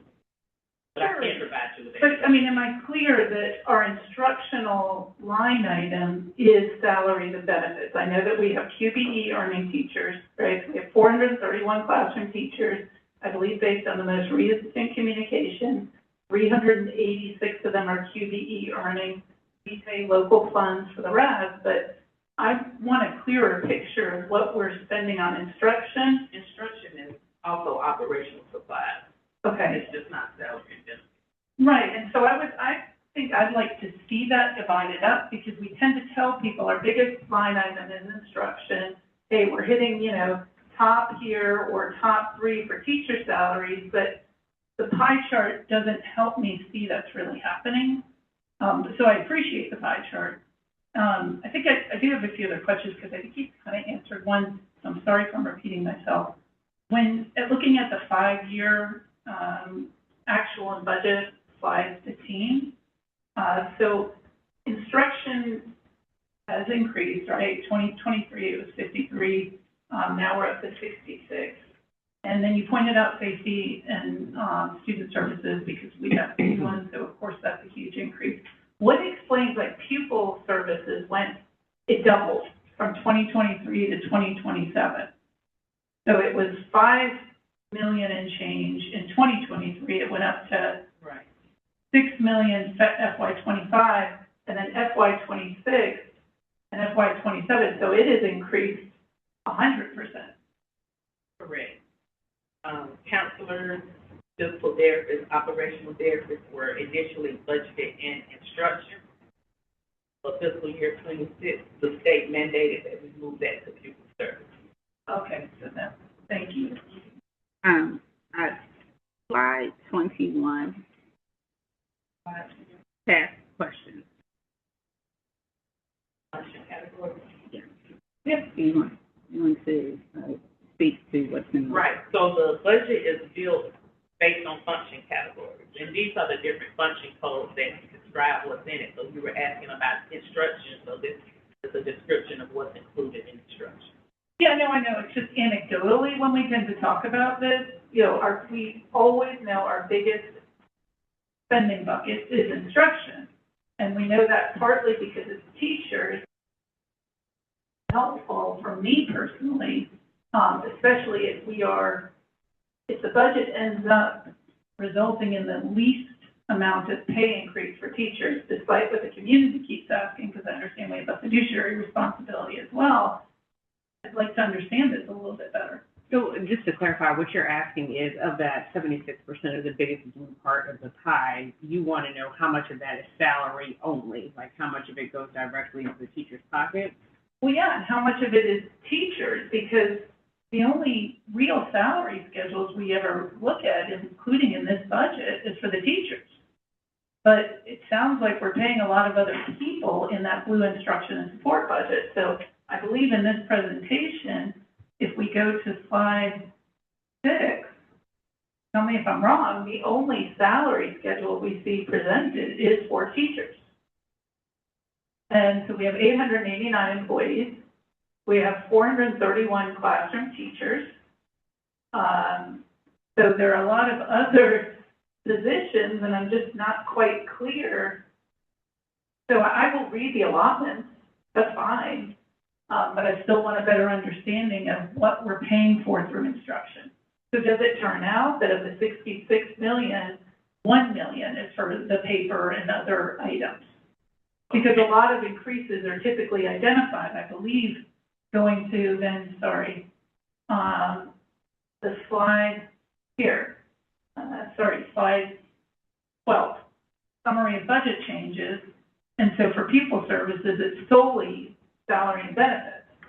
For instruction, it's salary and benefit increases, and then operational increases for the new ESLC. I don't even understand. Yeah, the budget, there's a lot of increases and decreases in the budget. So although salaries and benefits went up in every budget, if operational expenses decreased, then as far as the family. Yeah, I think I'm just reading. I'm not trying to argue it. I want to understand it. So what I'm reading is the 4% change for the instruction is salary and benefits. It doesn't say anything about other instructional operational costs. It just says salary and benefits. Then it has a semicolon, and it says operational increases for the new ECLC, which I don't know when that's going to be up and running, but I don't even understand how that's an instructional part, but I... So we have curriculum materials.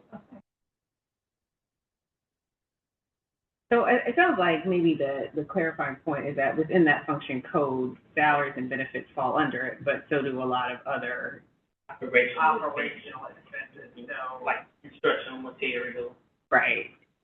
So I think maybe what Boardman Anderson is saying is that it might be helpful to, if it's possible, because I can see how this is a large function code with a lot of detail, is it possible to, within that 76, 76, is it a way to just isolate out of that pie how much is salary? I mean, I think, I know what I'm asking, which is a clearer understanding of what we're paying for when we call it instruction and support. That's one. Two, between budget draft 1 and budget draft 2, we went from the most aggressive, I thought, pay increase for teachers that we had recommended to the lowest option. And can anyone confirm that that's what I hear on slide 5? So I think option 1 was the most aggressive. Option 2 is what we had in draft 2. And now we've gone to option 4, which appears to be the least amount. So yeah, it matters to me to understand this more. If the community, the input that I have read, whether it was the 70 some odd responses in December, or the few that I've seen since, is, pay the teachers. Now, I also understand we have to make budgetary decisions across the board. But, and the other part of this that is just befuddling to me is that it still includes the ECLC.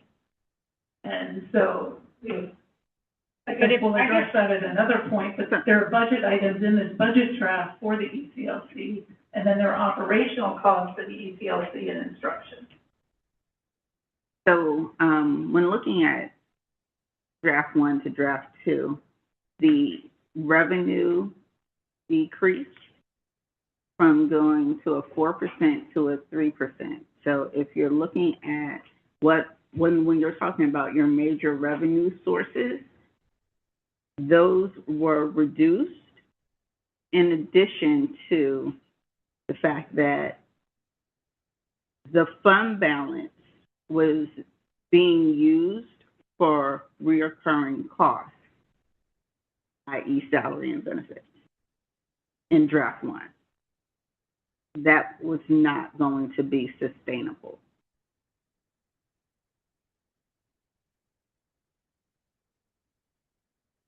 Okay, I mean, I guess one could read it as the amount that would have, now again, this is not necessarily recurring versus one time, so I understand that distinction, but one could read the difference as, hey, for the ECLC stuff, we could not give that more,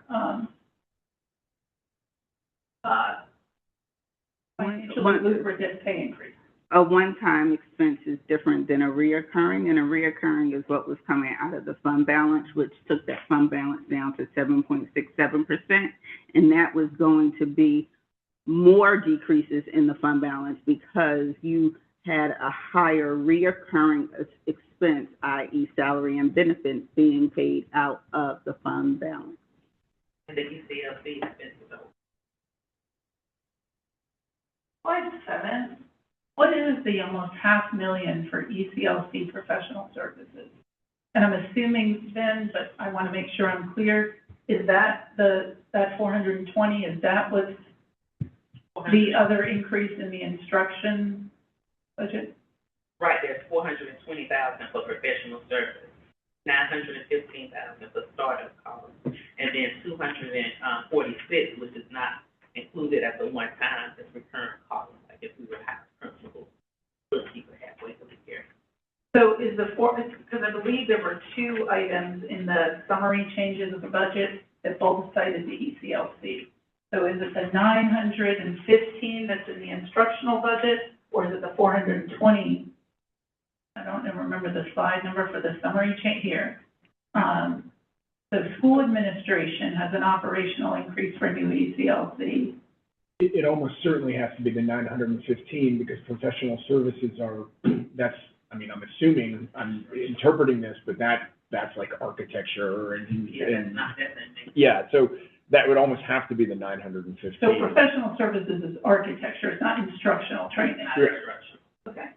which I guess then that would mean, so I do have the same questions. The 915 startup operating costs for the ECLC is the incremental amount that is included with the other 2.6 million that we're talking about that is in the instructional bucket.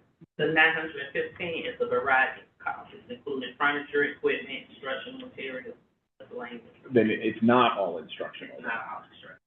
So, I'm sorry, I'm starting to take Board Member Anderson's question time. I'm sorry, I'll relinquish back to. No. I mean, I think what I'm hearing, and I would like to hear this as well, is in the increase of instructional cost, it's almost like what exactly are the things that are, there's $2.6 million in salary. How much is ECLC?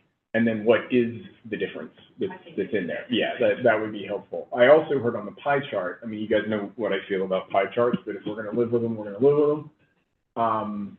That 76%, if you could carve off, I'm going to actually ask two things. One, carve off the instructional support.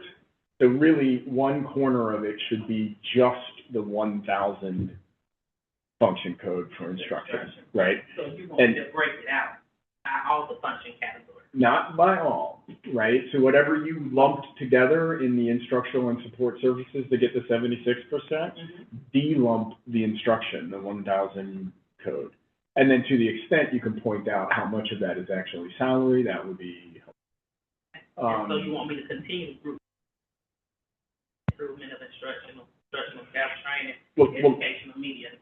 I think so. I'm actually looking towards Board Member Anderson to see if that is something that would help in terms of your understanding of what they're showing up there, but you were asking about what is specifically related to the classroom and salary. Plain and simple, you can't have a school district and you can't have teaching and learning without teachers.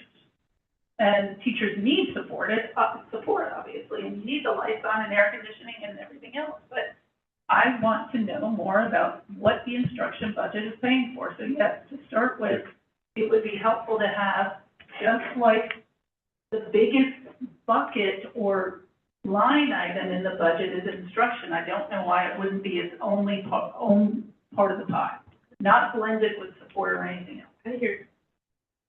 And just to clarify, just so that we're clear about and being consistent about what we're telling folks, the total one-time startup fees for the new facility are the $420,000 plus the $915,000? Correct. That's it. Those are the one-time draws from the fund balance? Yes, so this is you. Thank you. Can we go to, is everybody done? No, go ahead. Okay, if we could go to slide 13? 13, sorry. So what I'm having trouble breaking out, I know, and I think this is confusing for the public as well. There's a number of things in here that we know are one time, that we're intentionally putting into buckets one time. I would like to see a column of what we anticipate being recurring expenses and a column that shows us those one-time expenses.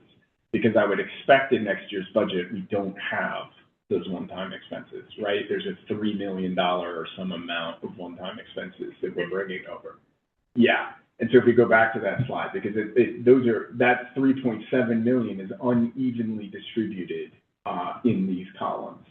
I would also say the same has to hold true in revenue, right? So the $1.4 million from the sale of houses, we're not going to get that next year, right? So if we're using that this year to balance the budget, we're automatically. No, I understand. That's what I'm saying. In this budget, we're balancing this budget, assuming a one-time injection of $1.4 million. We should be able to see we're not going to get that next year, right? And so what I'm wanting to see is a breakout of all of the things that we are intentionally viewing as one time, so that when we look at where the real increases are, we're not conflating $1 million one-time expense for an ERP as a permanent increase in the expense of whatever department that's in. I forget which department that was in. But wherever that is, it's going to inflate that department by the $1 million we're spending on an ERP for one time. That department should be less budget next year, because that is a one-time expense, right? Correct. That's the kind of thing that I'm wanting to be able to see. And then if we look at slide 15, I think I'm just gonna channel, yes, 15. 5. Yeah, 1.5. So this is. It shows the full budget, the 5-year CAGR. Like if you look under support services, essentially, you see the one-time cost of the ERP system. But I could put dollar amount with it. Yeah, just to help us see where that is. 15. So when you look at a 5-year CAGR, the reason why you're using the CAGR is to try to tell a story about where you've made investments and where your costs have increased. And I think it's understandable that there are things that happen, you know, the state mandates, we move buckets of money from here to there. But in general, over a period of time, this is going to show where you've made investments, right? And it is fundamentally necessary to explain to the public why we have a 5% CAGR on instruction and we have a 17% CAGR on central office, right? I mean, that is a thing that we need to be able to explain. Some of that is that 17% CAGR includes a one-time $1 million fee for the ERP, which you just mentioned, right? But nonetheless, that needs to be able to be explained in a way that people can absorb and either agree or disagree. And we as a body can choose to agree or disagree, right? The point of a 5-year CAGR, and this is the exact reason why I wanted to see it, is so that, you know, if you're taking a budget item like central office, where in 23 it was $2.4 million, right? And you add $500,000 a year to that bucket, $1 million a year to that bucket, you end up with a double-digit CAGR by the end of it. And that has grown, it's substantially grown proportionate to the rest of the budget, out of whack with the proportion of where the investments are elsewise within the budget. And you have to be able to explain that. And so if you're only looking at it year on year, if you only have $500,000 that goes in there in 1 year, you don't see that recurrent trend. And so what we are looking at right now is an almost 20% increase annually in central support services. Now, that should get explained. Some of that is salary. I do know that we went back and we said, look, there's a number of positions that are at half of market, and we need to make sure people are paid at market. We had that debate and we had that conversation, right? So we should be able to show where that impacted. Some of that is, I do know previous administrations hid bodies elsewhere in the budget, so it didn't look like central office was that high. We've pulled them into central office to make sure that you can reflect it accurately. That's going to drive some of those numbers. But nonetheless, it is, you know, a system that says it is looking at instruction as its number one value. We've grown instruction by 1/3 of the rate that we have grown central office. We have to be able to explain that. And so that is the kind of thing that you want a 5-year CAGR to be able to point out to the community, and you want the administration to be able to explain. Along those same lines, the transfers to other funds, is that all school nutrition? Is that all to support school nutrition? No, about $300,000 in the fiscal year 27 budget is for pre-K supplement. The existing pre-K program? Yes, correct. How much is that again? Sorry. About $300,000. So is that an item that would increase with the ECLC, or that doesn't? Pre-K. And the rest is school nutrition? The rest is school nutrition, and they could use it, and they, you know, we have that buffer there for them. They get grants, they won't need as much, but if they don't get any grants. So we have traditionally subsidized school nutrition somewhere between $700,000 and $900,000 a year. That has been consistently the number that's gone over to school nutrition. And so now we're pulling it out of the former line item called school nutrition and putting it into the transfer. It's always been in the budget.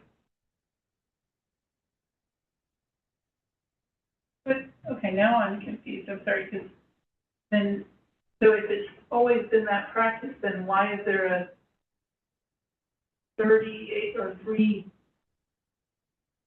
If you look at school 300,000. nutrition for fiscal year 23 and fiscal year 24 actual, you see it's 689 fiscal year 23, and then 723 in fiscal year 25.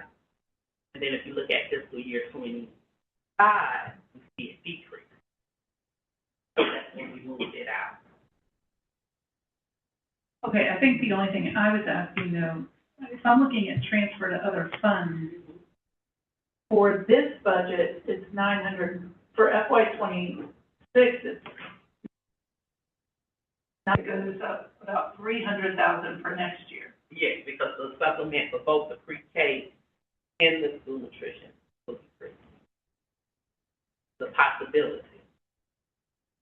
Where, I mean, this is sort of water under the bridge since it was in 25, but how did we pull out nutrition from the nutrition program and then not see it show up in the transfers to other funds? They received a grant fiscal year 25.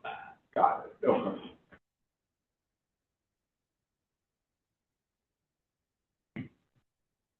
So, I mean, I think my basic request is we need to be able to explain the percent growth for the various departments, for all of them, really. But I'm certain the community is principally looking at instruction versus central office. And that just needs to be able to be delineated in a clear story. I don't mean to put you on the spot right now, right, to not make it up, right? But even with instruction, like, I mean, you would have to go back in the past year and pull out those positions that were moved to pupil service. yes, In order to get a clear picture. that it's work. You will have to go back and look at whatever state mandate was done in that year. A lot of work. It is. We needed to be able to tell the story all along, though. And so I agree. I recognize what I'm asking, but Right. I'm still asking it. Dr. Brim, I'm sorry. I don't think this is really for you, Dr. Broom, but going back to salaries and benefits, then it is important for me to understand all of those other positions that are not teachers that are in instruction or the support, because I believe they could be paid on a teacher's salary, but they work more days. They could be paid on a different, because we have that whole, which does lead me to, I think it's slide 5, I just want to confirm this. So compensation part 3, unless you draft number 2. So when it says increased competitiveness for administrative salaries, we're talking about general admin as well as school admin? As far as the administrative? Yeah. Yeah, that's, like cabinet members, principals. Okay, so both of those. And then does that include a COLA? Because I don't see that here. It includes the 3% COLA in a step. Okay, so that's where I think I also get confused. Now, this because amount, the 70K, is just for the one step. Sure. But the way I read this, and I want to make sure I'm clear, is HR presented 3 new options that increased rankings along with a 3% COLA option. So when I look at the yellow arrow, option 4, 3% COLA, 1.3 million salary only. So there is still the step increase for teachers that's not calculated. Correct. Okay. And then when you move to the administrative salary, there will also, not only will there be the traditional step, but they're getting an additional step. So I just want to make sure. In one step. Okay. That's when you have the salary scale. Sure. Let's say there's 15 steps, so that's adding up to. Right, but, so what I'm reading this as, though, is if you're an administrator on step 12, you get to move to step 13, just like a teacher who's year 22 moves to 23. So any administrator who is under the 15th, because we only go to 15 years for the administrative salary schedule, then they're only moving up 1 step. They're not moving up 2 because there's an added step here. They're just moving up 1 step. No one's moving up 2 steps. No one. Just adding a step at the bottom of the scale, so any administrator who has completed year 15 would get a bump for continuing to stick around. That's Well, why it's only 70K. This probably doesn't apply to teachers. Does it apply? I mean, I know. No, this is not the teachers, the administrative salary. Yes. Right, what I mean is if a teacher hit the max salary, they're not gonna get a step increase. Like if they're a 30-year, they're just a 30-year. If they're at the top of the scale. They would still get a COLA though, because the Right. COLA adds 3% to every. Thank you.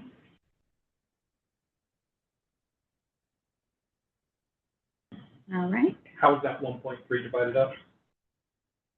1.3. For the option 4 for the teachers, and there's a note that we are focusing it on particular areas. So is it more than 3%? I just talked through the option 4 and how it improves things. Ms. Walker, can you assist, please? So I know we've got this smoothing out of T6 and T7, so the board told you, let's give every teacher 3%, but then like, let's fix this to attract, retain and teachers in that 12-year scale. Is that what we've done? Can you talk me through kind of where we targeted that, how we went about that? Exactly. With the current scale, with this option 4, the 3% is just 3% on the current scale. Now, if you look at our current scale now, the beyond step 26 is every other year you're getting a step. This in option 4, those will be the only steps that will be corrected is year 26 beyond. We're really targeting. Exactly. Is that divided up between specialists and doctorate? Is there kind of all 3 categories even? All different. Okay, so every teacher can expect both a step plus a 3% improvement to the step, but we are targeting teachers who have been around the longest. You're going to see kind of a commiserate jump in where you rank to those people, so you could expect, I'm not going to say a number out loud, but 5, 6, 7% to what you're making. Okay. Well, now I'm confused, because James, you started with what I started with, which was initially, the board had talked about targeting the middle year teachers. We're not doing that. We're being told something about 26 and 30, but that's nowhere on this slide, so how did you know that? Slide 6. Okay, but I'm looking at it, and all I see for Slide option 5. Can you 4. go down one more?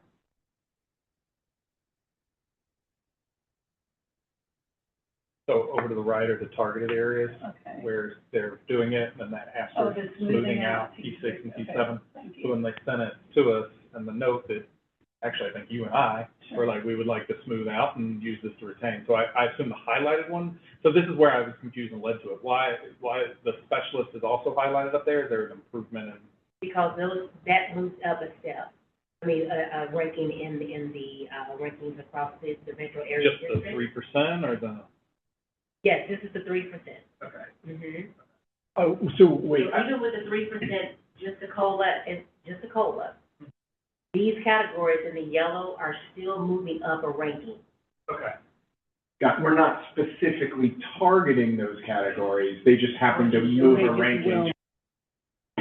Closer to where we need to be.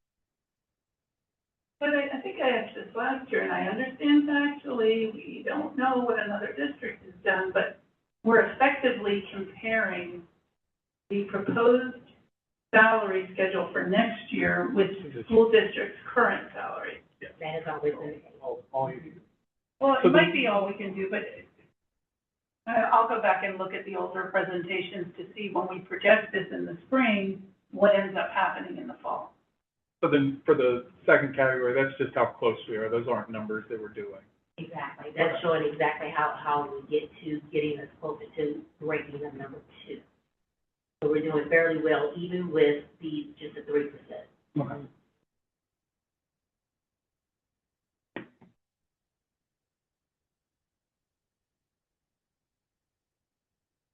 Board, I believe this budget draft is sustainable with the code under option 4 teacher salaries, just as we talked about, and benefit packages. We'll place them in the top quartile. Competitive compensation has been a focus of this board. Thank you, Dr. Broom. The draft presented tonight is a bit more in alignment with what we can afford in FY '27. Dr. Whitaker, please introduce the next presentation. Dr. Broom will remain.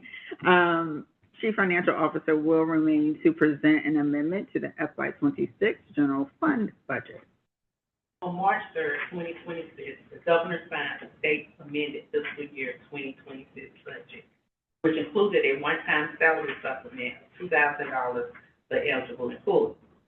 For the district, the state funded 502 eligible positions for specified K-12 teachers, administrative staff, custodians, nutrition workers, food nurses, and bus drivers.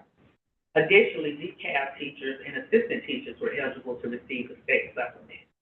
Although the state budget amendment was passed for specified positions, the district gave all full and part-time eligible positions a $2,000 or $1,000 bonus. Savings from vacant positions and employees on leave throughout the year were reallocated between function categories to fund the supplemental payment for district-eligible employees who were not funded by the state. In reallocating the funds, budget transfers between function categories did not exceed $100,000, and per board policy DC, this falls under the superintendent's authority. Budget Amendment 1 to the general fund. The total fiscal impact to give all eligible full-time positions the $2,000 bonus and all eligible part-time positions the $1,000 bonus was approximately $1.7 million. The district received approximately $995,000 from the state and $34,000 from the Georgia Department of Early Learning and Care. The total fiscal impact to the district was approximately $842,000. The general fund budget amendment 1 is to amend revenue by reducing state funding from QBE by $28,498 due to declining enrollment of 10 FTE. Amend revenue by adding $995,466 to grant funding received from the state as a one-time supplement. Total change in fiscal year 26 general fund revenue budget is an increase of $966,968. Amend expenditures by adding an additional $995,466 to expenditures. Total change in fiscal year 26 general fund expenditure budget is an increase of $995,466. The impact on the fund balance is a reduction in fund balance of $28,498, resulting to the reduction in state QBE. Chair Sullivan, may I read the recommendation? Yes, please. It is recommended that the Board of Education amend the fiscal year 26 general fund budget. We have a motion to amend the FY 26 budget. Board Member Utz seconds the motion. The pending question to amend the FY. Is there any discussion? Hearing none, since this requires a recorded vote, Dr. Whitaker will now call the roll. Members, when your name is called, please respond with aye if you are in favor, no if you are opposed, or abstain if you wish to remain neutral. Dr. Whitaker, please proceed. Chair Sultan? Aye. Vice Chair Utz? Aye. Board Member Anderson? Aye. Board Member Herndon? Aye. Board Member Urier? Aye. Chair Sultan, the tally stands at 5 ayes, 0 noes, and 0 abstentions. The ayes have it. The motion is carried. Thank you, Dr. Broom. I'm glad we're able to provide a supplement for all of the staff. Board, we will now move to the consent agenda items, including monthly reports on finance, nutrition, and personnel. The first item includes a presentation. There will be a motion to accept the consent agenda in totality. Dr. Whitaker, do we have a monthly financial report? Yes, Chair Sultan. It's Dr. Broom. And she will present the monthly financial report. The February 2026 financial reports and definition of function codes are located in the Assembly agenda. The Finance Department operates based on the district's 4 strategic accelerators with a specific focus on Accelerator 4, organizational effectiveness and excellence through financial transparency. For the general fund, as of February, the district collected 78%, or approximately $86 million of the budgeted revenue, which is within the same percentage that was collected this time last year. Expenditures are normal for this time of the year. The district has expended 57% of the overall budget, or approximately $65 million. Last year at this time, the district had also expended 57% of the overall budget. The majority of January expenditures are the salary and benefits, which make up 86% of the budget. month of February, there was a deficit of approximately $4 million, which means the district's revenue for the month was $4 million less than the monthly expenditure. Last year at this time, the deficit was also $4 million. Approximately $4 million has been deducted from the fund balance, which is normal for this time of the year. Overall, year to date, there's a surplus of approximately $22 million. Last year, this time, there was a surplus of approximately $19 million. The surplus of revenue is normal at this time of the year. The general fund balance as of February 28, 2026 was $45 million, which included the current fund balance of $21 million and the beginning fund balance of approximately $24 million. February revenue for capital funds consisted of approximately $556,000 from SLOSS 6 proceeds and earnings on investments. Approximately $193,000 was expended. The $363,000 surplus was added to the fund balance. The district collected 59% of budgeted revenue and expended 50% of budgeted expenditures. Special revenue funds consist mainly of federal, local, and state grants not budgeted in general funds. The district collected 34% of the budgeted revenue and expended 51% of the budgeted expenditures. Reimbursable grants require the district to spend the funds prior to receiving reimbursement. School nutrition revenue and expenditures are trending slightly less than in previous years. For the month of February, 57% of the budgeted revenue was received and 52% of the budgeted expenditures were spent. School nutrition operated at a deficit of approximately $56,000, which has been deducted from the fund balance. As of February, the school nutrition fund balance was approximately $1.3 million. This time last year, the fund balance was $1.8 million. I'm happy to respond to any questions or provide clarification.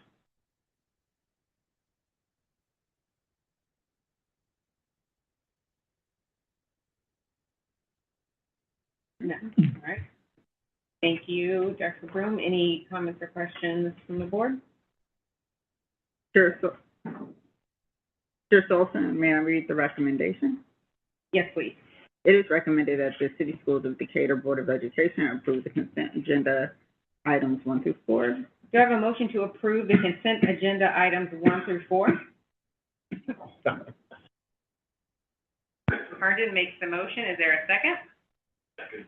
Board Member Utz seconds the motion. The pending question is the adoption of the motion to approve consent agenda items 1 through 4. Is there any discussion?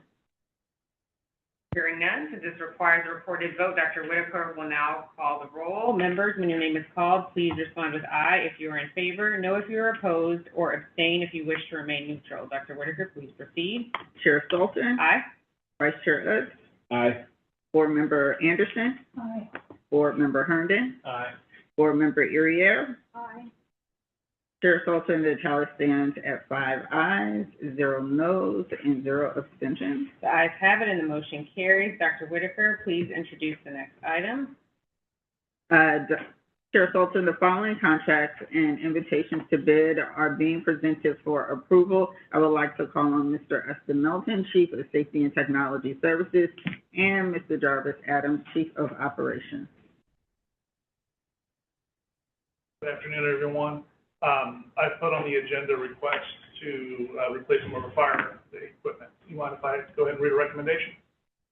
So the recommendation is that the Board of Education approve the superintendent to enter into a contract with Convergent for the replacement of fire alarm systems at Beacon Hill Middle School and Glenwood Elementary School for a cost of $300,874.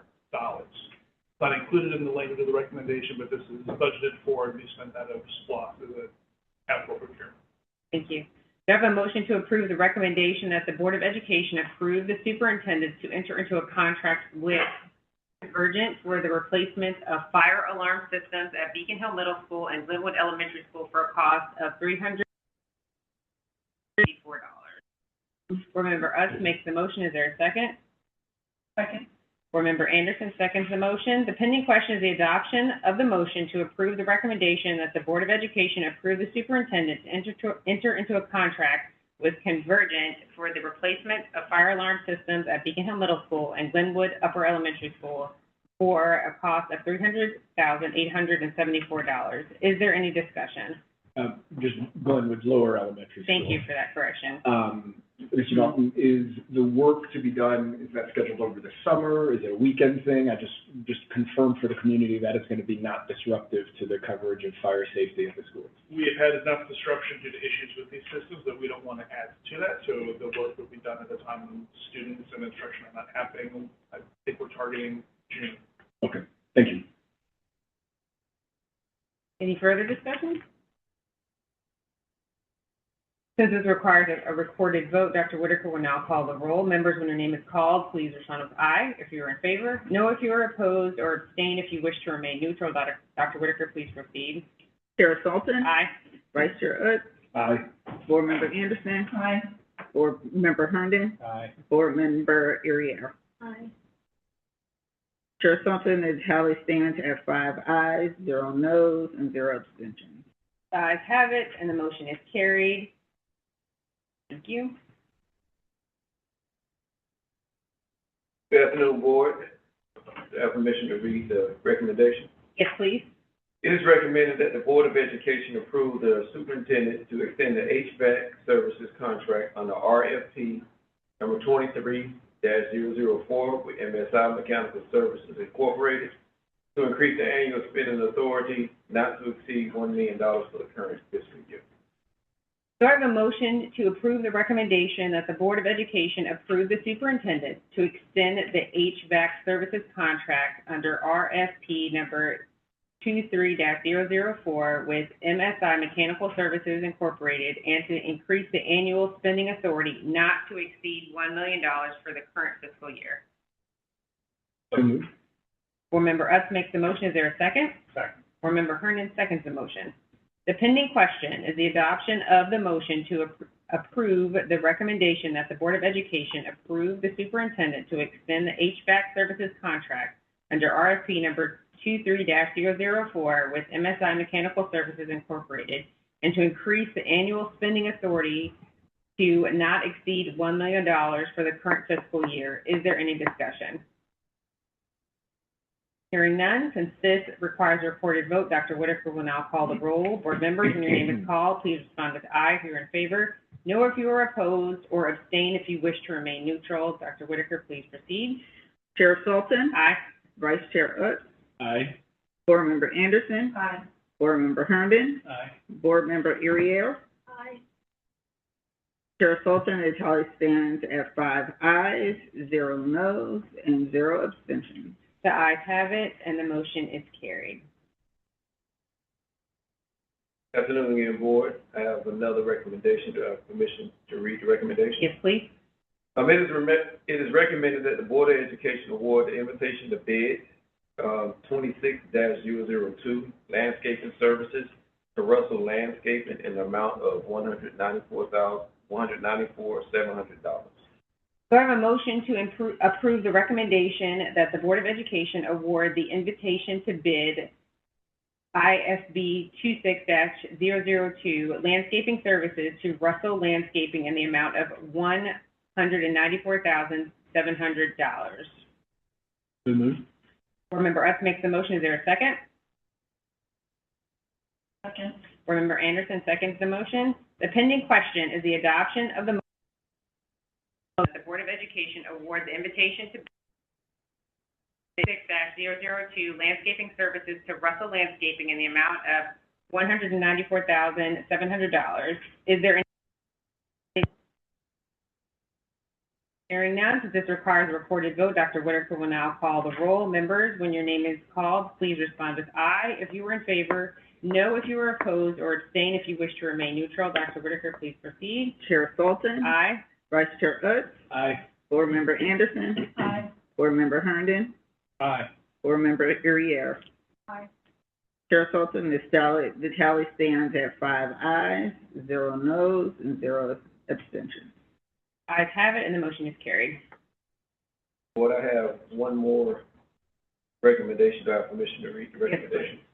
It is recommended that the Board of Education award the invitation to bid 26-003 custodial services to Intercontinental Commercial Services in the amount of $875,000 dollars. Do I have a motion to approve the recommendation that the Board of Education award the invitation to bid 26-003 custodial services to Intercontinental Commercial Services in the amount of $875,563? Board Member Herndon makes the motion. Is there a second? Second? Board Member Utz seconds the motion. The pending question is the adoption of the motion to approve the recommendation that the Board of Education award the invitation to bid 26-003 custodial services to Intercontinental Commercial Services in the amount of $875,563. Is there any discussion? This is an annual contract? Yes. And So it's a 5-year.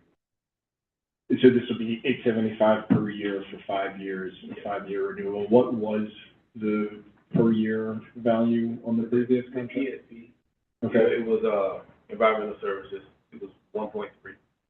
1.3 a year. So this represents $500,000 worth of savings annualized? Yes, it's a different scope of work also. Got it. Okay, thank you. Thank you. Any further discussion? Since this requires a recorded vote, Dr. Whitaker will now call the roll. Members, when your name is called, please respond with aye if you are in favor, no if you are opposed, or abstain if you wish to remain neutral. Dr. Whitaker, please proceed. Chair Salton? Aye. Vice Chair Utz? Aye. Board Member Anderson? Aye. Board Member Urier? Aye. Chair Salton, the tally stands with 5 ayes, 0 noes, and 0 abstentions. Aye. And the motion is carried. Thank you. Dr. Whitaker, please introduce the next agenda item. Chair Salton, an executive session item was added to the agenda at the beginning of the meeting. May I read the recommendation? Yes, please. It is recommended that the Board of Education approve the settlement of Gonzalez v. Frederick Woolley and CSD in the amount of $15,000 and authorize the superintendent to sign all documents to effectuate the settlement as approved by the school board attorney. Do I have a motion to approve the settlement of Gonzalez versus Frederick Woolley and CSD in the amount of $15,000 and authorize the superintendent to sign all documents to effectuate the settlement as approved by the school board attorney? So moved. Board Member Utz makes the motion. Is there a second? Second. Board Member Urier seconds the motion. The pending question is the adoption of the motion to approve the settlement of Gonzalez versus Frederick Woolley and CSD in the amount of $15,000 and authorize the superintendent to sign all documents to effectuate the settlement as approved by the school board attorney. Is there any discussion? Hearing none, since this requires a recorded vote, Dr. Whitaker will now call the roll. Board members, when your name is called, please respond with aye if you are in favor, no if you are opposed, or abstain if you wish to remain neutral. Dr. Whitaker, please proceed. Chair Salton? Aye. Vice Chair Utz? Aye. Board Member Anderson? Aye. Board Member Herndon? Aye. Board Member Urier? Aye. Chair Salton, the tally stands at 5 ayes, 0 noes, and 0 abstentions. The ayes have it, and the motion passes. Dr. Whitaker, please introduce the next item. Chair Salton, I would like to call on Mrs. Amanda Lynch, Chief of Staff, to present 2 policies for first read. Probably after policies, it'll be about 6:30, and we'll have to go to public comment and then come back, and she'll do the 6 policies for second read. Right, good afternoon once again, Board Chair Dr. Sultan, Vice Chair Utz, esteemed members of the board, Student Representative Batra, and Superintendent Dr. Whitaker. Today there were 2 policies for first read. They were discussed in pre-work last month and is being presented for first read today. As you can see on the slide, one policy is an existing policy with revisions and one policy is proposed as a new policy. First is policy IBB, charter schools. This policy was discussed in pre-work last month in response to updates to the Georgia State Board of Education rules, which necessitated revisions to this existing policy. No new changes have been made to the version that was presented last month, just the red lines from last month. May I read the recommendation? Yes, please. The recommendation being made is that City Schools of Decatur Board of Education accept policy IBB, charter schools, for first read. Do I have a motion to approve the recommendation of policy IBB, charter schools, for first read? Board Member Anderson makes the motion. Is there a second? Second. Board Member Utz seconds the motion. The pending question is the adoption of the motion to approve policy IBB charter schools for first read. Is there any discussion? Hearing none, since this requires a recorded vote, Dr. Whitaker will now call the roll. Board members, when your name is called, please respond with aye if you are in favor, no if you are opposed, or abstain if you wish to remain neutral. Dr. Whitaker, please proceed. Chair Sultan? Aye. Vice Chair Utz? Aye. Board Member Anderson? Aye. Board Member Herndon? Aye. And Board Member Uriel? Aye. Chair Sultan, the tally stands with 5 ayes, 0 noes, and 0 abstentions. The ayes have it, and the motion is carried. Second is policy LEBA, parental involvement in education. This policy was shared as pre-work last month, having been identified for consideration due to its prevalence in other metro area districts. Based on the board discussion last month, the word guardian or guardians was added throughout the policy where parent or parents was used. No other changes were made to the version presented last month. May I read the recommendation? Yes, please. The recommendation being made is that the City Schools of Decatur Board of Education accept policy LEBA, parental involvement in education, for first read. Do I have a motion to approve the recommendation of policy parental involvement in education for first read?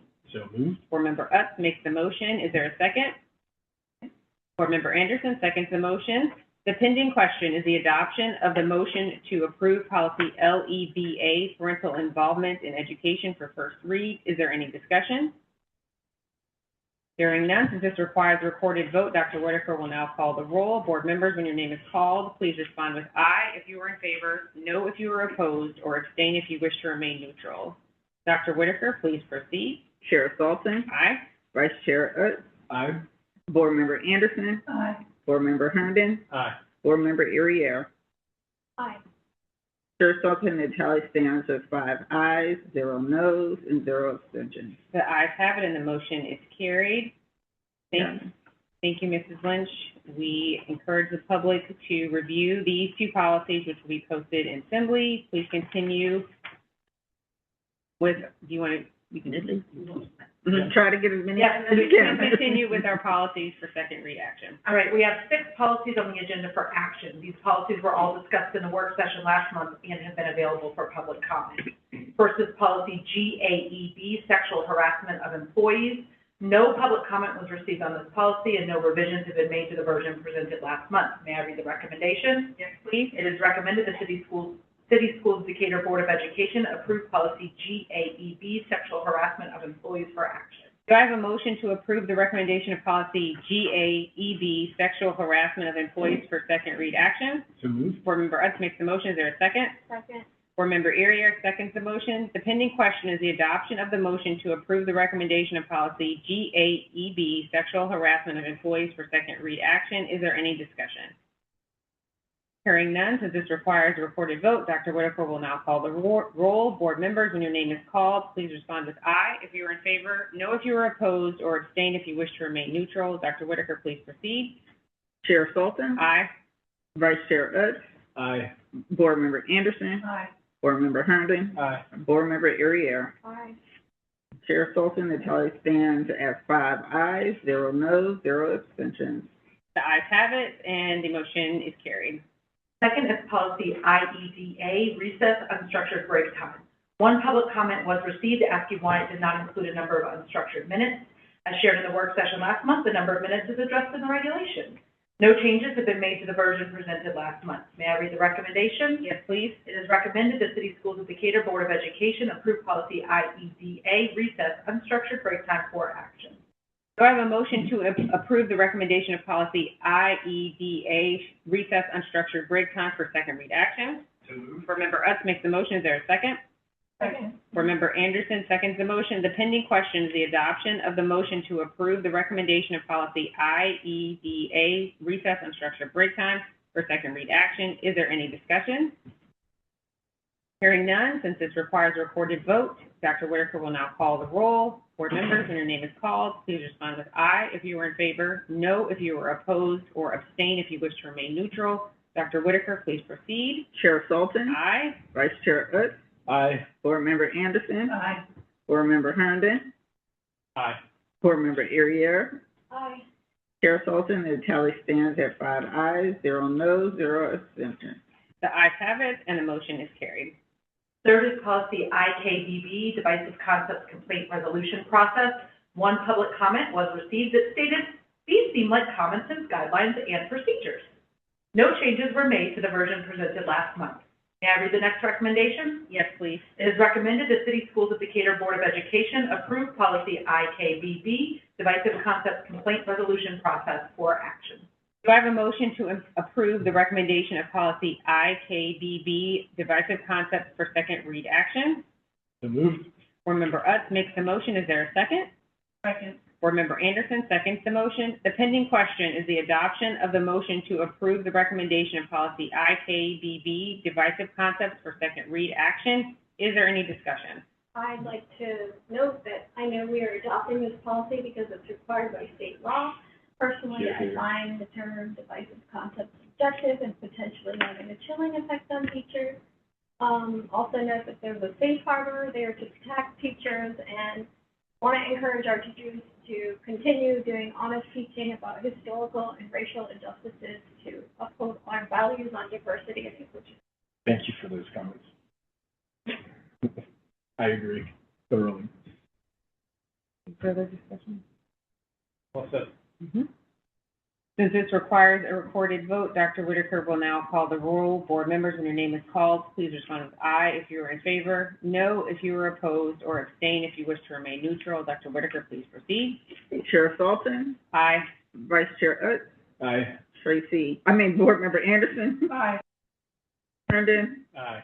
Board Member Irier. Aye. Chair Sultan, the tally stands at 5 ayes, 0 noes, 0 abstentions. The ayes have it, and the motion is carried. Fourth is policy ICFA, curriculum guides and course outlines. No public comment was received on this policy, and no revisions have been made to the version presented last month. May I read the recommendation? Yes, please. It is recommended the City Schools of Decatur Board of Education approve policy ICFA, curriculum guides and course outlines for action. Do I have a motion to approve the recommendation of policy ICFA, curriculum guides and course instructions for second read action? So moved. Board Member Herndon makes the motion. Is there a second? Second. Board Member Utz seconds the motion. The pending question is the adoption of the motion to approve the recommendation of policy ICFA, curriculum guides and course outlines for second read action. Is there any discussion? Hearing none, since this requires a recorded vote, Dr. Whitaker will now call the roll. Board members, when your name is called, please respond with aye if you are in favor, no if you are opposed, or abstain if you wish to remain neutral. Dr. Whitaker, please proceed. Chair Sultan, Aye. Vice Chair Utz, Aye. Board Member Anderson, Aye. Board Member Herndon, Aye. Board Member Irier. Aye. Chair Sultan, the tally stands at 5 ayes, 0 noes, 0 abstentions. The ayes have it, and the motion is carried. Fifth is policy IFCD, school volunteers. No public comment was received on this policy, and no revisions have been made to the version presented last month. May I read the recommendation? Yes, please. It is recommended that City Schools of Decatur Board of Education approve policy IFCD, school volunteers for action. Do I have a motion to approve the recommendation of policy IFCD, school volunteers for second read action? So moved. Board Member Utz makes the motion. Is there a second? Second. Board Member Irier seconds the motion. The pending question is the adoption of the motion to approve the recommendation of policy IFCD, school volunteers for second read action. Is there any discussion? Hearing none, since this requires a recorded vote, Dr. Whitaker will now call the roll. Board members, when your name is called, please respond with aye if you are in favor, no if you are opposed, or abstain if you wish to remain neutral. Dr. Whitaker, please proceed. Chair Sultan, Aye. Vice Chair Utz, Aye. Board Member Anderson, Aye. Board Member Herndon, Aye. Board Member Irier. Aye. Chair Sultan, the tally stands at 5 ayes, 0 noes, and 0 abstentions. The ayes have it, and the motion is carried. Finally is policy KM, visitors to schools. No public comment was received on this policy, and no revisions have been made to the version presented last month. May I read the recommendation? Yes, please. It is recommended the City Schools of Decatur Board of Education approve policy KM, visitors to schools for action. Do I have a motion to approve the recommendation of policy KM, visitors to school for second read action? So moved. Board Member Utz makes the motion. Is there a second? Second. Board Member Anderson seconds the motion. The pending question is the adoption of the motion to approve the recommendation of policy KM, visitors to school for second read action. Is there any discussion? I know that I'm about to present on a resolution we're working on, and the board did receive an email of a community member asking for an update to this policy that specifically reaffirmed, I don't remember right now, I don't know if anyone remembers, but in addition to that, that's relevant to the resolution. So, just that might be revisited, and we'll talk about that later. Any further discussion? Since this requires a recorded vote, Dr. Whitaker will now call the roll. Board members, when your name is called, please respond with aye if you are in favor, no if you are opposed, or abstain if you wish to remain neutral. Dr. Whitaker, please proceed. Chair Salton? Aye. Vice Chair Utz? Aye. Board Member Anderson? Aye. Board Member Herndon? Aye. Board Member Urier? Aye. Chair Salton, the tally stands at 5 ayes, 0 noes, and 0 abstentions. The ayes have it, and the motion is carried. Thank you, Mrs. Lynch. Vote the public comment. Yeah. All right, thank you. Moving on to public comment, the following information is included in the board policy manual, and members of the public also acknowledge this information when they sign up to speak. This serves as a reminder for all speakers and members of the audience. The opportunity to address the board during public comment is limited to district parents, students, residents, employees, businesses, and organizations. Persons wishing to address the board during public comment must sign up by 5:30 p.m. and in doing so will be asked to state their connection to CSD and/or the City of Decatur. To allow time for the board's other business, public comment will be ordinarily limited to 1 hour or 20 speakers. At the board's discretion, the public comment period may be extended for a specified amount of time or a specific number of additional speakers. The time limit for all speakers will be 3 minutes. Persons speaking during public comment will not be permitted to yield the floor or transfer unused time to other speakers. Comments during public comment should be addressed to the board as a body and not to any individual board members. At the chair or chair's discretion, persons violating this policy may be asked to step down. Speakers should be courteous and professional.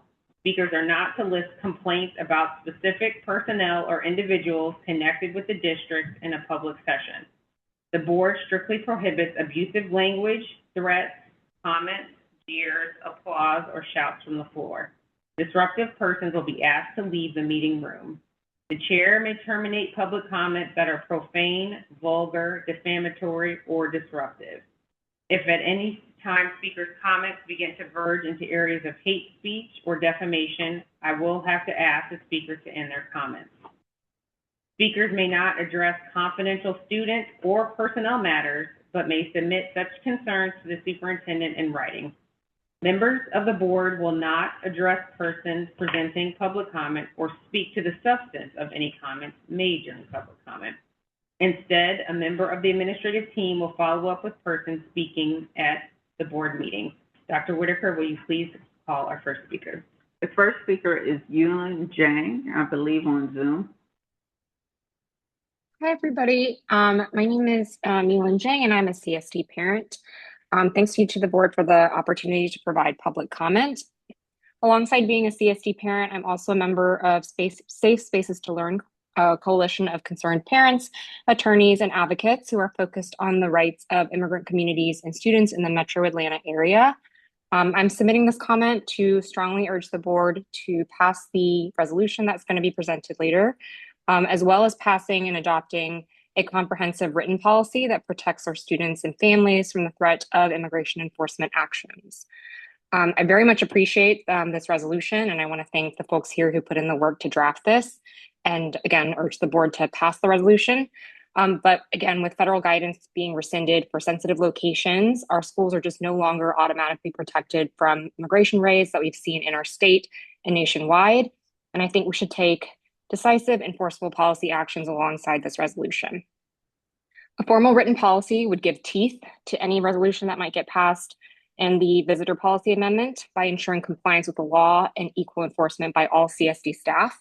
This is particularly necessary and important as a clear policy will prevent any surprises like those that could lead to dangerous situations that we have seen occur in our state and nationwide in front of students. Any threat of an immigration enforcement operation on school grounds causes deep trauma and disrupts learning environments for all students. I earlier sent 2 options to the board via email for draft policy language options. Encourage you to read through those options and give it serious consideration. In particular, I'll also note that one example is a recently passed policy by a Georgia school district that's very comprehensive. To be fully protected and in compliance with what is legally required, I urge the board to implement a policy that includes the following critical components: requiring that ICE agents present a valid judicial warrant before being allowed to enter any private areas of school property, appointing legal counsel to handle all inquiries or visits from ICE agents, ensuring that staff do not feel pressured to volunteer information, prohibit the collection of information about students or families, immigration status, and strictly protect student records from disclosure to ICE under FERPA, and establish a policy to notify parents immediately if an agent attempts to contact their child or access their information. Thank you for your time and consideration. I yield back. Thank you. The next speaker is Maureen Myers.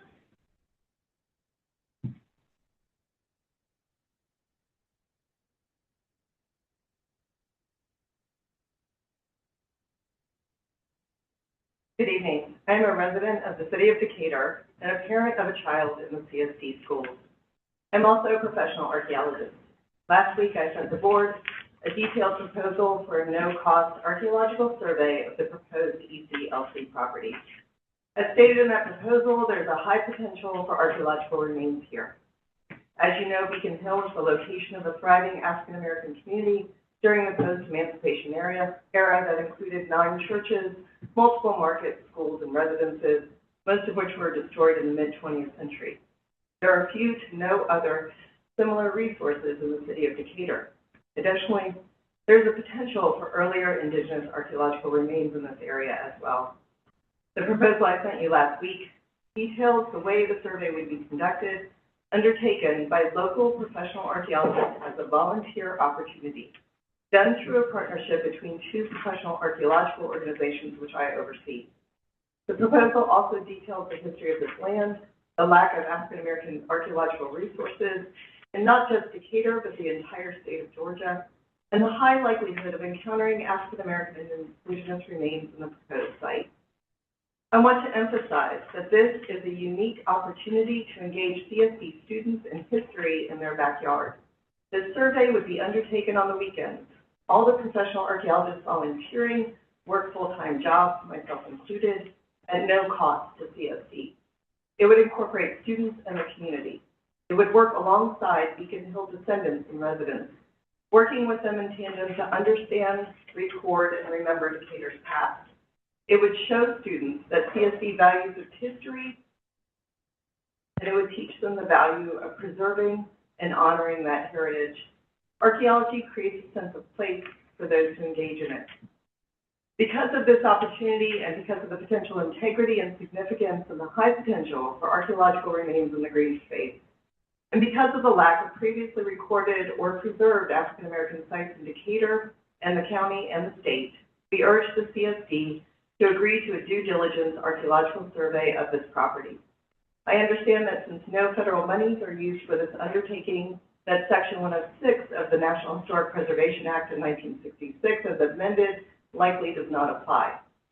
However, because of the high potential for archaeological remains and the potential for human remains, a due diligence survey of this land would ensure that significant archaeological resources are recorded and artifacts preserved while engaging students in the community. I urge the CSD to not destroy the remaining pieces of its important African American history and to instead take this opportunity to identify and preserve that history and use what it's learned to strengthen the community's legacy. Thank you. The next speaker is Ben Brewer.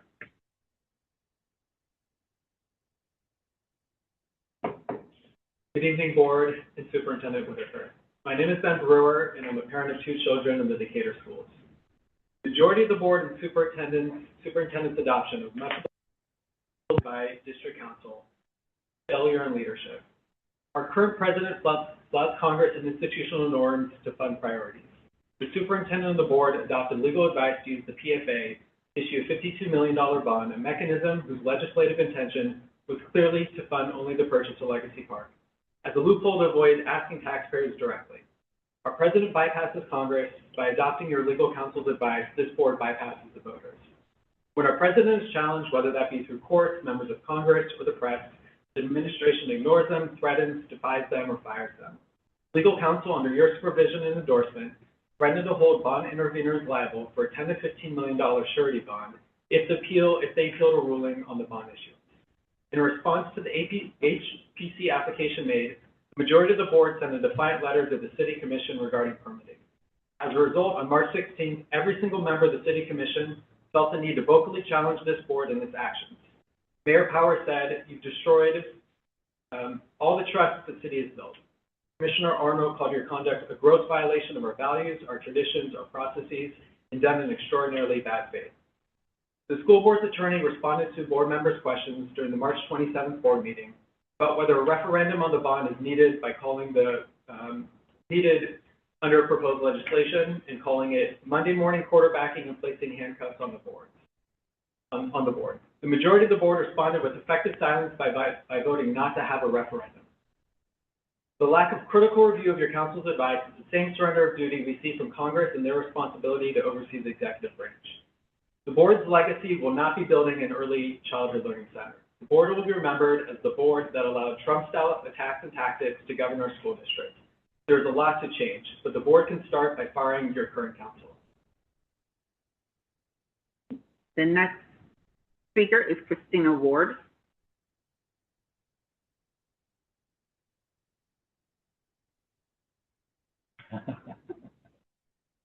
Hey guys, how's it going? Thank you. I'm Christina Ward. I'm a member of the Beacon Hill Grassroots Coalition, so I think you know why I'm here.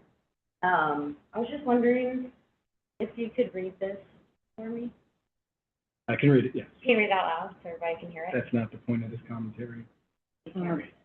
The board members cannot. Oh, okay. Just see what this statement is. So Hans, you wore this shirt to a... Just to be clear, we're I not thought you addressing specific board members. Yeah, that. Okay, so this shirt was worn by a board member at a fundraiser, and everybody, it's on the front of a Decatur's post, everybody can see it. You wore this 3 days after a town hall meeting where community members like myself, teachers and students, who you represent, stood up. They gave compelling and passionate statements against this project, the ELC. You mocked some of them. Ma'am. Okay, some of them were mocked. Well, ma'am, if your comments addressed to the board as a whole, not to individual board members. Okay.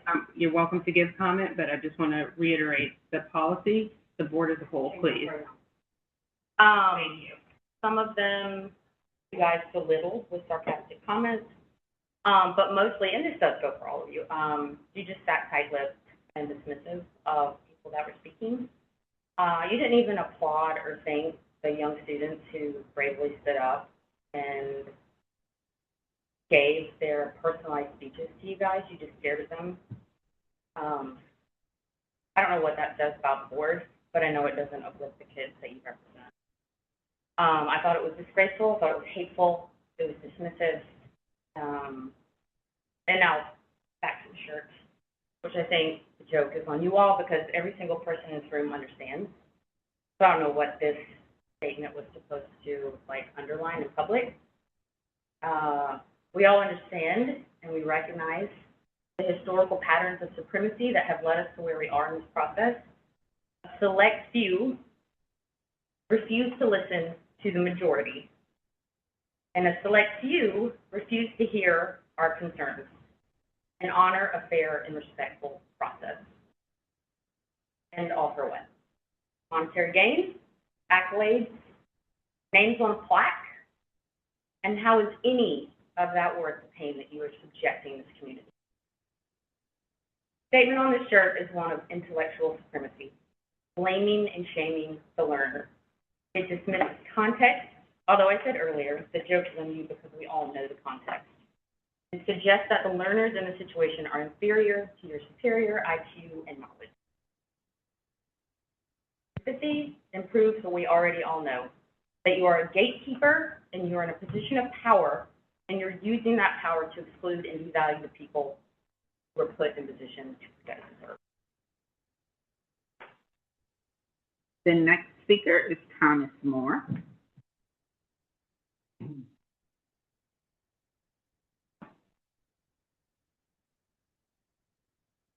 Okay, this is not gonna be totally fair. Sorry, Thomas Moore. This is gonna be totally fair if you can't respond, but I would like to start with a joke. So why did Jellyfish refuse to ride on the roller coaster? Because he liked the back. Moving from that, I recently received a letter that in part called for resignation of several members of the school. I was part of the group that drafted that letter, and I sent that letter from my email address. Outside of that, I'm amazingly unremarkable.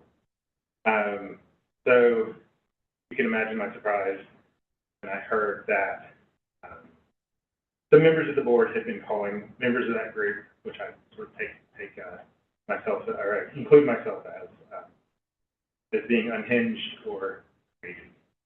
Now I know you have my email address, and I have been to a lot of these meetings, so you certainly, hopefully, I guess, maybe recognize me.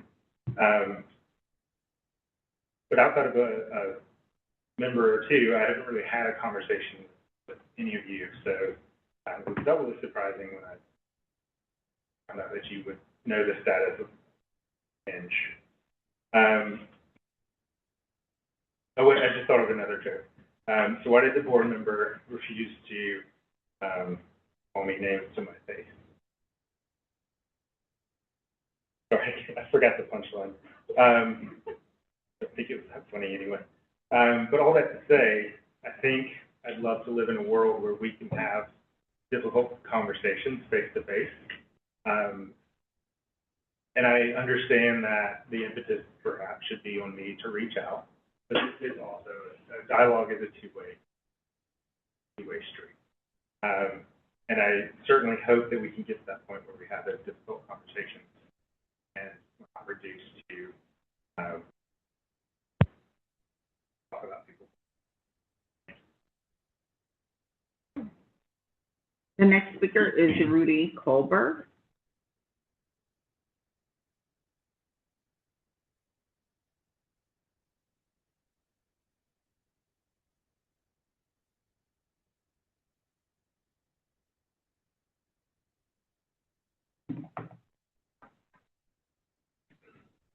Hello, board.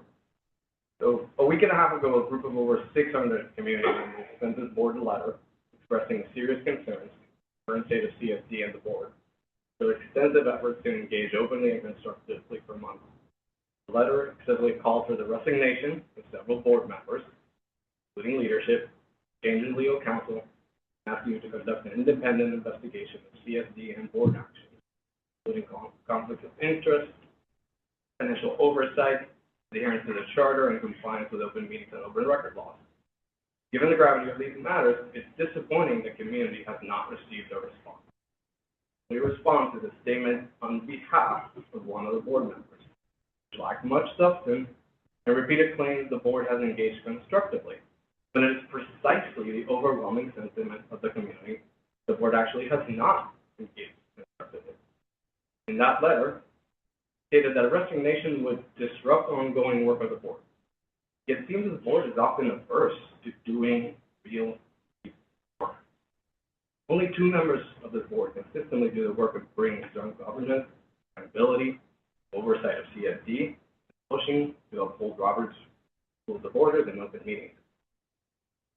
This board outsources much of its work to lawyers, lobbyists, and PR firms. It repeatedly says, including several of you at the March meetings, that they will do the work of community engagement on the ECLC once shovels are in the ground. At the recent community meeting, this board also said you can only do the work to go after philanthropic funding once shovels are in the ground.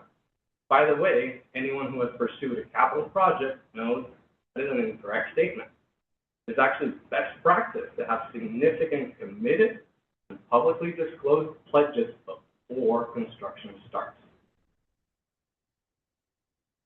The entire City Commission, HPC, the DeKalb delegation have chastised you for not doing the work, not engaging with them, for the community, not acting in good faith.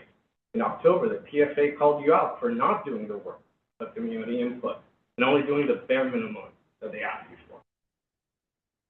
And in response to that letter, in that response letter, it also stated that public service requires perspective and accountability. I agree. It also adds that Georgia Constitution requires more of you. It explicitly requires that public servants are trustees and servants of the people and at all times amenable to them. This board actually had perspective, ability, and were sound trustees that did not dodge accountability, not dodge governance, not dodge schools that should govern you. Take seriously the request from the community. It will take action on a request for resignation, investigation. That's all the speakers. Thank you. We would like to thank all of the speakers for taking the time to be here tonight. As board members, it is important for us to hear the concerns of our community. We will take your comments into consideration. All right, going back to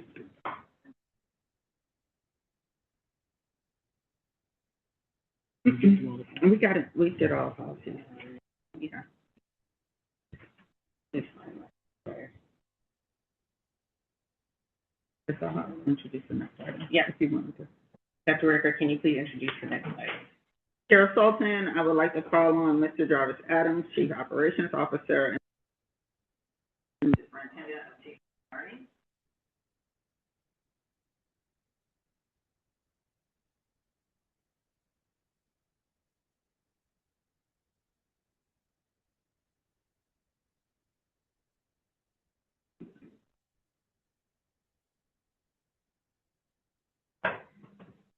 Good evening, Board Chair Dr. Sultan, Vice Chair Utz, esteemed board members, Student Board Representative Batra, and Superintendent Dr. Jima Whitaker. We are pleased to present an update on the new Early Childhood Learning Center and DHS expansion. While this project falls under organizational effectiveness and excellence, it equally lives in student success in all areas, understanding the importance of educating our youngest learners. Tonight, we will speak about location, transparency, and design in this presentation. Our first comprehensive board presentation on the new Early Childhood Learning Center was in September 2024, titled The Promise of Beacon Hill. Honoring the community's history has been part of our work and will explain the power of placemaking and how we plan to continue honoring it. I'll reset on community engagement that has informed our architectural design principles. Then we'll reshare the building, taking a look at the instructional spaces. Mr. Adams will now come forward to share the importance of the location, not only for early learning, but also for the Beacon Hill community.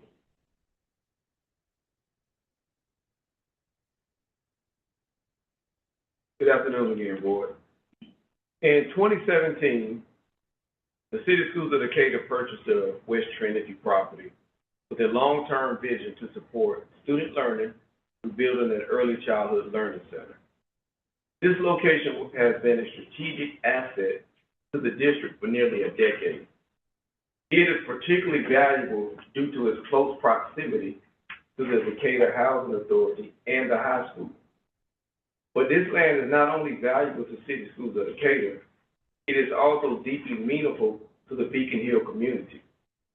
We have heard from current and former residents that this space represents history, memory, and lived experience. For some, it is even described as sacred, and we respect that perspective. As we moved into the design phase, our architectural partner, GMC, introduced placemaking as part of the design process in response to community feedback from community board meetings, ensuring that the building reflects the history and identity of Beacon Hill. Placemaking is how that history will live on through this building, through murals, storytelling elements, preserve walkways like a historic alley, green spaces, and intentional areas where the history is not just remembered, but experienced. As part of the process, GMC identified opportunities to engage artists, organizations, and students, including the Kennesaw State University chapter of National Organization of Minority Architecture Students, as a possible future learning and participation opportunity. This is not a direct partnership with the City Schools of Decatur, but a design support resource to ensure that the work is thoughtful and community informed. I have personally made multiple attempts to connect with the Beacon Hill elders who have spoken publicly regarding Beacon Hill. I have shared examples of similar placemaking work and invited them to conversation to hear their ideas on placemaking. While I have not been able to connect for a meaningful conversation, I will continue that outreach. And I am also engaging current Beacon Hill resident elders to ensure that the community voice helps shape the work. Placemaking is not a finished product. It is a process, and we are committed to doing it the right way. Next, Mrs. Burton will walk us through the broader community engagement that has shaped this project.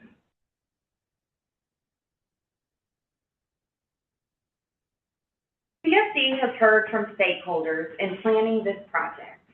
The start of the design phase, our architect, GMC, needed to better understand Decatur's to ensure that they were reflected in the building's design. The GMC created process was called PATH. CSD asked board members to identify Decatur constituents who could share expertise in early learning, green space, pediatrics, and safety to provide a more representative view of Decatur values. CSD also identified staff from College Heights and the Fraser Center, as well as high school staff and actual DHS high school students. During this process, past participants completed a survey, and from that survey, a word cloud was created. The largest words were the most frequently mentioned words. Here you'll see families and children are at the forefront of this project. This is our priority and was the priority of the past participants. From there, a vision statement was created. This vision statement is, with a focus on child development, the project envisions an inclusive, accessible, safe, and sustainable campus. This design will embrace community diversity and foster a sense of belonging and well-being for all children, families, caregivers, and educators. The campus will serve as a vibrant and adaptable community asset for current and future generations. This vision has been driving the design along with the guiding principles. At the end of the PATH process, the following principles were identified: inclusive and accessible design, safety and security, sustainable net zero design, natural light and comfort, architectural harmony and fit, flexible community spaces, and child-oriented design and standards.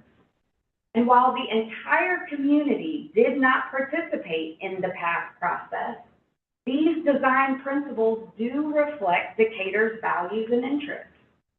We then repeated a similar process at the joint meeting of the City Schools of Decatur Board of Education and the City of Decatur Commission in October of 2024. To increase transparency, two-way communication continued during the board community meetings and superintendent's listening sessions. I want to begin by saying the most common feedback that we've heard from all of these community engagements is that everyone supports early learning. Everyone, hands down. However, we've heard directly from stakeholders about the sustainability and green space. And using that feedback, we made multiple design revisions, including expanding green space and reducing parking. On August 12, 2025, we even brought forward a design that was two stories, but proved to be more expensive. And notably, as Mr. Adams shared previously, we heard directly from the Beacon Hill community members and have responded with a commitment to placemaking. We also heard a request at the January 22nd, 2025 community meeting to increase spaces at the new Early Learning Center to accommodate all children at the Fraser Center. From that comment, we've made the commitment to make sure every child at the Fraser Center has a guaranteed spot before enrolling others. We've also heard from mothers needing childcare so they can return to work. And while not a formal CSD communication reflected on this slide, I spoke with multiple families at the Back to School Bash in July 2025 that were eager to get more information about the new Early Childhood Learning Center. CSD has followed every process put in place by the city. We've received feedback from city leaders and heard public comment during city meetings. We heard very clearly that the facade and the design didn't look Decatur. We took that back to the architects, and that resulted in different building materials. We added setbacks in the building design so it looks and feels more like Decatur, which also ensured that we adhere to downtown zoning ordinances. We preserved as many trees as possible, specifically along Commerce, and trees were noted in the past word cloud and also shared in conversations at the city meeting. At the PFA meeting, I received questions about building utilization and about moving pre-K into K2 buildings. We've reached out to DeKalb to understand what's possible, and we're looking into this. We do listen and do make adjustments when feasible. We have provided numerous updates to the public throughout our own CSD board meetings, and at these meetings, there is also public comment.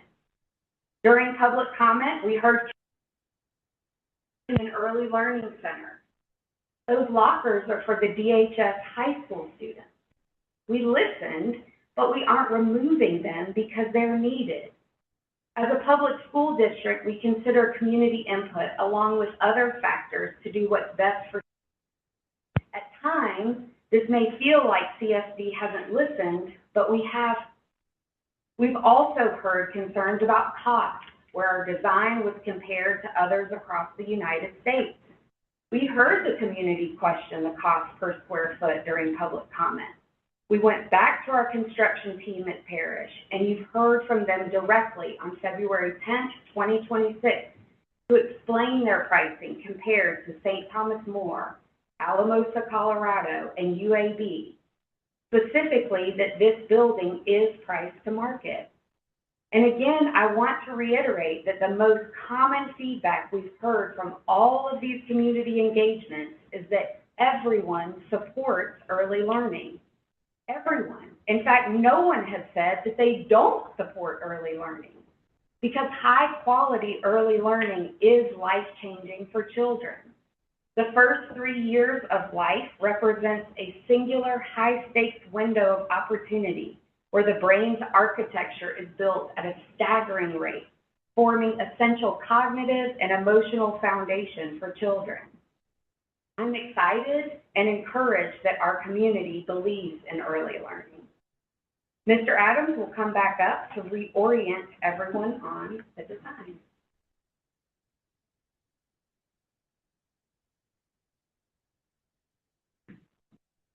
Thank you, Mrs. Burton. I'll take a few moments to reorient us on the design and how it reflects the principles and feedback we have discussed. This is not a new design, but a reminder of how the site is intentionally planned to support students, staff, and the broader community. You will see that a portion of the property is used to expand Electric Avenue. We heard concerns about congestion, and as good neighbors, we made the decision to give up part of our property to improve the traffic flow and access on Electric Avenue. The playground is located within the interior of the building to enhance student safety, aligning with our safety and security design principles. And finally, you will see green space that can be used by the public after school hours, of course, supporting our commitment to flexible community spaces. The Early Childhood Learning Center does include office spaces, and these are consistent with what you would expect in any school building across the city schools of Decatur. Both Mrs. Burton and I have served as principals across elementary, middle, and high school. And I can assure you that these spaces are standard in school design and are necessary for a building to function effectively. In total, there are 9 primary offices. You see them outlined there. And support spaces, including the librarian's office, clinic, the bookkeeper, the records room, instructional, a huddle space for conferences and itinerant staff such as speech pathologists and also support groups like Babies Can't Wait, a security office, and front office support. These spaces support the day-to-day operations of school. Leadership, student services, instructional support, and family engagement use these spaces. Board member area, you may recall our recent visit to Glenwood Elementary. When we walked into the media center, the librarian's office was housed inside of that space. And the instructional coach, even though she wasn't there that day, her office is located very nearby. This is consistent with what you'll see here in CLC. In addition, you will see a small number of offices outlined in green, office space identified for existing staff who are currently working out of district-owned houses that we are planning to sell. These are not new positions. These are current employees who would need appropriate workspace. This represents a very small portion of the overall building footprint. This is not a central office building. It is first and foremost an early childhood learning center designed to support children, families, and staff.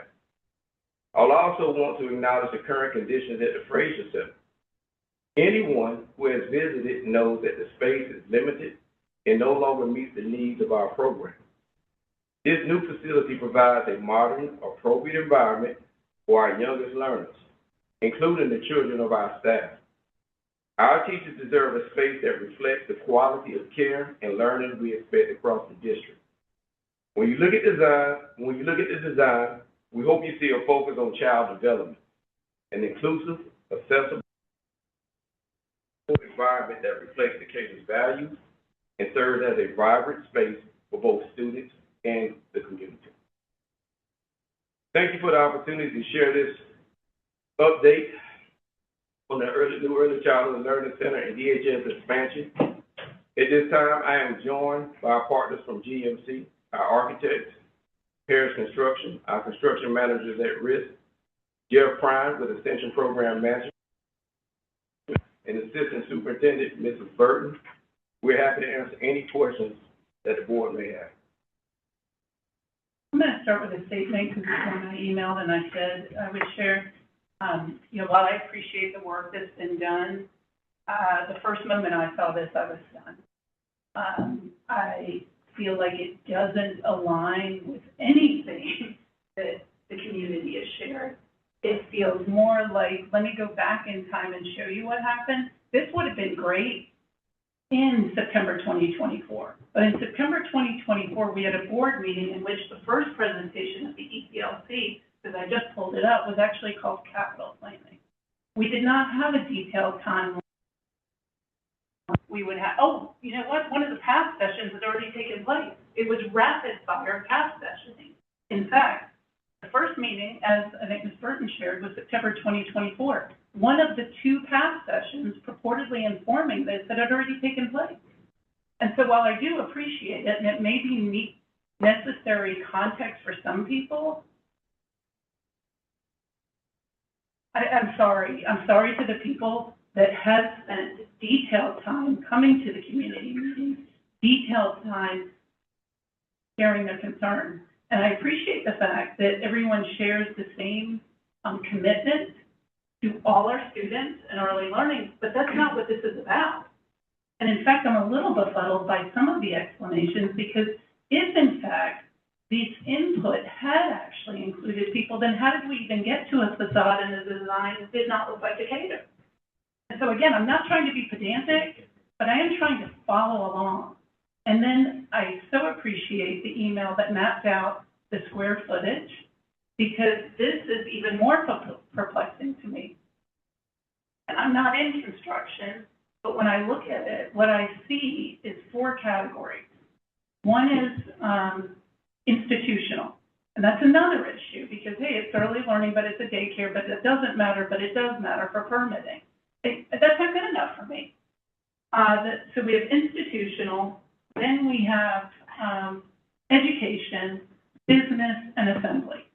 And when I count up the number of people that I assume is the maximum number of people that this building can hold, this building will actually house more people for business and assembly than I believe it will house for the children for whom this is being built. What I read is 267 max for institutional.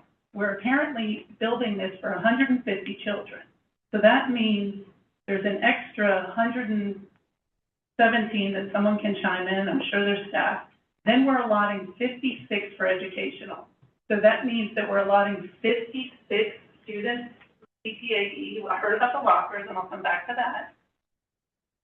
And then we have 8 observation rooms for 56 students. I'd love to see how someone map that out logistically. 8 observation rooms. If it's 56 max, unless, of course, we're going to have triple the number of students enroll in early childhood education, but I looked at Georgia DOE again today to confirm. And maybe this program will grow, but there are a lot of logistical things here that I have issues with. So, educating young children, yes, I have heard that everyone supports that. Although I have also heard some people ask realistic questions of how we will meet our charge to pay for the K through 12 education that we are legally bound to do while also offering early childhood education. But I have accepted that as an ethos, and I too support that. But I just don't understand what this building is. Sorry, those are my just initial comments. So let's break it down.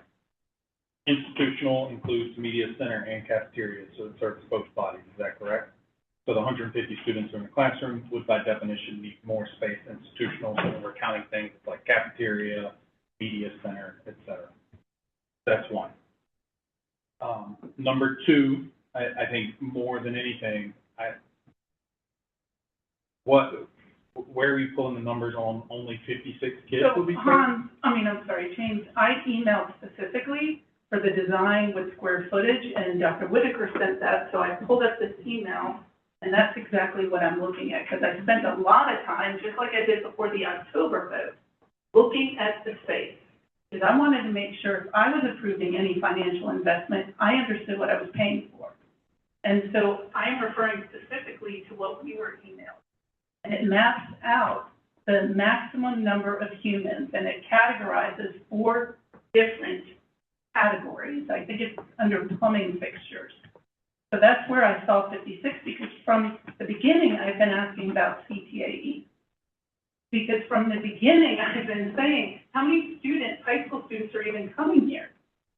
And then I have just practical questions, like how do we go from 3 3-year-olds to 1 4-year-old class? But we're not even there yet, because I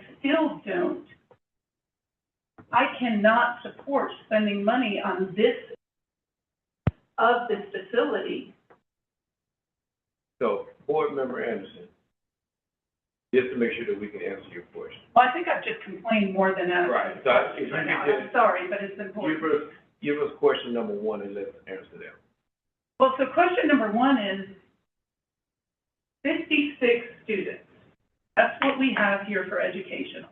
56 in total. Now, The I don't. CTAA just confirm. I'm assuming. I don't know. We've always been told it's a learning lab. I would just, for the public to be clear, we're not talking about 0 to 3K. No. You're talking about the high school students. So this kind of data would have been really helpful at the outset, because transparency just shouldn't be that confusing. You speak to so I hear the question, how many students is this facility supposed to High serve? school students that will not earn FTE points, because they're already at high school. 56 that are in the teaching and learning pathway that are coming over. We have more students than 56. No, we do, I looked it up. I'm just saying that according to the building categories, we have 267. This is under plumbing fixtures tabulation. And it specifically says group one institutional, Let me make it's sure I'm square clear. footage. So we wouldn't, I think a PE class could be up to 45 students, 40 students. We don't have to maximize every building. So let's say our elementary schools, Westchester has 125 kids, one community circle is 200, 300 people. No, I totally understand that. I think I'm still back to the fact that we've been told this is an early learning center. And I think to your point, Hans, about the public being confused, it's an early learning center that is adding X number of seats. So that was the first point of confusion because I'm sorry, let me calm down. It's just that, we've heard many public comments and this has been an issue for our community for more than a year now. So to back up, when it started in September 2024, it was called a capital plan. It was not identified as an ECLC. It was embedded in a presentation 1 month after the past session began. And then we went through for the first few months in the fall, trying to figure out the funding model, and it would be this braided model because we were going to have tuition-paying students and non-tuition paying students and modified tuition. And in the meantime, then the confusion came along because, well, really, we're taking kids that we already have at the Fraser Center and putting them here. So in terms of new children that will be served, what is that number? That's what we're building. And then we're bringing the CTAE kids, even though they're not going to earn FTE money, into this building. And I don't think we've ever actually discussed how many CTAE students will benefit from this particular facility. And so therefore I deduced by the education category here that we are expecting 56 high schoolers in there. I think we have 92 or 105 according to Georgia DOE. It appears that thus far, like we're looking at the 5-year budget trajectory, that the number of students in early childhood education in sophomore year goes down by senior year. I suspect that's because students have to choose particular pathways. Maybe they're going to choose IB diploma, or maybe they're going to choose something else. So from the lab school component, it is very unclear to me how this facility is being used. Hi, I'm Falak from Gilmore-Killet. I can help clarify a little bit about plumbing fixture and occupant load for the building. Yes, you are correct. The education portion, that's part of the institutional education. Education is for the high school students, that's what I've heard. Institutional is for daycare use. The educational purpose that we've designed for is the learning lab, is that the classes will still partake in the Decatur High School and will come to this school at different time periods to be able to learn by viewing. We also have the instructional multipurpose room that is designated for assembly but can be used for educational purposes as well. So that's 56 that you're looking at. To clarify, so plumbing fixture tabulation is not a number to use for occupancy load. The occupant load is the maximum allowable occupants in a room/building.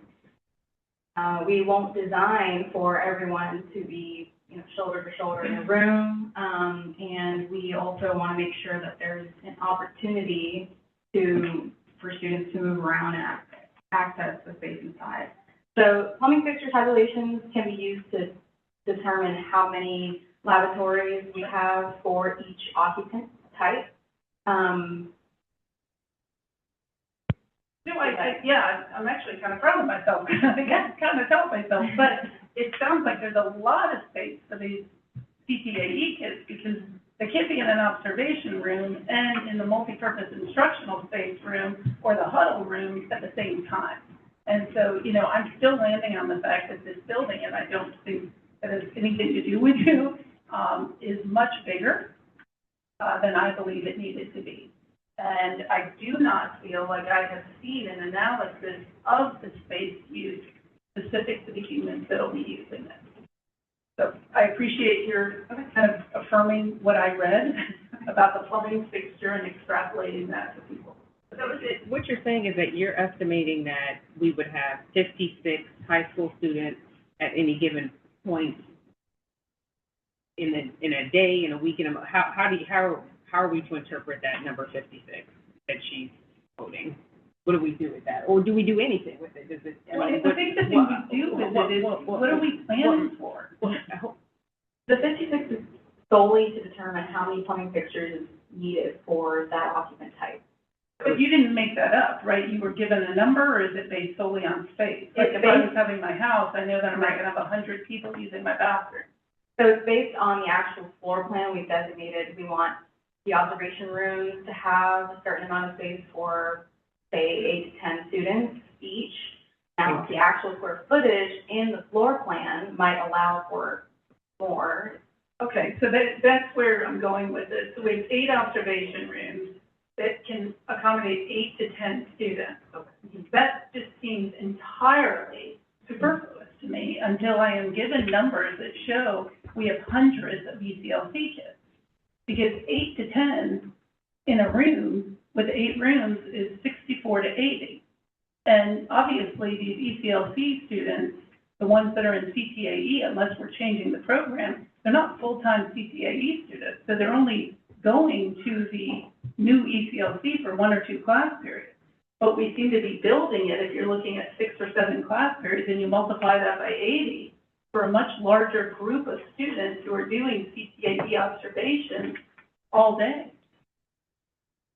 So, Dr. Mrs. Burke, how many students do you anticipate we would have? Or how many do we have currently? Yeah, so we have right over 100.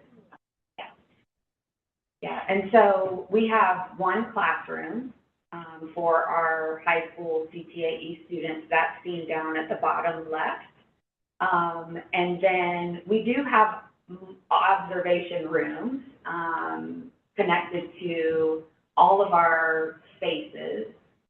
In the design, we were intentional about having 1 observation room, being able to look into 2 spaces, 2 classrooms, to conserve space. So we weren't just having individual observation rooms for every single room.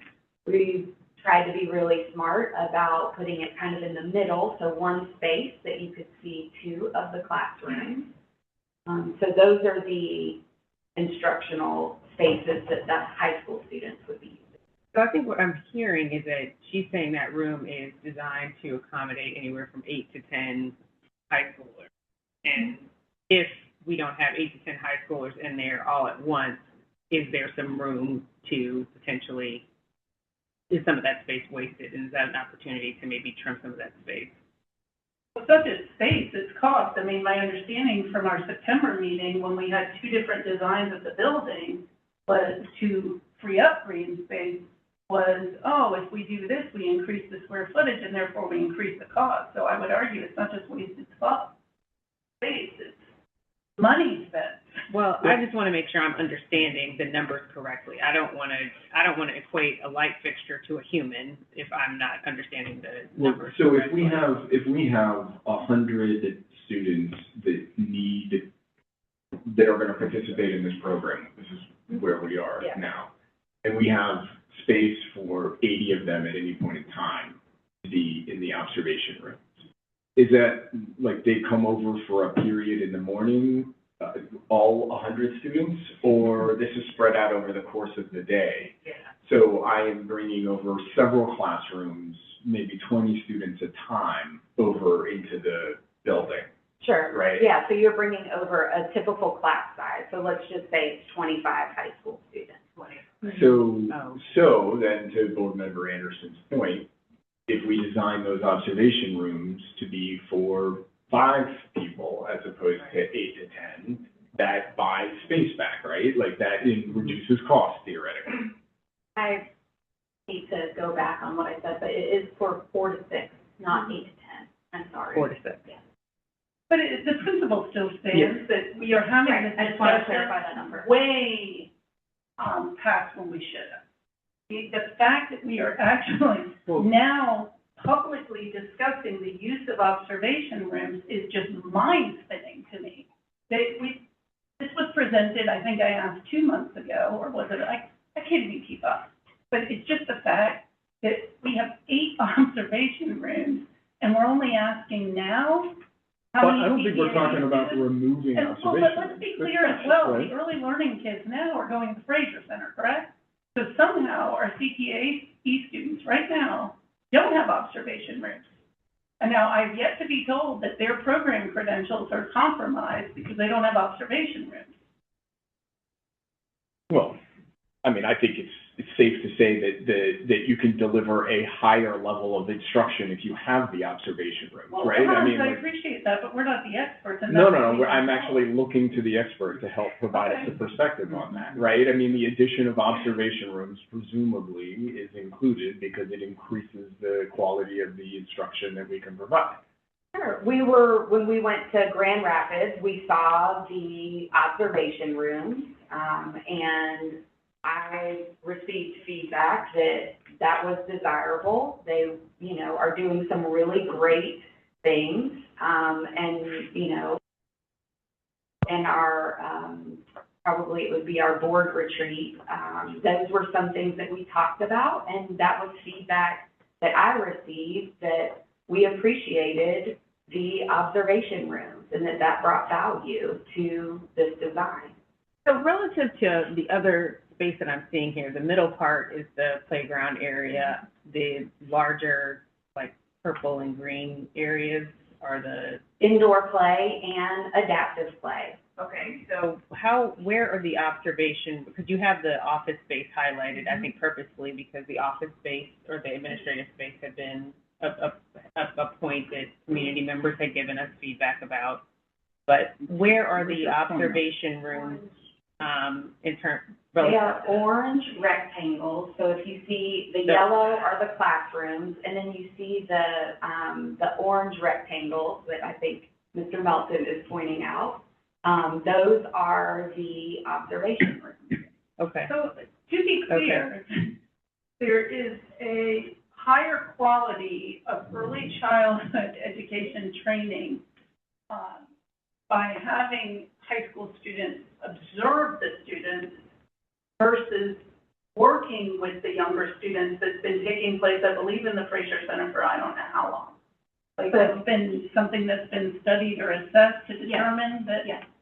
There are a couple of early learning standards that we've been following throughout the CTA students being able to observe children in the classroom without interfering and being able to observe their natural actions and can also interact. These observation rooms also have countertops, so furnishing, and as well as that, they have the microphone for them to be able to interact with the students when desired. So they can also microphone in as needed and of course enter the room. But this is because of the standards that we're following, this is proven to be beneficial for those observing, not to be able to interfere with their natural activity.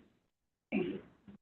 I'll just add, most teacher preparation programs, or once you get into a school of education, typically you don't jump straight into student teaching. You're gonna go through a phase of going to a school, observing the elementary, observing the high school, observing the middle school, you kind of find your niche.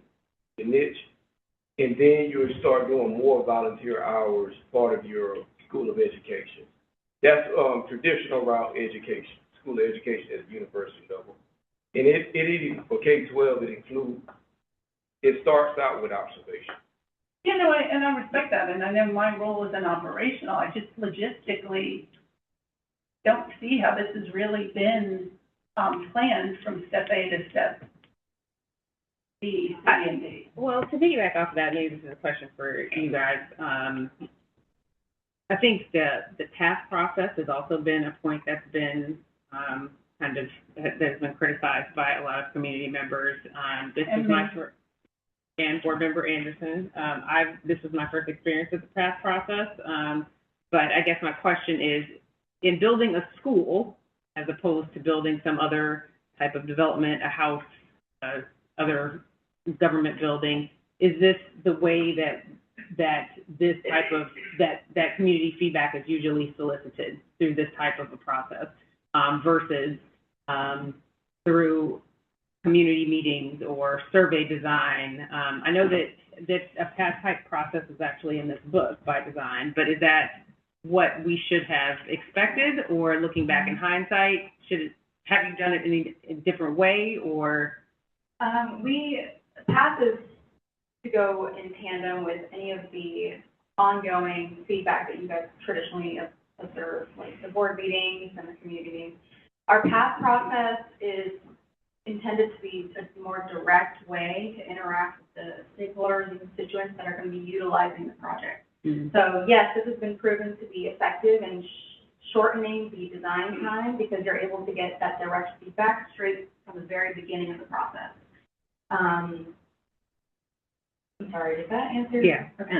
And Mr. Prime actually has been a part of the City Schools of Decatur build, tally, so Pretty much every facility that we have. every facility. Since 2007, I've been involved with pretty much all of the major capital projects, including the new projects in Tally being one of them. The past project process that we've seen for this particular project is probably the most in-depth that we've used, from a start to finish. Tally would be pretty close to it because it was also a ground-up process as well. And Fave would be the other one that went through that process. Like expansions at Oakhurst, we would have a very similar public process where we bring in the community, get their input, and use that to kind of determine and give input back to the board and back to staff for how we move forward. But it was always tied to the purpose of what we were building. Are we building classrooms? Are we building are we renovating to get a new, in the case of Beacon Hill, where we expanded to get a new cafeteria and kitchen because the one that we had was inadequate, and classrooms. So the purpose was always driven by what the needs were for educational support, institutional, and other kind of requirements. In some cases, they were there to upgrade the life safety standards and security systems that were there. Question for you. Yes, ma'am. So since you've the schools of Decatur and used the PATH process, I'm just wondering, and what I understand is the PATH process is one mechanism for us to get feedback, and then it's on us whether or not we utilize it, and all of those things. I'm just wondering, in your perspective, have you seen this amount of pushback from the community on a project like this? No, ma'am, I've not seen this level of pushback on the projects that we've done. I will also be honest with you, I've not seen as much work put into responding and answering and providing the input that was necessary to try to answer the questions that were coming forward in a very methodical way.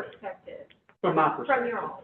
Okay, so I'm the newest board member, so I kind of got into this in the middle of it. I just started in January, and so I have some thoughts. For me, it seems like the circumstances have changed significantly since October when the ECLC vote happened. I was not part of the vote, and I just, based on what I'm seeing, it just seems very unusual. I think we need a reset. Enrollment is declining. We have this SB 33 bill that will reduce tax revenue. The SPLOST is not guaranteed. Housing prices are depressed. The economic and demographic assumptions may not be, the same.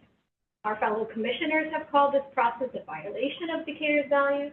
We've had calls for resignation from the board, intervenor litigation, and HPC application, even our state delegation supporting a referendum to kind of put a pause on this and give the voters, our constituents, a chance to weigh in. From my perspective, and again, I'm new here, this is not normal, and it just does not seem like a small group of loud individuals, because I know that can happen too, and we don't want to have a distorted perspective. So I just think that we owe this community a genuine reset. I'm worried that we're really eroding public trust more by digging in. And I'm not saying I don't want this ECLC at all. I just am looking for a way for us to compromise and collaborate more to rebuild that trust. I just think, we need to have an honest accounting of what has changed and a willingness to listen, not to defend the past decisions. And therefore, I move that we do the independent archaeological study of the site be conducted before any further action. We've been offered from community members to do this for free with community input. From what I've heard, it would take 2 to 3 days, maybe on the weekend. I think that would be a good starting point. So that's what I would like to see, and I make a motion for that. I think as a response to that, I really need some context or some detail around what this concept of reset means, because that gets said a lot, and you have a whole team of people that are working on this project. What does that? I mean, you said it. What does that mean exactly? I think starting with the archaeological study seems like the most logical thing for me. And then just what I've heard and listened to from city commission meetings and the HPC meetings, trying to see and work if we can look at having more green space and engaging the Beacon Hill elders more directly on the placemaking, not just this Kennesaw group that we haven't even really firmed up on. I just want our community to come together, not to be divided on that. I think from where I sit, it feels like there's two distinct groups in the community. I mean, there's more, but broadly speaking, it feels like there's two distinct groups in the community, and there is a group of people who adamantly do not want this building built, regardless, not on that site, not built, right? I disagree with that perspective. Ignoring the specifics of the building, just do not want any cement coming out of the ground on that site at all, ever. And there's not a whole lot of space to negotiate there, right? Like that's a pretty binary conversation, right? Those that support having an early childhood learning center, but are very vocal in wanting us to rethink scope and cost. Mm-hmm. I'm much more, right? I do very much support having an early childhood learning center and ensuring that we can deliver this need, because it is fundamentally a need within our community to these kids. So I'm open if what we're talking about as a reset is having a conversation about scope, footprint, and cost, 100% open to having that conversation, open to having that conversation now. We can be specific. Board Member Anderson started talking about some interesting ideas, the whole space out of the building. But if we're having a conversation about binary no build whatsoever on that site, then there's no negotiation, there's not something to engage with there. That's not something to talk about. I think that's a critical point, that maybe the city has not been as straightforward as where for people who are interested in there not being any build on that site, or that we can maximize green space. We can go through and we can look at this and have an open discussion about ways to improve the design. But if the goal here or the end point of this discussion is that this land is not developed, I think we need to go and pull up what the deed says, that there's not a pathway where we can have this land continue to sit vacant like that. If we do, then ultimately we have to have a conversation about where the housing authority plays in that, and does the land go back to the housing authority? Well, and if I may, and if that is the case, then I think you have a couple of pathways. The housing authority gets the first look, and they can decide if they want to develop houses on that land, or they could decide that they don't. But I think that maybe there is some fundamental lack of being direct, that we should not continue to have the land just sit vacant like that. If the housing authority wants the land back, we decide that we don't want to build on it, then that, and I believe that the deed is up on the website, it has been, then the housing authority gets the first look. So if that's what the community is asking for, then I think we need to be clear about what the ask is. They could say no. They could say it's not in their budget, they don't want to do it, and then if they don't, then I think people also, then the community needs to realize then there's not a pathway then where it just becomes a public park. I don't know of any boards of education that are managing public parks. I don't know where that pathway is either. No, it's not Okay, well, I have a couple comments if I can now. Yes, ma'am. So I am a mediator, also an attorney, and so I feel I got a lot of situations where people come to the table with very and transition. It's amazing what you can do in mediation and actually getting people, once you get them to the table, to move closer and to compromise. And so I still have hope, and I'm not taking maybe a position that they have said at their word at this point. Because like I've heard you too, Hans, that there are a lot of people, I think, who are in the middle who want to see a compromise and to see this happen in a better way. And so I think by engaging with them, we can, there may be some outliers there, but I still have hope and have seen amazing things happen in mediation. And so I think really, truly engaging with these people and not assuming things, and we can get them closer. Like a good compromise, maybe everybody doesn't get exactly what they want, but we can get to a better place. And I just don't know that I've seen that happen. Again, I have a shorter view being on the board than everyone else, but I just wanted to add that. Well, fair enough. I think there is appetite for compromise, if that's possible. I think it's worthwhile having a conversation right now about specific things that we'd like to see done on the plan based on the feedback that we have heard from the community. No, I'm sorry, and I'd like to speak, because one, I don't appreciate that this discussion of compromise started, Hans, with you grouping people. And I think the problem that we have had through much of this process is that we didn't have a systematic way to synthesize information. And while I can appreciate, the identification of the past session as sounding detailed, or I can't remember what terminology you used, the fact remains that it started with the board, which was always perplexing to me. So it wasn't a past session like here, Decatur Focus. It wasn't advertised anywhere. It was limited to board members making suggestions. So that already limited what was going to happen. And then I'm trying to figure out a world in which, in these past sessions that didn't include CSD staff, effectively half of the square footage is for business and assembly. So in addition to the humans that are counted in the plumbing fixture, there are 4 categories of square footage. And if I'm reading this correctly, it's effectively half and half. Half goes to institutional and educational, and the other half goes to business and assembly.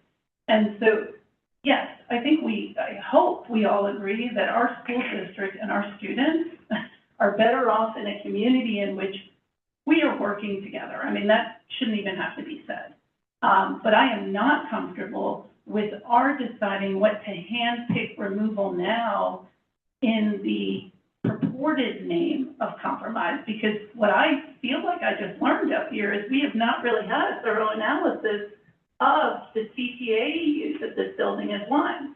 And then No, that is incorrect, actually. They gave us a set of numbers based upon the current enrollment within CTAE that is covered by the facility as designed, right? That is actually what we just saw. What we are having a conversation about is how much is needed at a specific point in time, but the design is reflective of the existing CTAE program. No, what we were observation rooms, and I remember this because I went to Grand Rapids, because I so appreciated the way in which we were walked around that building, so that we got to understand the inception of the building, not just, a mural over here afterwards. I mean, the woman walked us through how, you know, the sloping part of the building to model the river, and then if we look at the design of this room, because we're considering the components here, and then we went over to this play area because we have this union that does this kind of boat working, whatever.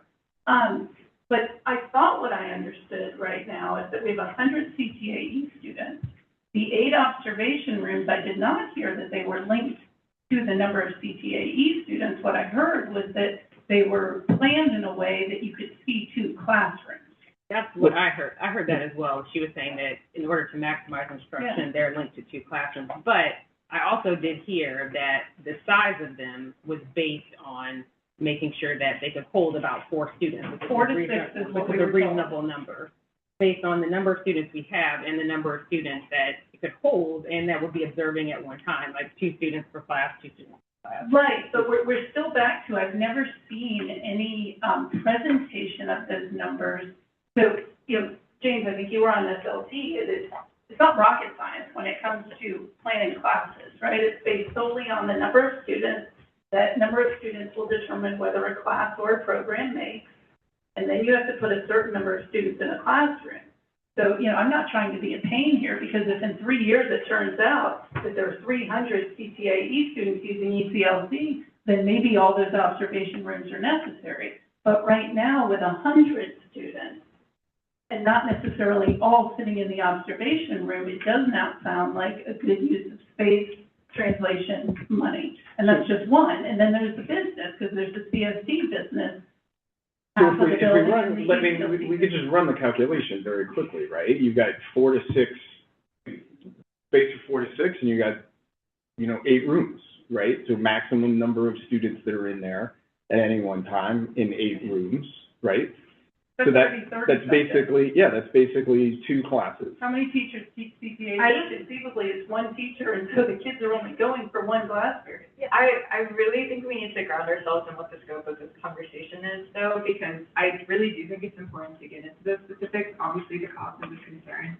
And to me, that is the thing that, you know, I had skepticisms about, and now I really feel like all my questions have been answered. I feel like, you know, people often misunderstand, like, the kids are smaller, but there's, like, just more capacity that they need. They can't be, like, 24 to a room. It's usually, like, 6 to 10. So that's, like, a reason why a building like this needs to be big. Those are things that I understand after, you know, having been part of these discussions for almost 2 years.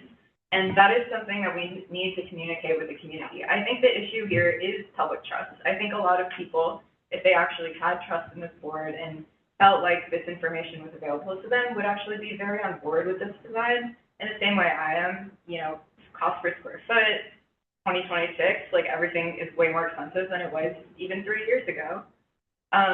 So, like, that is a conversation I want to have so that everyone is sold on the price. But, like, indisputably, like, this, we're supposed to break ground on this in December. Every year that this doesn't happen and this ECLC isn't built, those are students not receiving education. And, like, that is our purpose here. And I think everyone on the board agrees on that. I think the majority of our sensible community members agree on that. And so, you know, like, we need to have a separate conversation about public trust. I think we keep diverging a lot of our conversations into public trust, which is all something we want to work on. And I would like to see more verbal commitment to that. But, you know, right now it's 7:49, so, like, I would just like everyone to maybe articulate, like, what we're trying to accomplish right now. And to me, I think that is a conversation, you know, about scope and costs, and maybe and a testimony from y'all over, you know, some of the nuances that community members have been bringing up about costs. But, like, what is the actual concern right now? Are we just going to debate specifics? Are we trying to pause the process? In my opinion, I don't think we should. Like, I don't know, but just opening the floor just to ground ourselves back in what we're trying to do today. Can I add some context? Yeah. I do actually. Wait, hold on, everybody speaking at once. Board Member Hergen. Thank you, Nia. I think the point is it's a good timeline of all that's happened, because when I hear and talk to the community, so many of them are saying, you know, well, I don't know the timeline, or I'm a new board member, right? And just the thing that I think of But you start paying attention, you see so much more is out there. So I appreciate that. I think that was goal 1. I think goal 2 was to kind of level set on, and I appreciate Han saying, like, we are amenable to compromise and making it work for community members as long as educating our children. I mean, it's not about a plaque or I don't care, but it's just we have a reading gap in a particular part of the schools that manifests itself up. We continue to see the data. I've been sitting here since a open letter in 2019 from the Beacon Hill Alliance that called it out. I encourage everyone to go read it. And I've been a board member for 7 years. We haven't done anything about it until this superintendent got hired and said, like, hey, we actually have a tool forward. And so I think as long as we're in agreement that we can do that, I don't really care. The things that bother me are that I don't, phrases used like full steam ahead, like the green space has increased. It could increase more for sure, but it has increased. The cost, I think, has been overblown. Someone said that SPLOST is unlikely.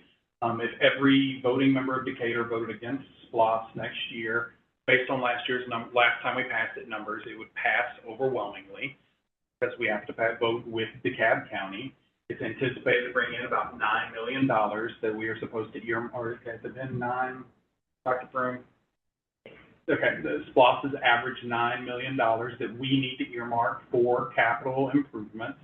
I don't think that if we went full steam ahead with this board, there's no reason to expect that taxes would increase on any one indicator as a result of this ECLC, period, point blank. Okay, I can say that confidently. As long as I'm on the board, there's no reason your millage rate should go up to sustain this ECLC whatsoever, and the math is just there for that. I'm up for conversations about moving it, but I wanted to level set on that more than anything. Okay, Thank the you. one thing can I go now? Yeah. Yes, board member Earlier, and then Thank you. Jarvis. Thank you. Okay, so I did mention at the end of my statement that I move that an independent archaeological study on the site be conducted as a starting point before any further action. I think it's really important to honor the land, see what's there. I mean, we've heard from an archaeologist in our community who's willing to organize and do this for free, which I think is an amazing opportunity to get the community together, to get our kids together, and preserve what history is there. What better way to honor it? And it's only 2 to 3 days, is what I've heard.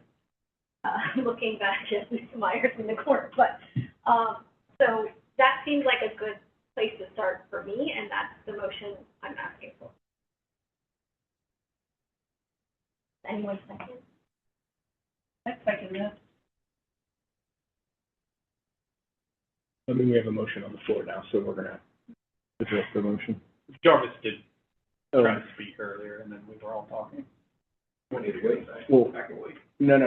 just, Robert's Rules of Orders, a motion has been made and properly seconded. I think we have to address the motion. That's correct. Now is there any discussion? The question is, in reading that pathway, I'm unsure what we would do with the data. I would wonder, how that would impact, the team's ability to proceed. I don't know what the data would be or how it would be harvested, who would be responsible for it. I mean, yes, you can do it. Sure, it would take a weekend, but then like any data harvesting or research project, you have to do something with the data and be responsible for it once you find it. Mm-hmm. So those questions remain. Yeah. Well, even if it's, presuming that it's free, but I think I am willing to have a conversation about what it would look like. I'm not at a point where I'm willing to commit to doing it, right?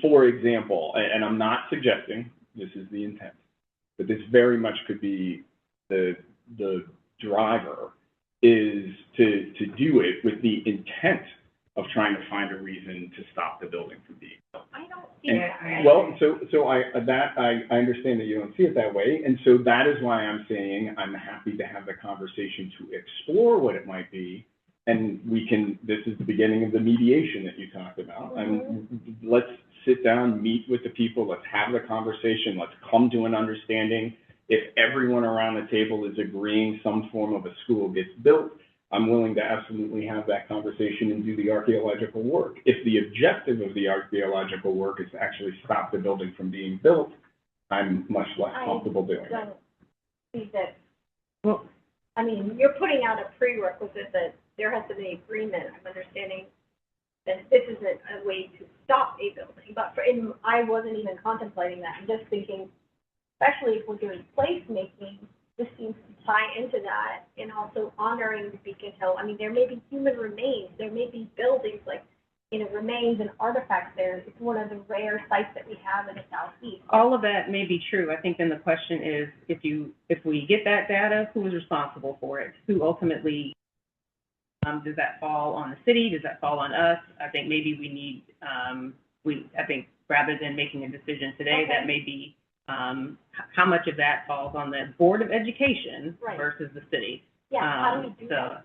There are maybe questions to be maybe we need answered, to yeah. answer I those don't, questions. because it sounds like, I don't want it to slow things down. So if we can, I guess, figure out a step or a goal maybe to have a meeting about that. Absolutely. So is that, do you want to withdraw your motion, or do you want us to vote? Is your motion just to pursue looking into what this would I don't entail? want to leave it that nebulous. Okay. Well, yeah, Figure because out I'm sorry.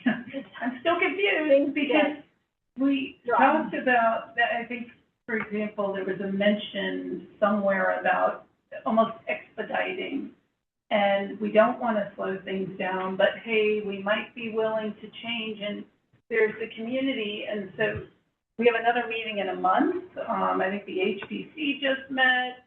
We know what the legislators voted on, and so I just trying to figure out what exactly this is supposed to result in. I mean, I know how I feel. I think the building is too big. I think it is costing too much money, plain and simple. I do not think we have gotten enough of the data points we should have to justify the size of that building with some of the implements there. I also hear the need for early learning. I would like everyone to have input in that, and I feel like the sooner we could sort this stuff out, then maybe the better.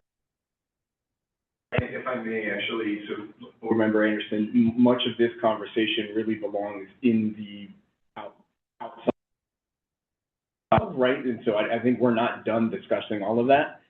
If we are facing a vote as to whether we should move forward with doing, James, not just exploring, but the motion is to perform the archaeological study.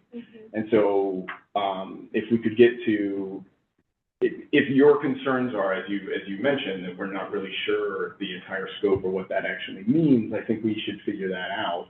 It sounds like we have Ms. Myers here, and I've heard her state that at the city commission, they're willing to do it for free, that it would take 2 to 3 full days of work, and we can collaborate with our students and community, which I think sounds amazing. I just think with respect, like, that's just like an independent community member, like, that's just not like process, like, you just don't know a lot of details.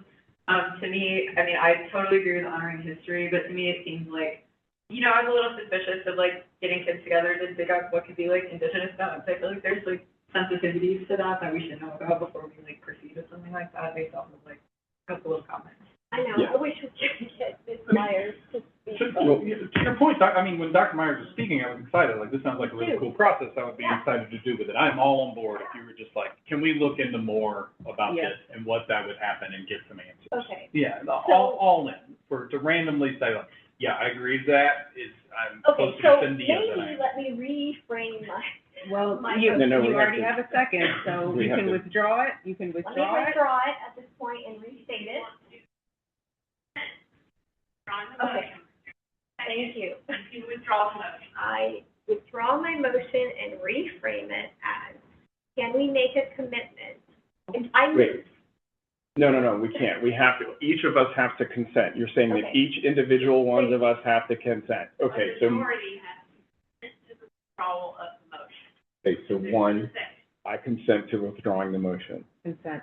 There's a majority to remove Okay. it. So, okay, so the motion is withdrawn. I'm not gonna tell you now. I move to restate my motion, can we make a commitment in the next week to meet with the archaeologists and the city commission to figure out some of these details? We also throw the Beacon Hill in there. Yes, absolutely, I love that, yes. To plan a meeting to figure out how we can do this. All right, so for clarification, the motion on the table is to commit to organizing a meeting within the week? Within, what would be fair, 2 weeks? What do you think, Carmen? To organize or to hold? To hold or organize? Organize, please. Organize, please. There's no way you can hustle up anybody in a week. Okay, it's April Okay. 14th. So the motion is to commit this board and thus the administration to organizing a meeting over the next 2 weeks to explore the architectural Okay, study. it's my motion, hon. I'm just trying to make sure that, I just want to make sure that we're all clear. So, yes, organize a meeting within 2 weeks.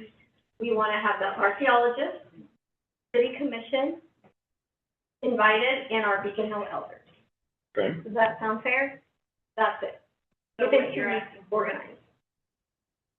To discuss a special call meeting between Schools of Decatur Board, City Commission, Yes, Beacon Hill, and an archaeologist. inviting, yeah, all of them. Organize. Does it have to be a? If there is a quorum. Meeting. It would have to be a special call meeting if there is a quorum. Okay, I'm ready for it. Cool. Give me 1 second. I don't know if I can come, but I'll second it. No, of course, I support it. We have testing it. Sorry, I'm not laughing at Oh, you. So, And now for discussion. Okay, Okay. this motion. is there any discussion? Yes. So, in the spirit of compromise, to restate, it's a motion to hold a special call meeting within 2 weeks, inviting the city commission, our Beacon Hill elders, and our archaeological experts in the community who have offered to do this for free, to see if we can do it quickly. Well, I think, am I allowed to edit that? I mean, I'm not trying to We're be discussing. pedantic, but We're like, I think the whole point of doing it quickly, it sounds like we wanted. Wait, Oh, This sorry. motion is changed multiple I'm sorry. maybe we should, may I offer a compromise? If this is, Lorraine, if this is feasible, maybe instead of putting this in the form of a motion, maybe we can just, if we're all committed to it, we can just have Jarvis reach out to the archaeologist, also to maybe Andrea Arnold, and Yes. see if they can, maybe they get together first, and then, from there, Share bring us data. in, share data with us. Okay. I think it's would be, what I'm hearing is that you're asking is for a commitment between the Board of Education, the City Commission, and the archaeologists to at least And the understand elders. where And the this is elders. going, and the Beacon Hill elders to see Yes. where this is going. And maybe the first step should be with those operational folks, and then we could come in after, at least once they've gathered some data, and then we can step in. Yeah, with once they enough- have the facts. Once they have the facts. Okay, that sounds fair. I agree with this motion. Is that No, clear? It's It's not a motion. It's not a motion. Well, you would, in this case, Now you have to withdraw your motion. And we would be just Just say you would directing just- the administration to do it. Okay, I withdraw the motion with the intent, I consent to the withdrawal. Consent. but we're making a commitment. Consent, okay. All right. This is very good training for Robert's Rules of Order. but- Yeah. Exactly. We do have a little information that may shed a little light on, I'm gonna let Kalak from GMC talk first. Sure. So I know there is the Historic Preservation Committee met today, this evening. I just wanted to highlight our relationship with the city of Decatur. They've been involved in the very beginning of the process. I'm just reading from some meeting minutes in March of 2024. We met with the Historic Preservation Specialist. And this is stemming from, the design process that we've been through, and why there is not currently an archaeological study, and that is because we are not in the historic preservation district. And so in that meeting, we met with the historic preservation specialist, and she said that when discovered, to inform. So to contact historic preservation if evidence is found or if archaeological evidence is found. So I just wanted to shed light on that, and that's why it's not been part of the process, because it's not instructed by the city. And that's part of our meeting that we had with them. Okay. Because, Thank you. correct me if I'm wrong, if you don't know, that's okay, because technically the basin is Epster Field. Right. And back there, this is historically considered separate, is that right? That was my gather from reading. No. I'll have to say, I'm not sure. Okay. I was just confused by the lines when something was shared about like the historical Beacon Hill was where they built the soccer field and back towards the churches over there. But if I'm wrong, I could be wrong. This is not my area. I just thought you might. Okay. Okay. Yeah. So Yeah. I think. Thank you. Go ahead.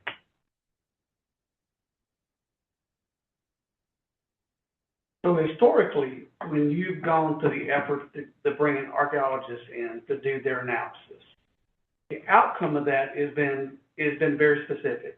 You are asking them to do an analysis to determine whether or not there are historical features, attributes, components that either need to be preserved as is, so therefore you can't build on it, or to be extracted and reallocated in some type of historical manner, right?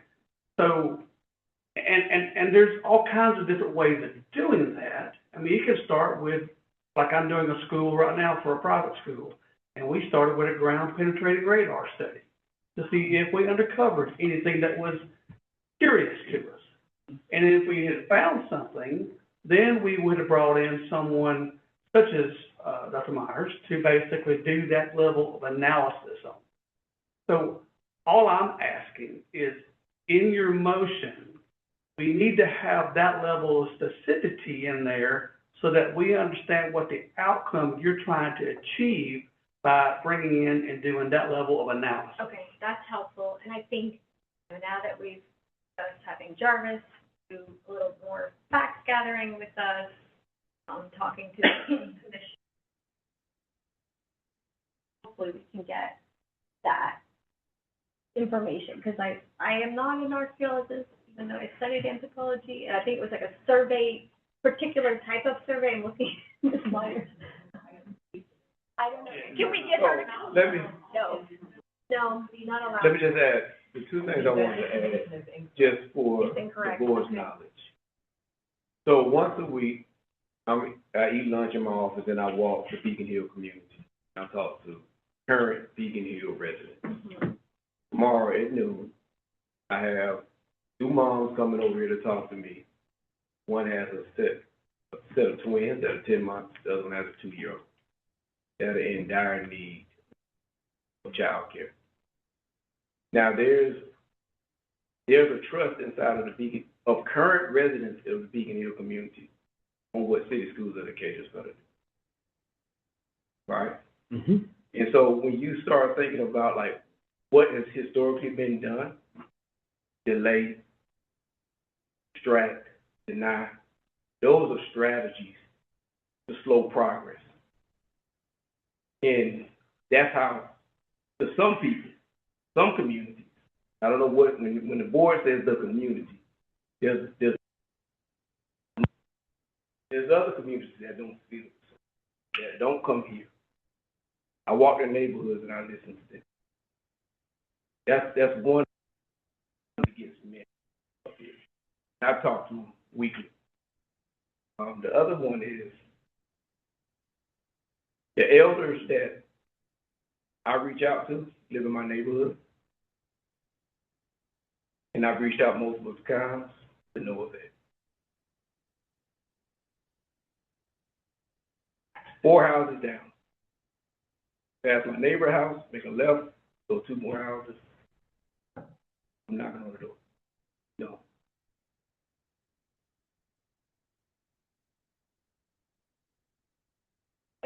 I think to Nia's good point, we have to figure out what the end point of this conversation is. If we're all committed to, making sure that this project gets built, then maybe, we need to make sure that the team is aware of that. If there's another discussion about what we want to do with that space, then we need to have that.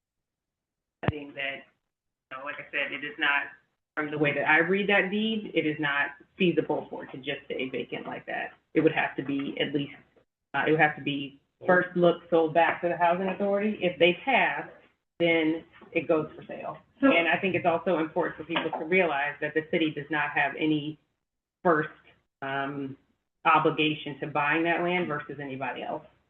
Sure, I think what I need to understand, because I believe when I asked in November, I was told effectively just paint. So am I hearing that strangely or luckily, in April now, 5 months after I was asking, or 6 months, there is now a willingness or an ability to actually change the design of the building? Because to answer your question, Nia, that's what I need to know. I think that it's always within our purview to direct the administration to consider elements of the design. And I think that to answer Nia's direct question to us, which I think was a very good one, talking about that scope and the price and the cost is something that I personally am willing to be flexible on. Delaying the project and stopping the project and not building the building, I'm not flexible on. Yeah, I agree. I'm not flexible on that, but I think I can also see where the administration is coming from. I can see where Mrs. Burton said she felt that how the observation rooms are laid out, where she's coming from. If ultimately the meeting in the middle at this point is to trim some of that space or is to look at the office-based design, then I am willing to have those conversations, absolutely. But I can see where she was coming from or where Dr. Wercher was coming from when the design was created, absolutely. But I think if it's something that delays the project or stops it altogether, that's not what I'm thinking. Can I ask a clarifying question of the board? Yes.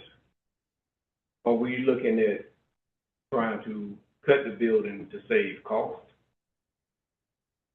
Yep, I think so. I think that. So one of the Footprint and cost. right, and so one of the watch outs, and I have a team that can maybe speak to it a little more, not in particular numbers, is we have Parish Construction under contract for a time period with a guaranteed maximum price. And we have a price per square foot for our rent.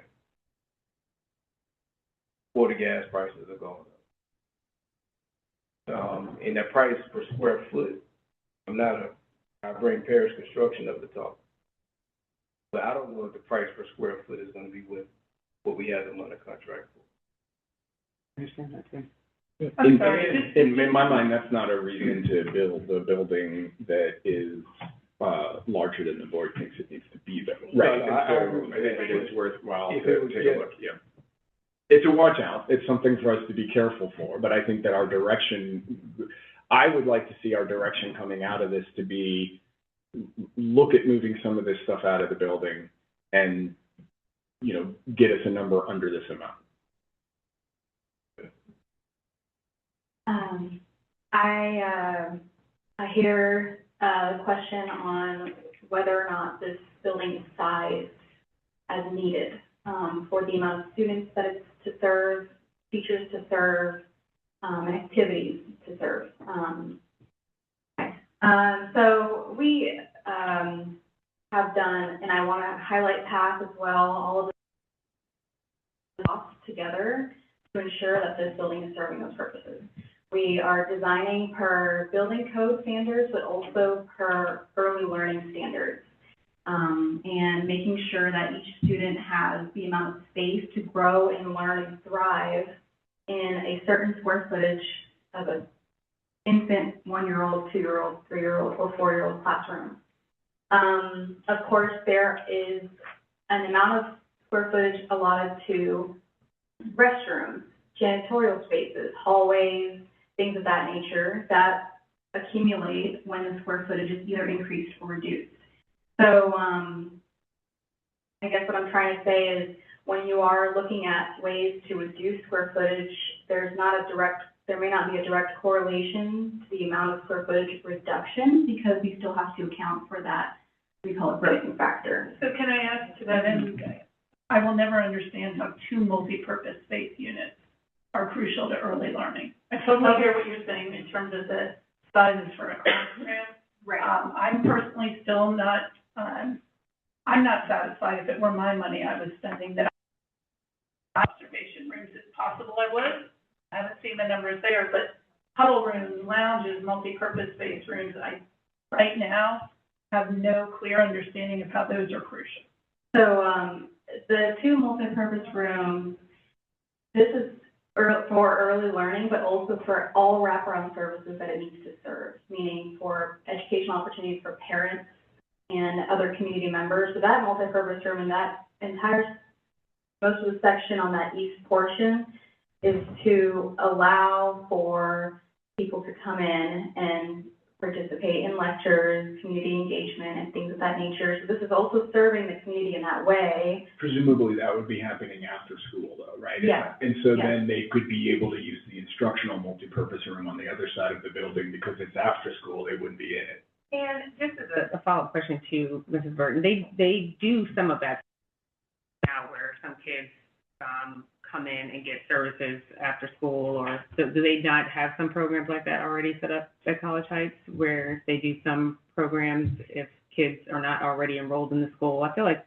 We saw that. You're talking about Yeah. mommy and me classes. Yeah. Mommy and me classes that would happen potentially for those that are enrolled and for those that aren't enrolled. Right. That's what we heard at, in Grand Rapids. It was how not every person is going to enroll their child, but they still do need the learning of how to develop a literacy-rich brain, and that's part of that wraparound support. Right now, there are things such as learning spaces that are in multiple libraries and things like that throughout DeKalb County that through United Way.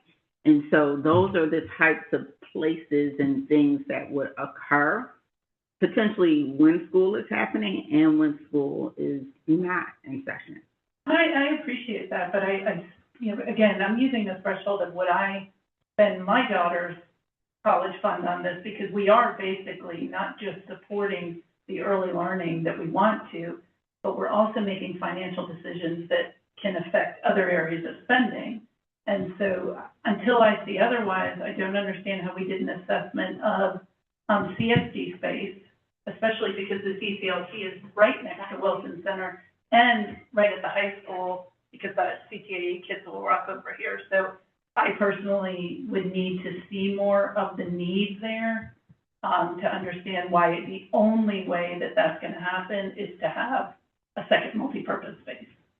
I'll just add, the reason for that multi-purpose space, so that portion of the building is locked down and separate from the instructional component. And so that was designed really as continued community engagement opportunities and community accessibility, even during the school day.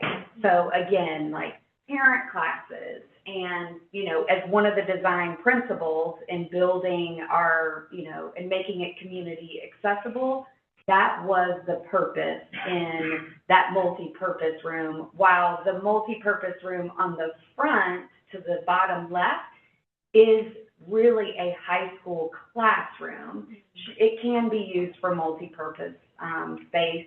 The huddle space is for those itinerant people, the folks that come in, so a speech pathologist, a babies can't wait. We didn't want to add an additional office space for them. The lounge is just a traditional teacher's lounge, so that would be typical in a school building. So that was the purpose. It really is about community engagement and accessibility. Yeah, I love these ideas, especially what the superintendent said about having youth programs for the community. But I'm also wondering, since we're talking about land right here, and we have this wonderful, Webster Rec Center, we also have DHA, community space, maybe we can get creative, throwing some ideas out there. But yeah. I understand. So if you go back to the original vision statement and principles, so I say that because the vision, what you see is Principle 6 says flexible and shared community spaces. That is what the community said that they wanted. So that's why it's in the design. Community integration and engagement. Go back to the past session, the slide before it. Keep going. Members of the DHA community that will ultimately be served, who are traditionally marginalized, who have needs that I know I don't have at this point in time in life, but I know I had it at some point. I did. They do. They do. Last week, before break, board member stood with me and listened to a student talk about what it meant to be really, truly seen finally through wraparound support services provided by communities and schools of Atlanta, who literally brought the room to tears. When you are talking about serving a community in need, it's not talking about equity, but it is actually doing it. Removing the barriers to being seen, to being safe, to being successful. So, thank you for that. Dr. Whitaker? I would like to see if we can get to some concrete direction for the administrative team here. Can we go back to the footprint?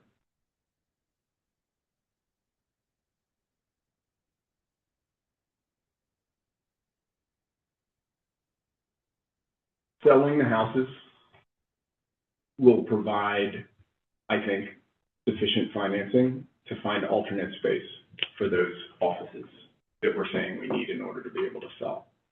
So I'd like to see us take those extra offices out. That's the orange offices in the upper corner. That has been, I understand fully the reason why the administration has asked for that, why that has been put in front of us. I understand the logic behind it, but I have to be honest, from where I sit, the juice is just not worth the squeeze right now. Okay. It has been consistently a point of contention within the community. I understand why the community is frustrated by it. I think there are alternatives right nearby these properties that we can look at for that. And so I'd like to see that come out. That should probably reduce some amount of, I don't know whether we need fewer restrooms or what may need to be done based on that, but I think removing those offices, it also ends up removing some of the parking spaces that are set aside for those offices. So that shrinks the footprint, it shrinks the amount of asphalt that we have to pour, right? I think Board Member Anderson brought up some interesting questions around the number and size of the observation rooms. I do think that that's not something that if there is flexibility there, let's be flexible about that.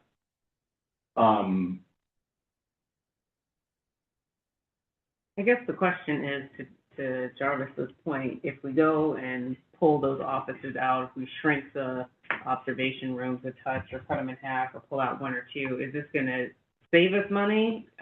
Or is it going to, she has to go through, redo the design, you know, all of it's gonna end up costing us more money in the long run. I think the direction to the administration needs to be a little bit more generic, but very, very clear, right? Let's get aggressive on what, I mean, we're moving pre-K into some of the, elementary schools on the north side. That's the first time I've heard that. No, we've been talking about this as a, I think it'd be nice to share that because I've heard confusion among people, so I appreciate that sometimes we think we've been clear and we may have said it in a meeting, but I think there's some source of confusion there. There's even looking at this building, there's only one 4-year-old class, and I don't know how to wrap my head around that. yeah, and so, maybe I'm speaking out of turn. My understanding has always been that we are looking at getting pre-K into some of the schools on the north side. Am I correct on that? Has that decision been made? So, based on feedback we have heard in numerous places, and the interest in moving pre-K into K-2 schools, Mr. Adams and I have both reached out to ZCal to see what that process is. And the current process is that we can't add additional pre-K classes in the city schools of Decatur, but we can move them. And so this is a larger conversation that we have to look at the feasibility of moving into K-2 schools, and that's something that we wouldn't consider for next school year because...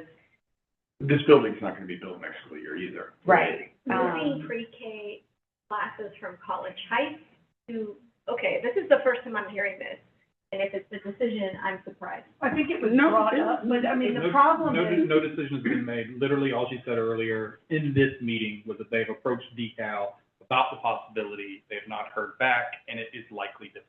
That's it. But I think that's ultimately my issue. I feel like we talk about pre-K over here, and then some of us think we're doing it, and some of us say we're not, and we talked about that early learning here, and so therefore, wait, I think there was something about an observation room, and so I just want the whole novel. I want each chapter that clearly maps it out. Again, no one is disputing early learning. I love the fact that we can make spaces that might be needed, but we also have financial responsibilities. Right. And so I really struggle with this idea that I don't think anyone put a space in there for nefarious reasons. I do believe that we have space that we can eliminate and we can be creative about. So this is a direct question. If we, for, I guess, the two of you together, if we can pull out space, but it ends up being more expensive in the long run, is that more feasible? You get a smaller building, but because of the where we are in the process of this, we have to go back and redo the plans, I can't answer that right now because I'm not involved. I thought you said the question. The question is that more desirable if we get a smaller building, yet it ends up costing more? Because that's kind of, I feel like, the position we were in with that two-story structure. It's actually more green space, but it costs more. Or are we okay with it being a little bit larger? To her point, it meets all the specifications, but it's still in the same price point that So I just, it was all along. I mean, I'm gonna be supremely hard pressed to believe that the building that we have right now is going to be more expensive if we pull a fair bit of square footage out. I understand that there are gonna be some adjustments, but I mean, I think I would say that getting a smaller footprint building for the same price would be worth it. Okay. And I think that the direction needs to be get aggressive on price. Let's see what we can pull out. Let's see what we can do to bring down the numbers. Are we trying to get under the $20 million for the referendum? Because that's also floating out there. And then it makes me wonder, are we going to have money for the DHS expansion? Yeah. Let's be realistic. I mean, it does seem like a lot of this is in limbo until that legislation goes through, and it does seem like it probably will, like, default after, I don't know. May 12th, I think, is when the governor can sign it. Yeah, but, like... Doing the exploration, though, is worth it, right? I mean, that's I think what I'm... Could that be part of the special call meeting that we just talked about, or, like, a deeper analysis? We're going to have a...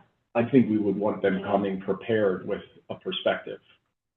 In the special. I just don't understand how reducing square footage that reduces plumbing, that reduces asphalt, wood and everything else is ever going to be more expensive. So let me just kind of take a moment and express where we are in the process. So currently, we have a completed design that is gone through all of the permit requirements and then, at this point, approved of all permits with the exception of this HPC that's kind of hanging out there, okay? So the drawings you see before you have been through the DOE reviews, they've been through the city reviews, planning, zoning, building, fire, the CAB watershed management.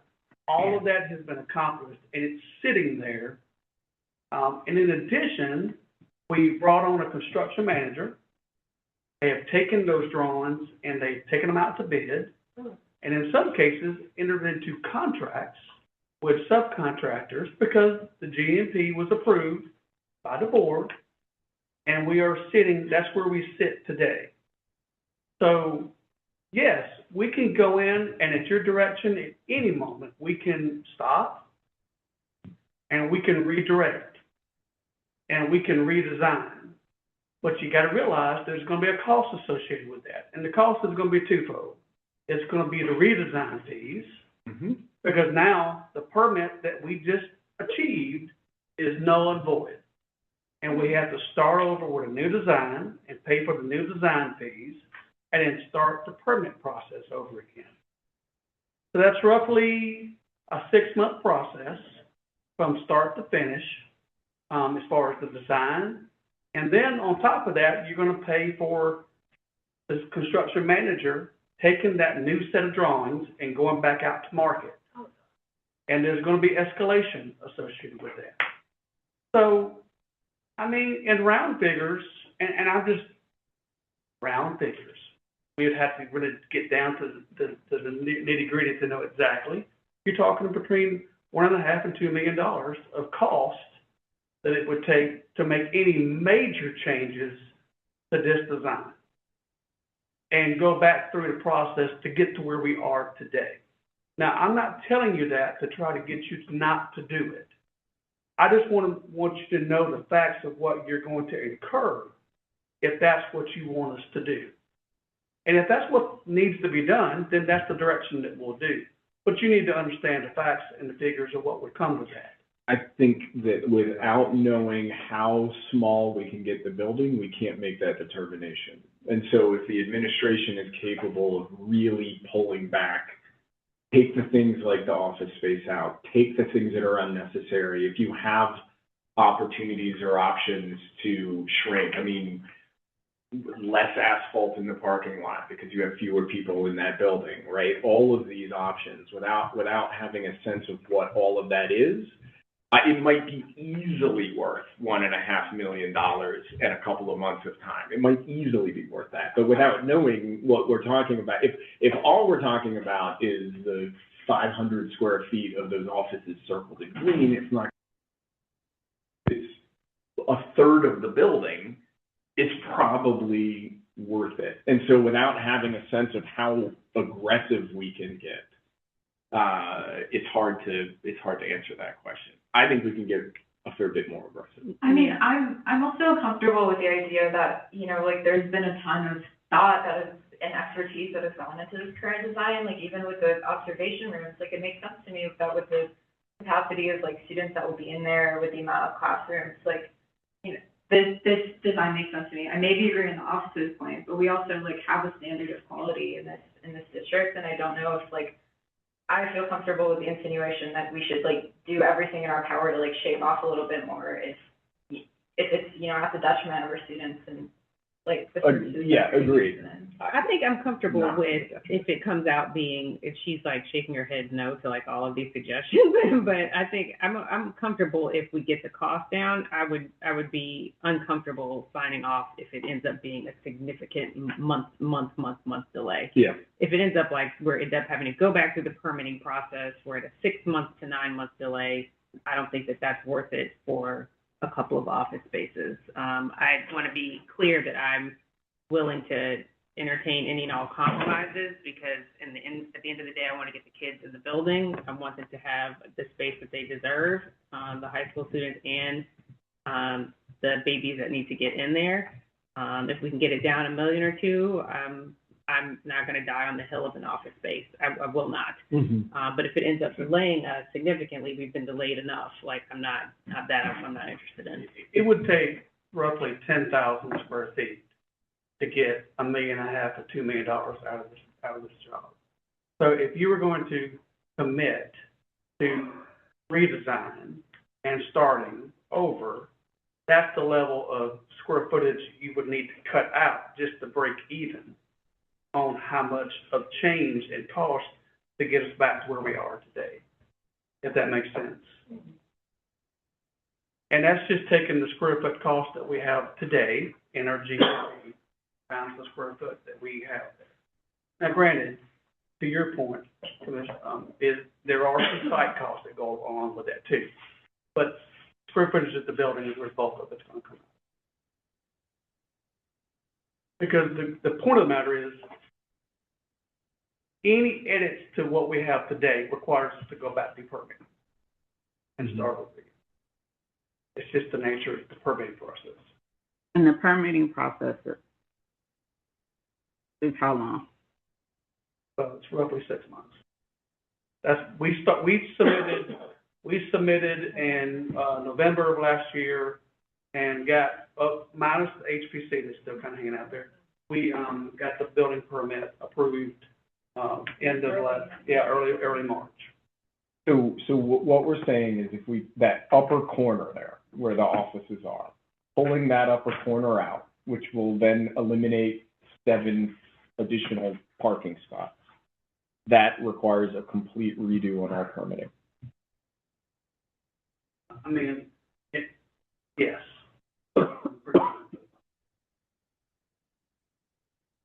I think we explore it. I think we get a clear answer on it. I hear what we're saying, but I think we need to have a clear answer on it. At this point, is that the only redesign we're considering? Yeah, because I just feel like. I think we try to get 10,000 square feet. Yeah, well, I'm just thinking the future, if we're already gonna do this, I don't wanna expend more money, but I wanna get the archaeological survey done. I want the Beacon Hill elders to come and be at the table so we can talk about maybe some of the community shared spaces, maybe they're green spaces. Maybe we find things in the archaeological survey that we can honor and can incorporate into the green space. Hesitant.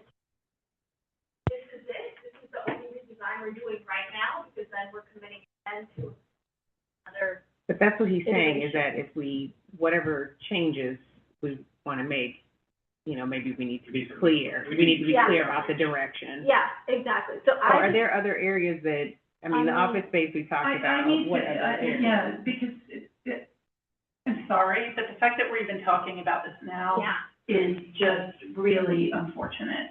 And again, if we had possibly examined some of this earlier,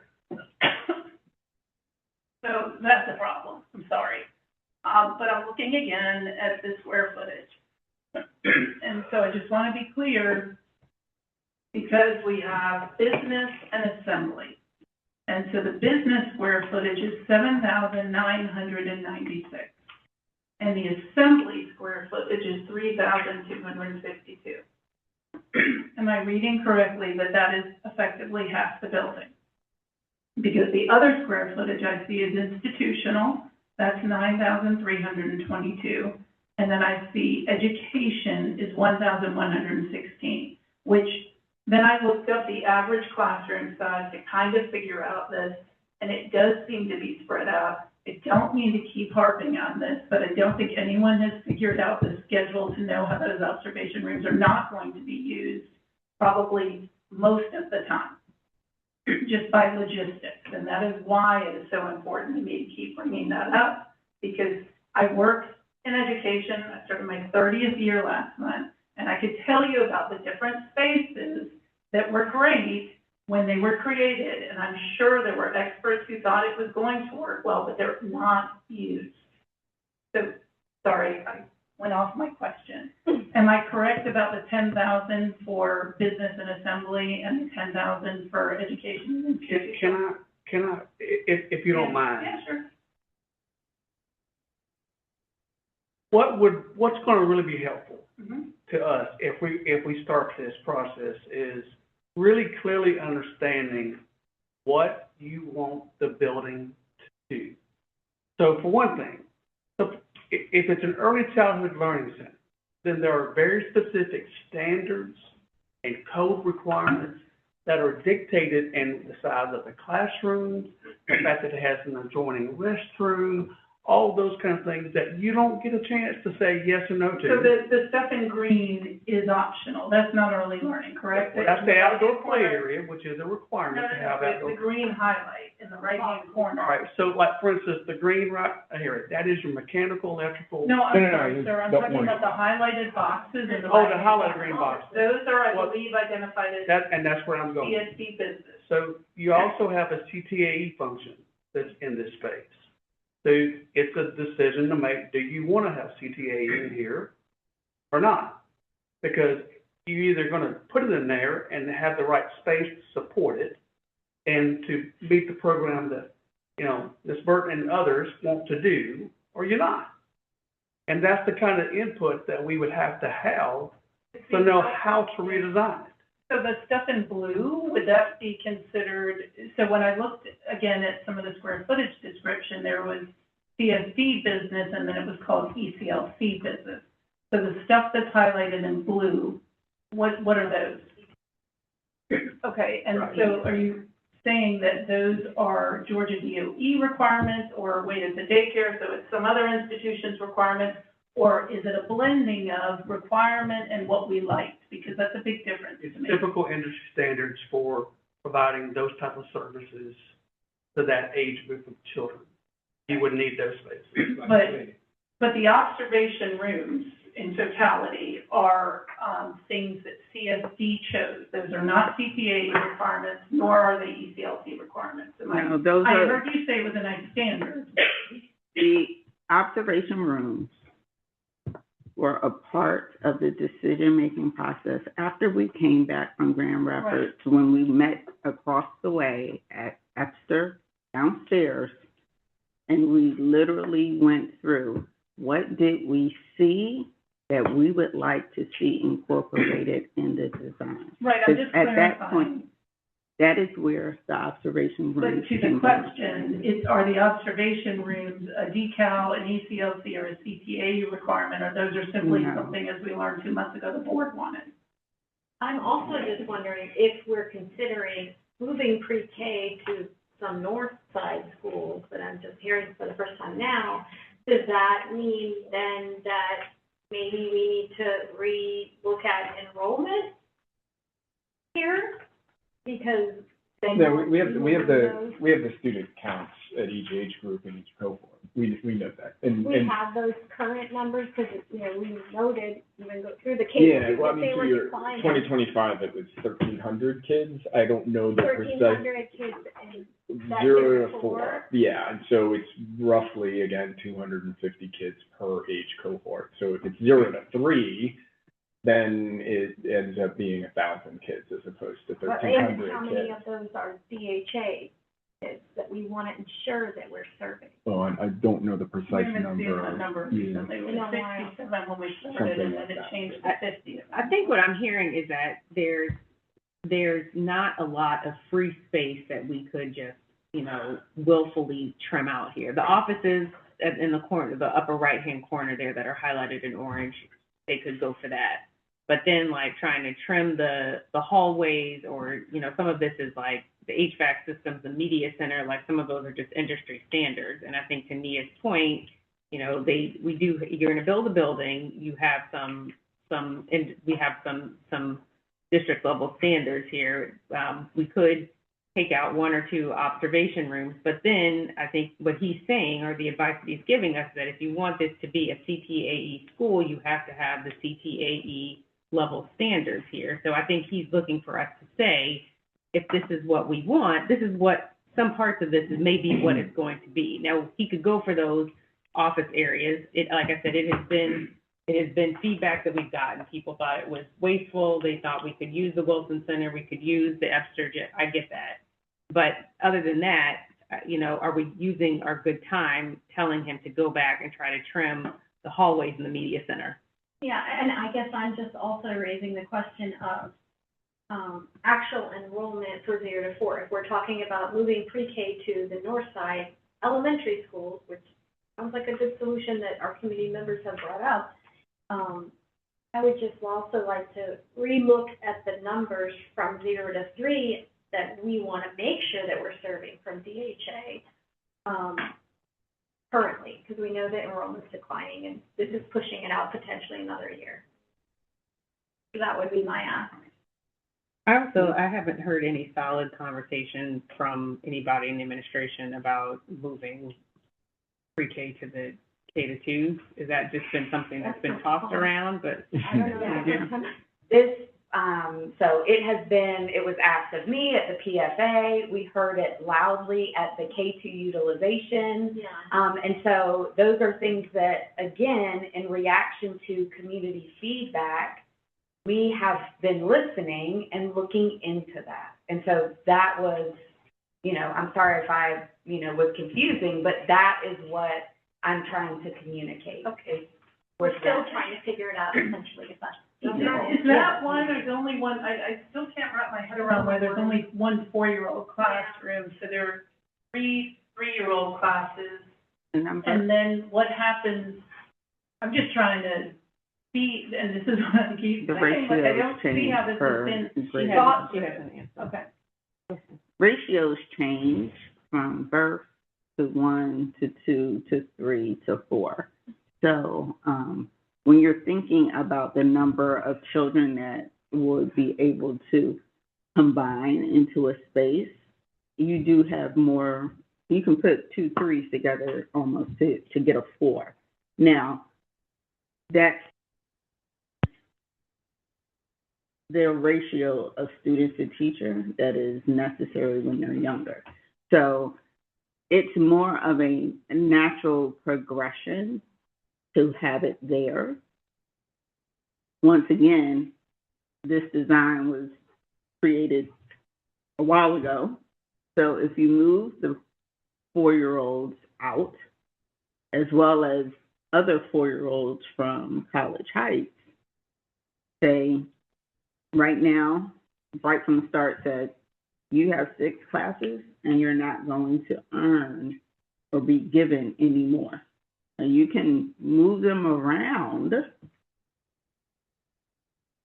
meaning 1 there, or you could put 3 someplace else, 3 someplace else. That's a process.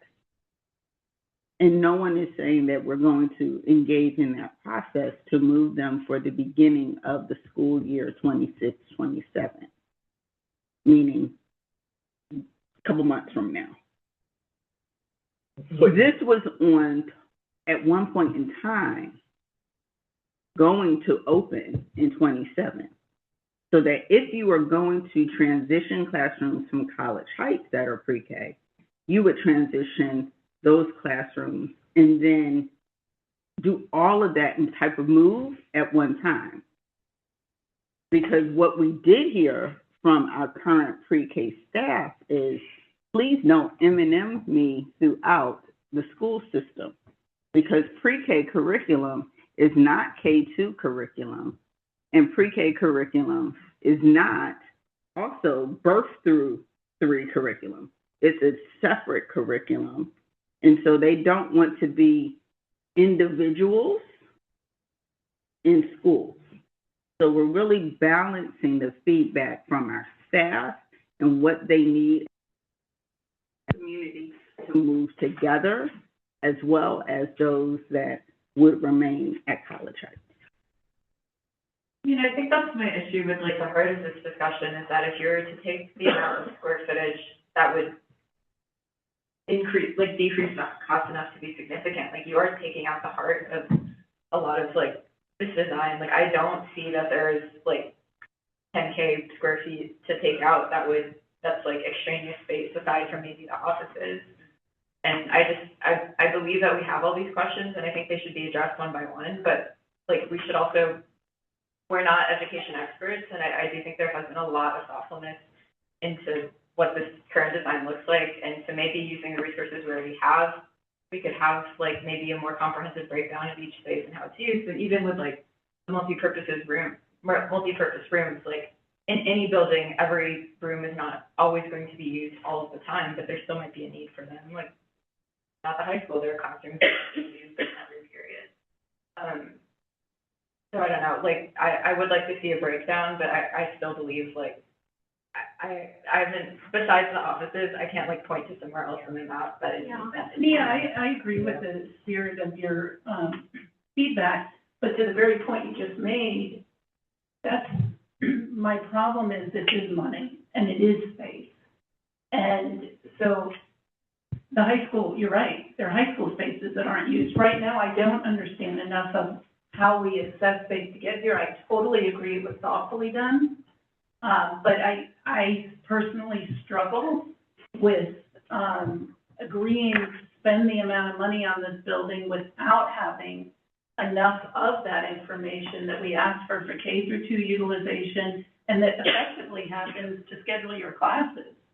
Well, I guess it's also money that this board, maybe not you specifically, but as a whole, was willing to spend, like, 6 months ago because we really believed in this design. So are we changing because, we believe that the community doesn't want to spend the money and therefore we're willing to. I mean, that's a good question to ask others. Like, are we buckling on this pressure? Is maybe how I would see it, maybe you wouldn't see it that way, or do we believe there is extraneous cost? Where is that, besides maybe the office? I think that's a great question. And then the other question is, how low do we need to get the cost? Okay, we get it down $1 million, is that good? Or we need to get it down $5 million? Like, at what point do we feel like? I don't think the community is gonna be happy with that. I agree. I don't know at what point we would find a price point, unless you have a number in mind. I'm not sure. I agree that if space is not been well allocated, well thought out, well utilized, if it doesn't meet the mission and the spirit of the building itself, it should go. But if it is something like the nurses station, the media center, if it's the state requirements for the hallways, I think we're chasing our tails in that discussion. I think at this point, especially since we have this potential impending bill to pass that would impact, us, the referendum, right? And we would have to get it under $20 million that could come out by May 12th.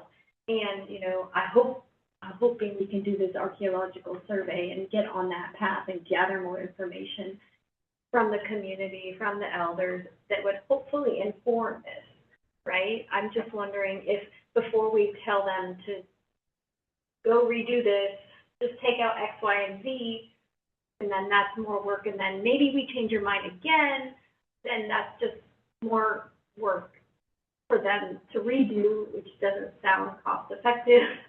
It can be frustrating.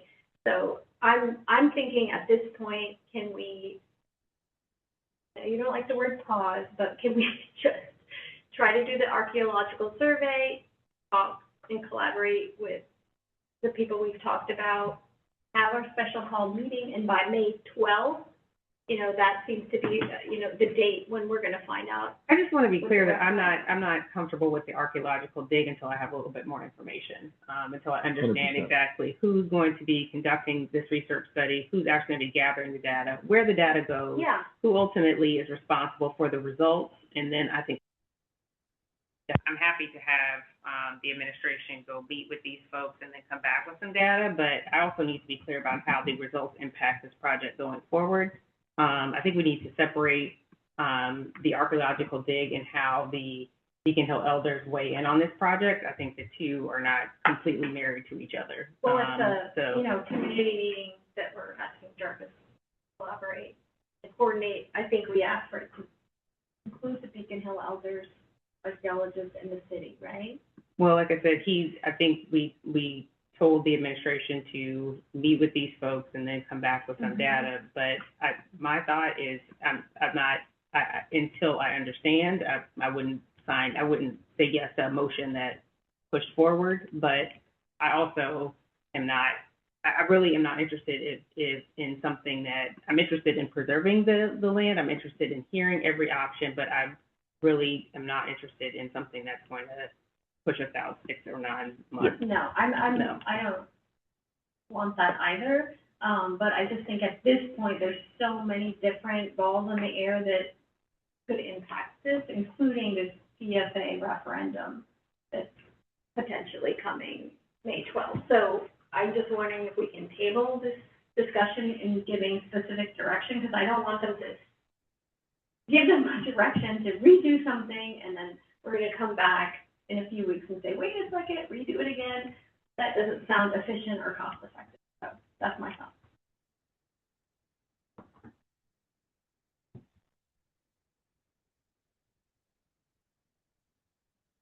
So still, I want to guess what the direction of the board is to administration. We're going to see how aggressive we can cut this building. Get with parish construction, see what the possible impact on pricing would be without going back out to bid. To get aggressive, it is going to, Prime has already told us it's going to be about 10,000 square feet. That is going to be a restart of the process, through permitting. So I think Neil mentioned earlier, the original date we started talking about putting the shovel in the ground in December. Now April, 7 months behind our original schedule, be a year back. But if that's the direction of the board, that's the direction of the board. But as clear as the board can be, the better we can come back to you all with what you want. So we're talking about, just board members, we're talking about a 6-month delay for the office space. Any here. changes. For any changes. Yeah. Ideal scenario, which I don't think these points cross. So just acknowledging that. But And just so I'm clear, and this is complete ignorance on my part, I think maybe what board member Utz was saying was that he just wanted to see all of the options. But you're saying that even that is gonna have to restart us through the clock? That's, yes, she's nodding her head, yes. I don't see a scenario where we can cut square footage out of the building without having to go back to permitting. Mm-hmm. Now, would we have to go back to watershed management? Possibly not, but the building process, and possibly all the way back to planning and zoning for sure. And so the Pareto of what that looks like is what I'm saying. If we cut the 7 offices and that takes out 7 parking spaces, right? Does that add 6 months and $1.5 million cost to the project? Like, We just achieved our land disturbance permit. That means we'd have to go through the land disturbance permitting process. Which you have to achieve the land disturbance permit before you even engage in the building permit process with the city. So given that we are, to several people's points, awaiting funding decisions, right, we can't act until we hear for this HPC thing and possibly the PFA conversation. That gives us about a month where, without incurring additional cost, figuring out how we could, meet people in the middle, size, conversations, offices. I mean, I don't think you're hearing from anyone from the board, like, go spend $1 million to restart the process. I think what I'm hearing is, let's approach the archaeological, see what that looks like, and come back with some more data, and let's look at costs. And if in this meeting in May we have more information about funding, and more information about how that would look, and some data, so it's not just like head shakes permits, but like, no, we've looked into this. This is what it would cost. This is how we would have to reset and that sort of stuff. I think I would feel like we were in a better place. agreed. Yeah, then May meeting, Yeah, 'cause I don't we want can't to really do say anything just before then anyway. XYZ, and then we decide once we get more information that, hey, maybe we'll not do it again. Yeah. But I think we're in loud agreement with. What's the direction?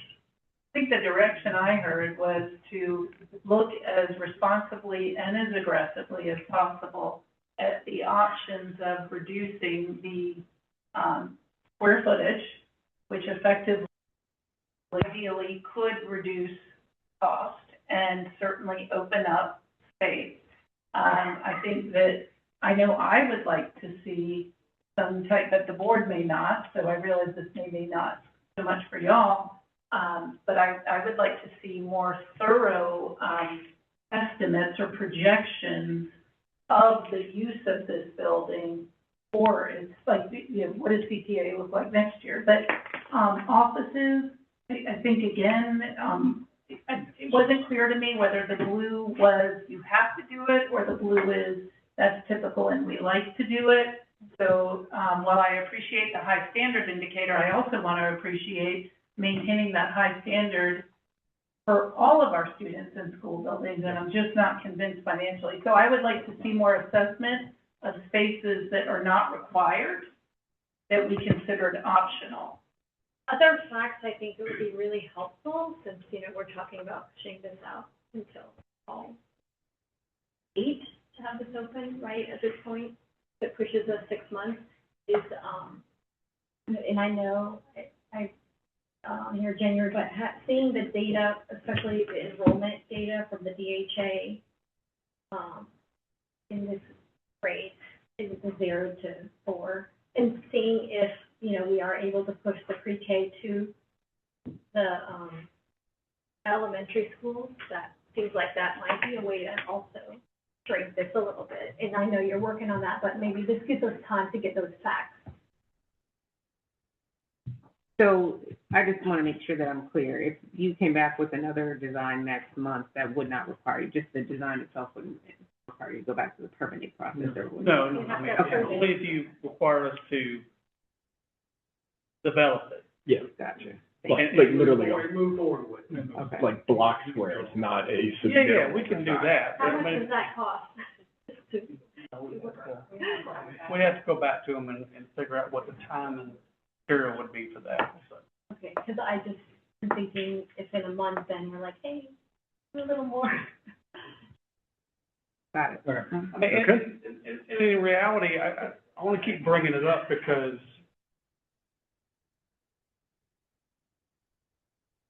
there's cost to basically go back and do a redesign that you've got to recoup somehow. And the only way to recoup it on a building like this is to keep cutting. And at some point, you get to a point where it's cut down to a point where it's not operationally usable. Yeah, and if we. For the have purpose 20 that you've been million trying to get to limit. for it. Now, I don't know what that is. I would say that is a boundary condition, and we don't want to cross that threshold. Right. But that's basically the amount of information we can provide you now. Okay? Another caveat that we are, our GMP, the guaranteed maximum price is time stamped, that's the contract we're in. What's the timeline on that? This already, Expired. We're past it. We're past it, so. Okay, so we need a new one. well, Do it in the middle. Right. We don't need a new one. But we're not going to negotiate that from the team. I mean, like, that's gonna be a new one. I'm not negotiating. You're fair, but that is definitively an The administrative. point of the comment is that we are beginning to get at risk, well, pairs, therefore us, for their inability to hold the pricing. Because when they get pricing from these subcontractors and vendors, it has a timestamp on it. Mhm. And when you get on the end of that timestamp, they can just hold them for so long. In addition to that, you know, things have happened, the economy has changed. I want, all of this information we're looking to have provided in a month. Do you feel, that you have the information to be able to act on administration? I think that we need to bring you things at the special call meeting. Still less than a month. Yeah, like, Okay. I'm gonna be honest, because if you're saying, okay, just wait another 6 months, We're not saying that. well, but let me finish. What was stated was, okay, yeah, just push it out another 6 months. That level of urgency is not the way that we address literacy. Mm-hmm. As a tier 1 function. in the city schools of Decatur. And so that means push it out another 6 months. You're already at another 6 months. So there's a whole nother cohort of children that do not have the access. That's the part that just pushing out another 6 months is the part that just gives me great pause. But, so I will bring you something at this special call meeting in 2 weeks. Great. Because Okay. we need to know what the direction is. But I think it also needs to be clear to the administration that direction is not to end or pause this project. Correct. We're gonna come to some sort of, it's gonna be this design or the trimmed down design that you come to in 2 weeks. Is that what I'm hearing from, is that what everybody's understanding? Yes, that is my understanding. Yeah. Okay. Okay. I mean, there's no other option, is there? So I appreciate your asking it, but that seems almost just, okay, just wanted to make sure that. Oh, yes, we sure do. To plug in that computer, because it's dying. Very important stuff. Thank you. Okay, can I make a motion, since it's 9:05, to postpone the two agenda? I'll second that. You've gotta be joking. I didn't know we were gonna go till this late, okay? All right, okay. Fair enough. Well, let me, so that we're precise, I just want to be precise, because I think it's a good conversation to have. We may Next postpone it, but it is going to be in the agenda next month? Absolutely. You're gonna That's my turn your motion. agenda request in on time? I'm It's making going it in right today. now. I'm making it right now, per my Robert's rules. Okay. Second, any discussion? Hey, that's my job. Is there any discussion? Hearing none. All those in favor? Go home. Aye. Aye. Wait, Aye. we have to, Aye. That's that motion to withdraw her agenda item. It's postponed until the next meeting. Thank you. We do that also? Yeah. Board Member Anderson? Yeah. yeah, Yes. we have all voted All on it. agreed. I think it's unanimous. Thank Okay. you. All right, the ayes have it, the motion passes. All right. Dr. Whitaker, please introduce the next item. Chair Salton, I would like to call on Student Representative Batra to share a proposed resolution of the Board of Education. I hope that we approach this with the same zeal we would have.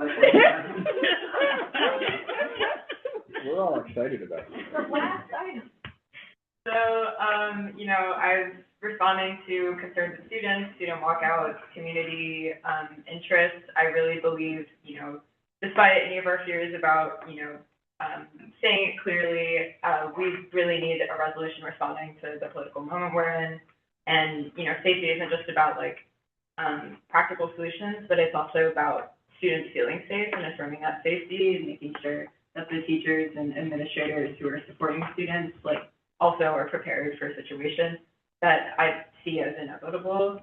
So I was so grateful that as soon as I uplifted this, I was immediately connected with legal, who helped me draft a resolution. I sent them a synthesis of my own thoughts and a lot of the existing policies. I know we had discussed the Gwinnett policy during public comment, so a lot of those bullet points were included in this current resolution. We also discussed maybe a policy or even adjustment to the Visitors to Schools guideline, which currently lacks conversation about the Fourth Amendment and the specific process for if law enforcement came to school, which I do believe is necessary.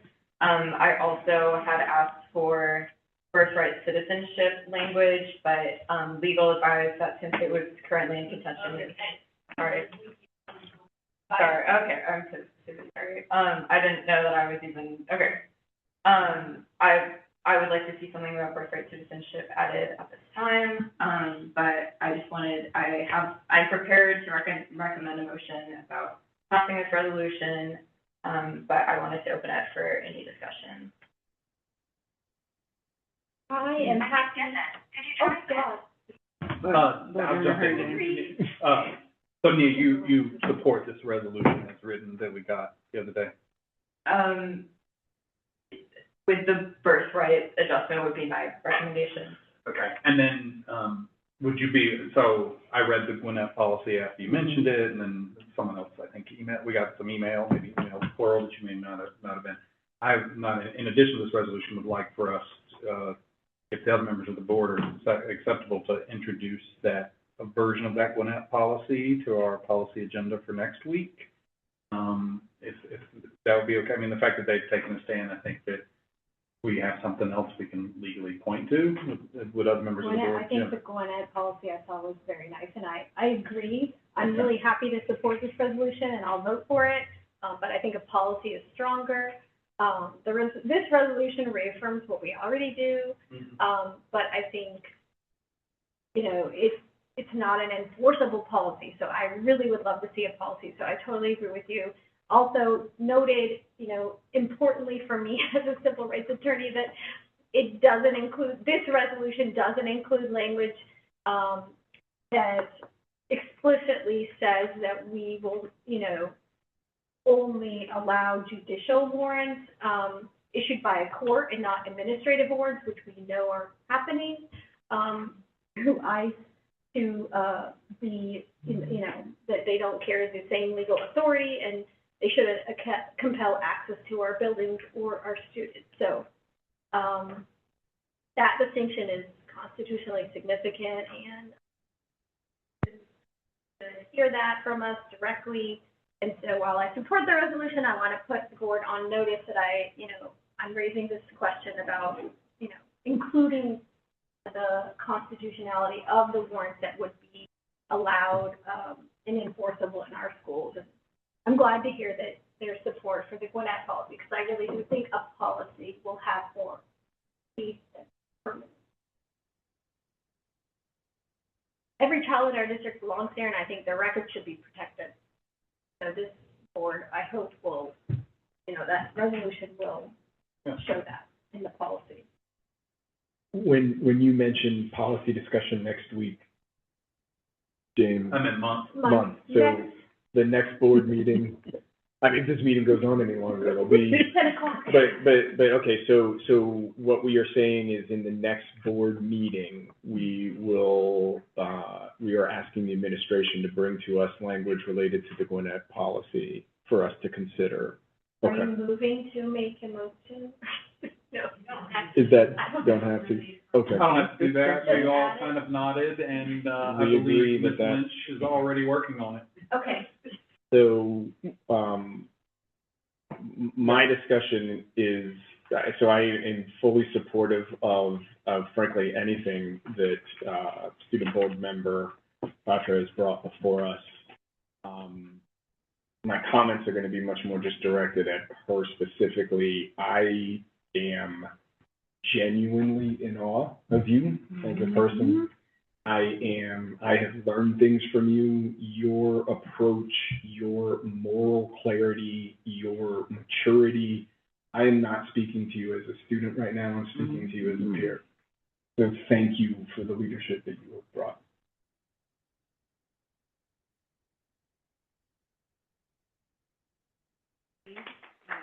Thank you for your hard work through, and I agree with it, and that you put so much work and effort, and I'm sure that the community does as well. So thank you for all of your hard work. I appreciate it. I said I'd save my tears for next month. Does that mean we want to pass this resolution tonight and then also work on a policy, or so may I recommend a motion? Okay. I'd like to recommend the Board of Education adopts the resolution to reaffirm its commitment to providing safe access to education for all students, regardless of immigration status. Excellent. I second. Wait, I can't make the motion. She's calling for the question. All right. We have a motion to adopt the resolution by the board to reaffirm its commitment to providing safe access to education for all students, regardless of immigration status. So moved.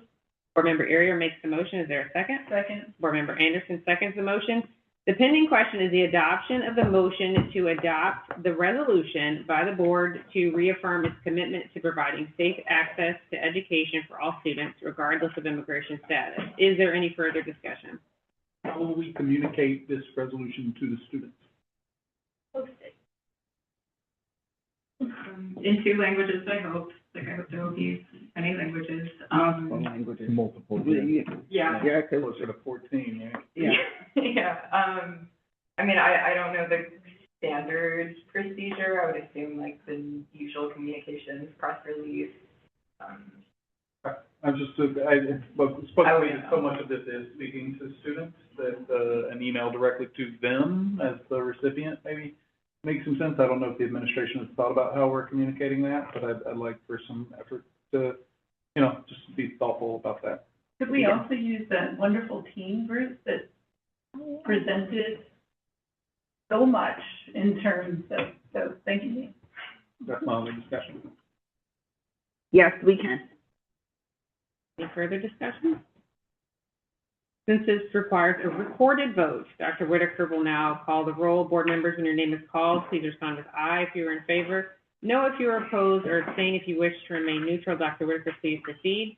Chair Sultan? Aye. Vice Chair Utz? Aye. Board Member Anderson? Aye. Board Member Herndon? Aye. Board Member Arias? Aye. Chair Sultan, the tally stands 5 ayes, 0 noes, and 0 abstentions. The ayes have it, and the motion is carried. Oh, goodness, okay, hold on. All right, the board, future dates, the board will host a community meeting on April 22nd from 6:30 p.m. to 8 p.m. at Decatur High School in the Learning Commons on the Commerce side. The purpose of the community meeting is to engage in two-way dialogue between the Board of Education and the community. Topics include draft 2 of the FY27 budget, which was discussed tonight, the new Early Childhood Learning Center, and Board Management Oversight Plan, BMOP. Our next board meeting will be held here at the Wilson Center on May 12th, 2026. There being no further business, this meeting is adjourned at 9:17 p.m.